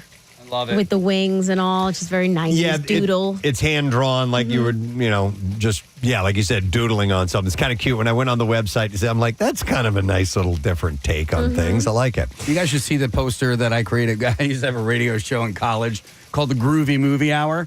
And so back in the day, the way you would promote it is you would put flyers on the tables at the dining hall in the college. And so mine was all... I should bring that in. I should show it to you guys. Yes, you should. Yours was all what? It was all doodles. It Okay. very, very much reminded me of that. I don't think I had any Stussy S's in there, but it was just like I'm gonna look for it. I would love to see that. I want to see it, and I want to see it by day's end. Sublime is releasing its first full album with Jacob Knoll as frontman. Until the Sun Explodes will come out on June 12th on Atlantic Records and feature guest spots from HR of Bad Brains, Fletcher Drag of Pennywise, and G Love is going to be on it too, which is great. So that concert that I didn't see because I almost drowned, that I told you guys about. Oh, yeah. Sublime played later, and G Love came on stage with them a couple weeks ago in Florida. Wow. The title track, already out as a single, we played it, is a tribute from Jacob to his late father, of course, the founder of the band, Bradley Knoll. The band is also celebrating the 30th anniversary of their self-titled 1996 album this year, with sold-out shows at Red Rocks in April and a Grammy Museum exhibit opening today. Paul McCartney has announced a brand new album. It's called The Boys of Dungeon Lane, and released the first single called Days We Left Behind. The new album, recorded across sessions between tour dates, will be his first release since 2020's McCartney 3, and it was created with producer Andrew Watt over 5 years. What? And it's, what? What? Andrew Watt. What? And it's focused on memories... on memories of growing up in Liverpool and early moments with John Lennon and George As Harrison. of late, I've been trying to remember the things I've forgotten. What?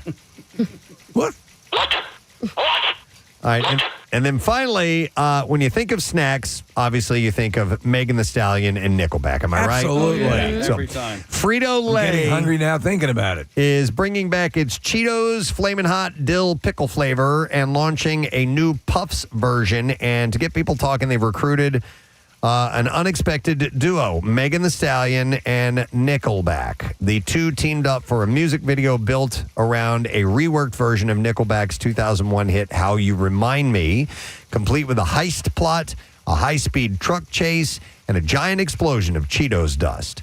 The original pickle flavor sold out when it debuted last year, with some bags showing up on eBay for $60, believe it or not. Yeah, watching the footage, it's pretty cool. A lot of AI obviously going on in here, and a lot of de-aging, it looks like. Mm-hmm. Yeah, it looks fun. All right, and there you go. That's what I have in music news for you. That is it. What?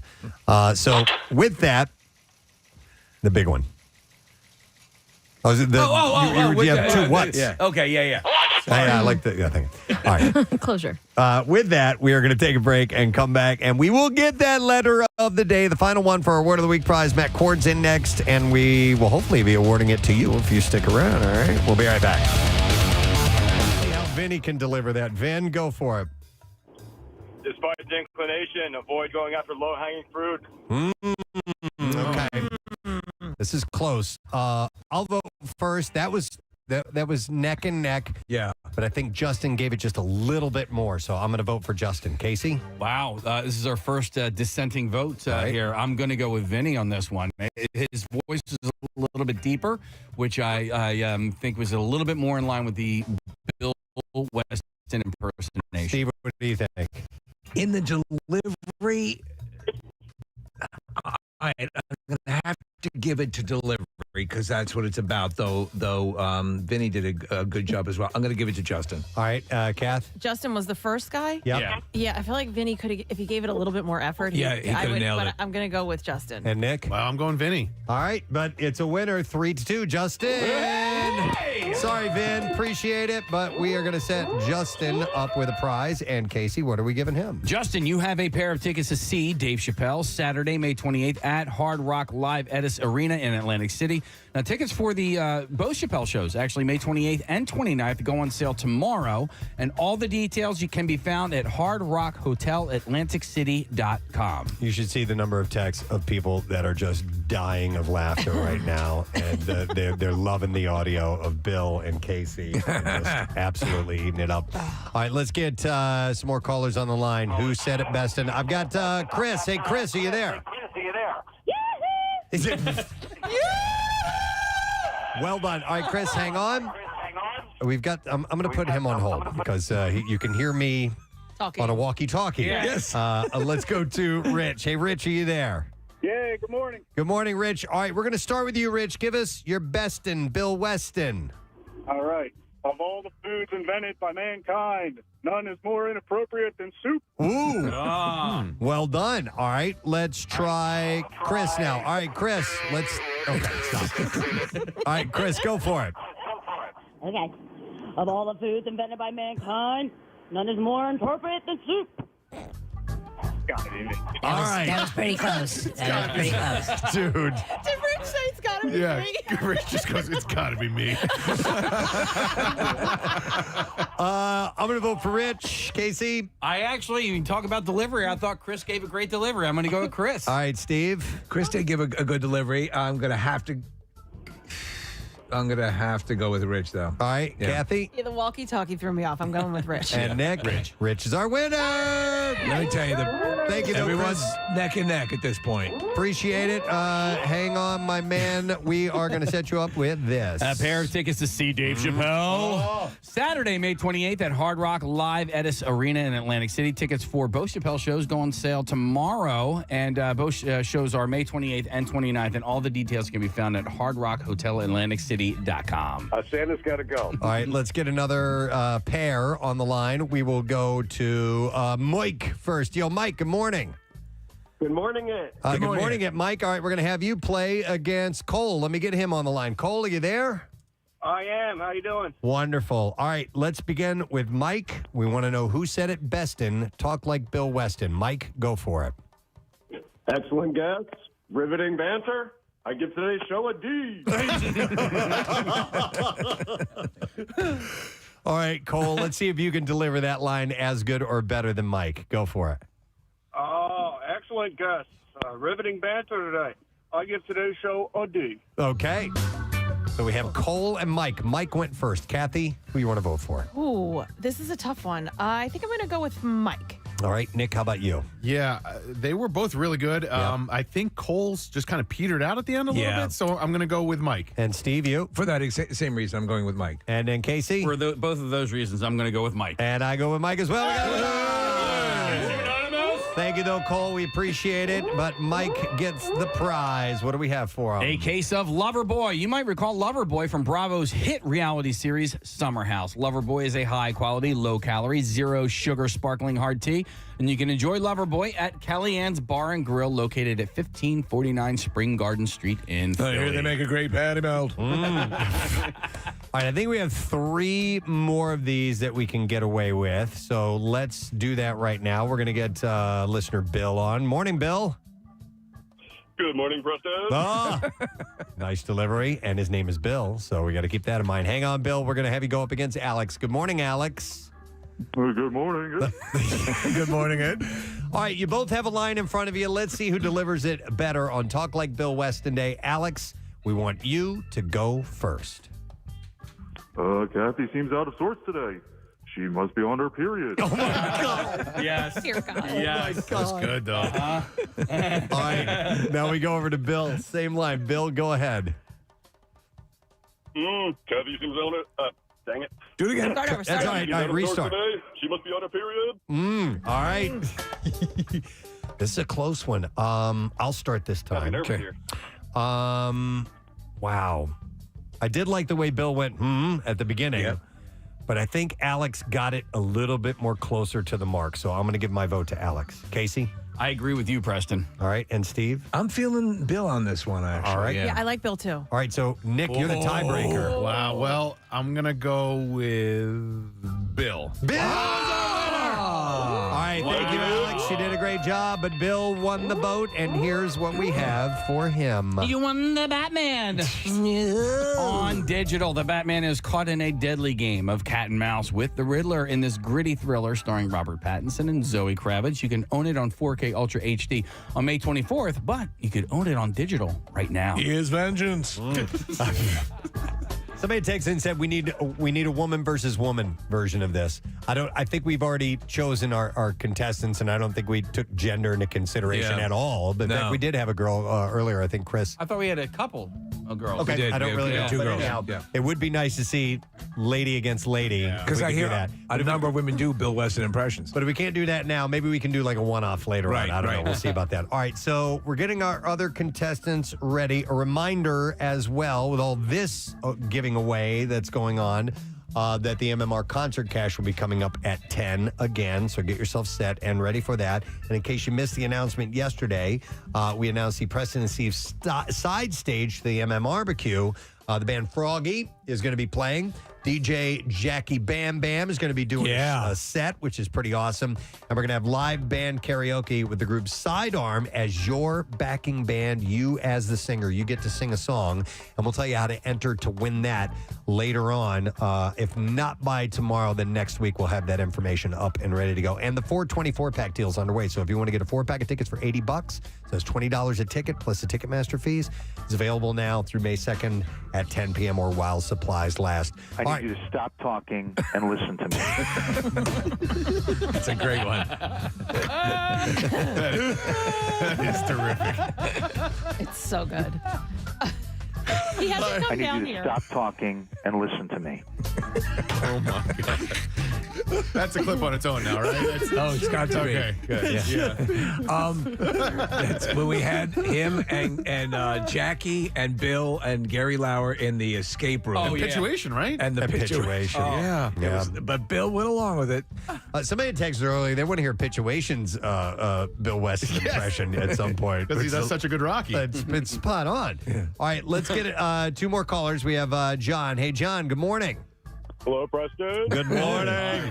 International Talk Like Bill Weston Day. Let me get another caller, and we have another Bill. Hey, Bill, are you there? Yep, I'm here. All right, Bill, we're going to do Talk Like Bill Weston Day. Who said it bestin'?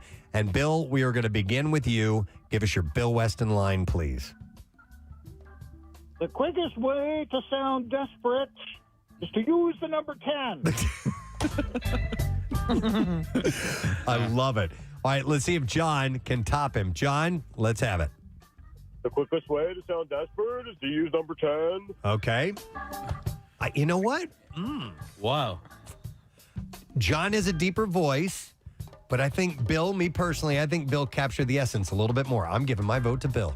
Nick? Bill's WMMR. It's everything that rocks. 10:33 this Friday morning. You know, Stone Temple Pilots, I believe where they got the name for the band was from the old STP logo. Is that right? For that fuel additive. I had so many of those. I did too. My school books had STP stickers. It was a cool looking logo. Absolutely. And I think that was where they just liked the way that looked, and then they made up the words. Is that it? I think so. You'd have to verify that, but I thought I remember Scott saying that in an interview. And somewhere. by the way, Preston, you'd build the Revel and Aurora models of cars. Yeah. And you'd have your little STP, decals. Yep. I mean, we have two of those initials on this show. It could be the Steve, then Preston show. STP. Yeah. I'll have to look that up. I can't verify that. So, let's call it true. Yeah. Let's do that. I think you're right. Am I right? Yeah, the STP sticker. Yeah. Okay. All right. Yeah, the red and white, right? Yeah.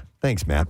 All right, real quick, a thank you also to our friends Matt and Maggie over 6ABC. Checked in, had a nice chat with those guys in the 6 o'clock hour.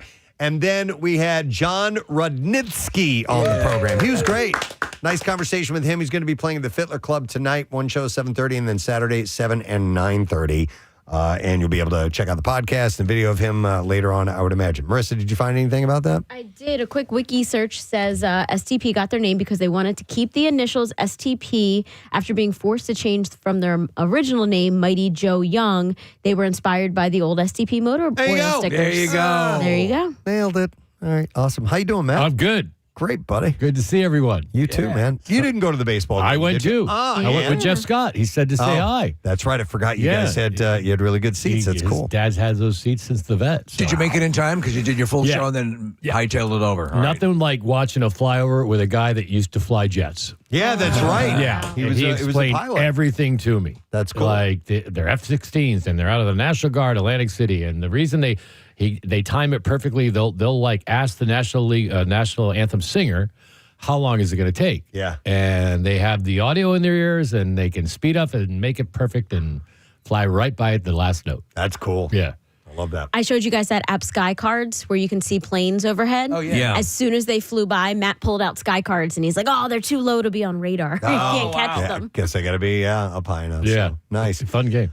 Cool. Excellent. All right. Well, let's do the letter of the day, sir, if you're ready. Yep. Here we go. Preston and Steve on 93.3 WMMR. Now, the Daily Letter. The Preston, I'll just tell you what I'm laughing at. The Preston-Steve Show brought to you today by the letter L as in love Been rocking. All right. Well, hey, nice. We'll take caller number 8, 610-660-9333. I can't say exactly what this texter sent in about STP, but they wrote Shirley Temple's. Yeah. Kitty cat. I just glanced over and I saw that and it caught my eye and I'm like, what am I reading here? All right, anyhow, that's what I was giggling about. What's coming up on the show today, Wait, Matt? so good music today. I heard Cherry Bomb and I heard Guerrilla Radio? Yeah. Yeah. Rocking today. You guys just play what you want. Right? I love it. Sometimes, fun. There's a video of Tom Morello. Have you seen it with his son, Roman? His son's probably like 13, and they both play guitar. Okay. And they mimic like when Morello plays, he's all animated and he kicks his leg up. Yeah. The two of them are playing. It's like you're watching Mini-Me. It's it's kind of like Tiger and his son, the mannerisms they have on the golf course. Yeah. It's the exact same thing. I got to see that. Yeah. Marissa just pulled it up. I'll watch this in a second. Yeah. But I love it when stuff like that happens. Yeah. We're doing a block of Aretha Franklin. Hell yeah. Excellent. Yes. Queen of Soul. Yes. I think we got 4 songs. Okay. Do you remember the Blues Brothers? Oh, God, yeah, we talk about it all the time. She's in that. Yeah, she and did they do song Think. Yeah. She's like the waitress at the. Yeah, okay. Yeah. Oh, shut up, woman. That's from that. That's right before she goes into You better think about what you're trying to do to me. That's awesome. A block of Genesis. It's Tony Banks' birthday today. I'm a massive Genesis fan. And Aerosmith got bumped yesterday, Steven Tyler. So. Because we did so many baseball songs. Okay. All right. So I don't think he'll mind. And in true Pierre fashion, why not do a block after the guy's birthday? Yeah. You're honoring the memory well. And today's Pierre's vinyl cut. Slide and Family Stones. Greatest hits. Wow. A lot to choose from on there, I'm sure. Well, it's in there. It's so scratcry. Oh, really? Is it? That'll be fun. I found one song that can be played? It can be played. I think it's Dance to the Music. Oh, okay. Nice. Yeah. All right, great song. Let's see if we can get a word of the week prize winner. And it is Don, who we are going to go to. Is caller number 8. Hey, Don, you're on the air, buddy. Good morning. Hi, good morning. All right, Don, lay it on us. What's that word of the week? April. Yes! Almost April. April. And Don, you're good to go well past April because we are going to give you a pair of tickets to 4 amazing shows, Freedom Mortgage Pavilion. Those shows include The Black Crowes on June 12th, Five Finger Death Punch on July 20th, Motley Crue July 27th, and Breaking Benjamin on September 2nd. You sound like a Five Finger Death Punch man to me. Yeah, that sounds good. All right, Don. Hang on, buddy. We'll get your information. You got a lot of concerts to attend. Congratulations. I want to thank our sponsors. Preston and Steve Show has been brought to you today by Duncan, and the Preston and Steve Show runs on Duncan. Also brought to you by Faulkner Buick GMC in Trevose. You can get a great deal on your next vehicle at FaulknerBuickGMC.com to be sure. And also brought to you by Pella Windows and Doors. Visit PellaPhilly.com and you can schedule a free in-home consultation. Next week, Casey purposely didn't show me this list of guests. He said I want to surprise you with something, so I don't know what this is. David Cross will be joining us via Zoom. Love David Cross. Oh, I see what it is. Yeah. Ted McGinley. Derek. Derek from Shrinking, and of course, all the other things that he's been a part Love of. Boat, Happy Days. Married with Children. Yeah, so Ted Revenge McGinley. of the Nerds. Yep, and Revenge of the Nerds. That's right, Stan Gable. We'll also have comedian Dustin Nickerson in the studio, and we will also have, this is really cool, the Philadelphia Classical Guitar Society in our studio performance. Nice. They're amazing. All right, that is it. We are done. Rage on. Have a great day in the morning and a great weekend, and we will see you on Monday, gang. Bye-bye.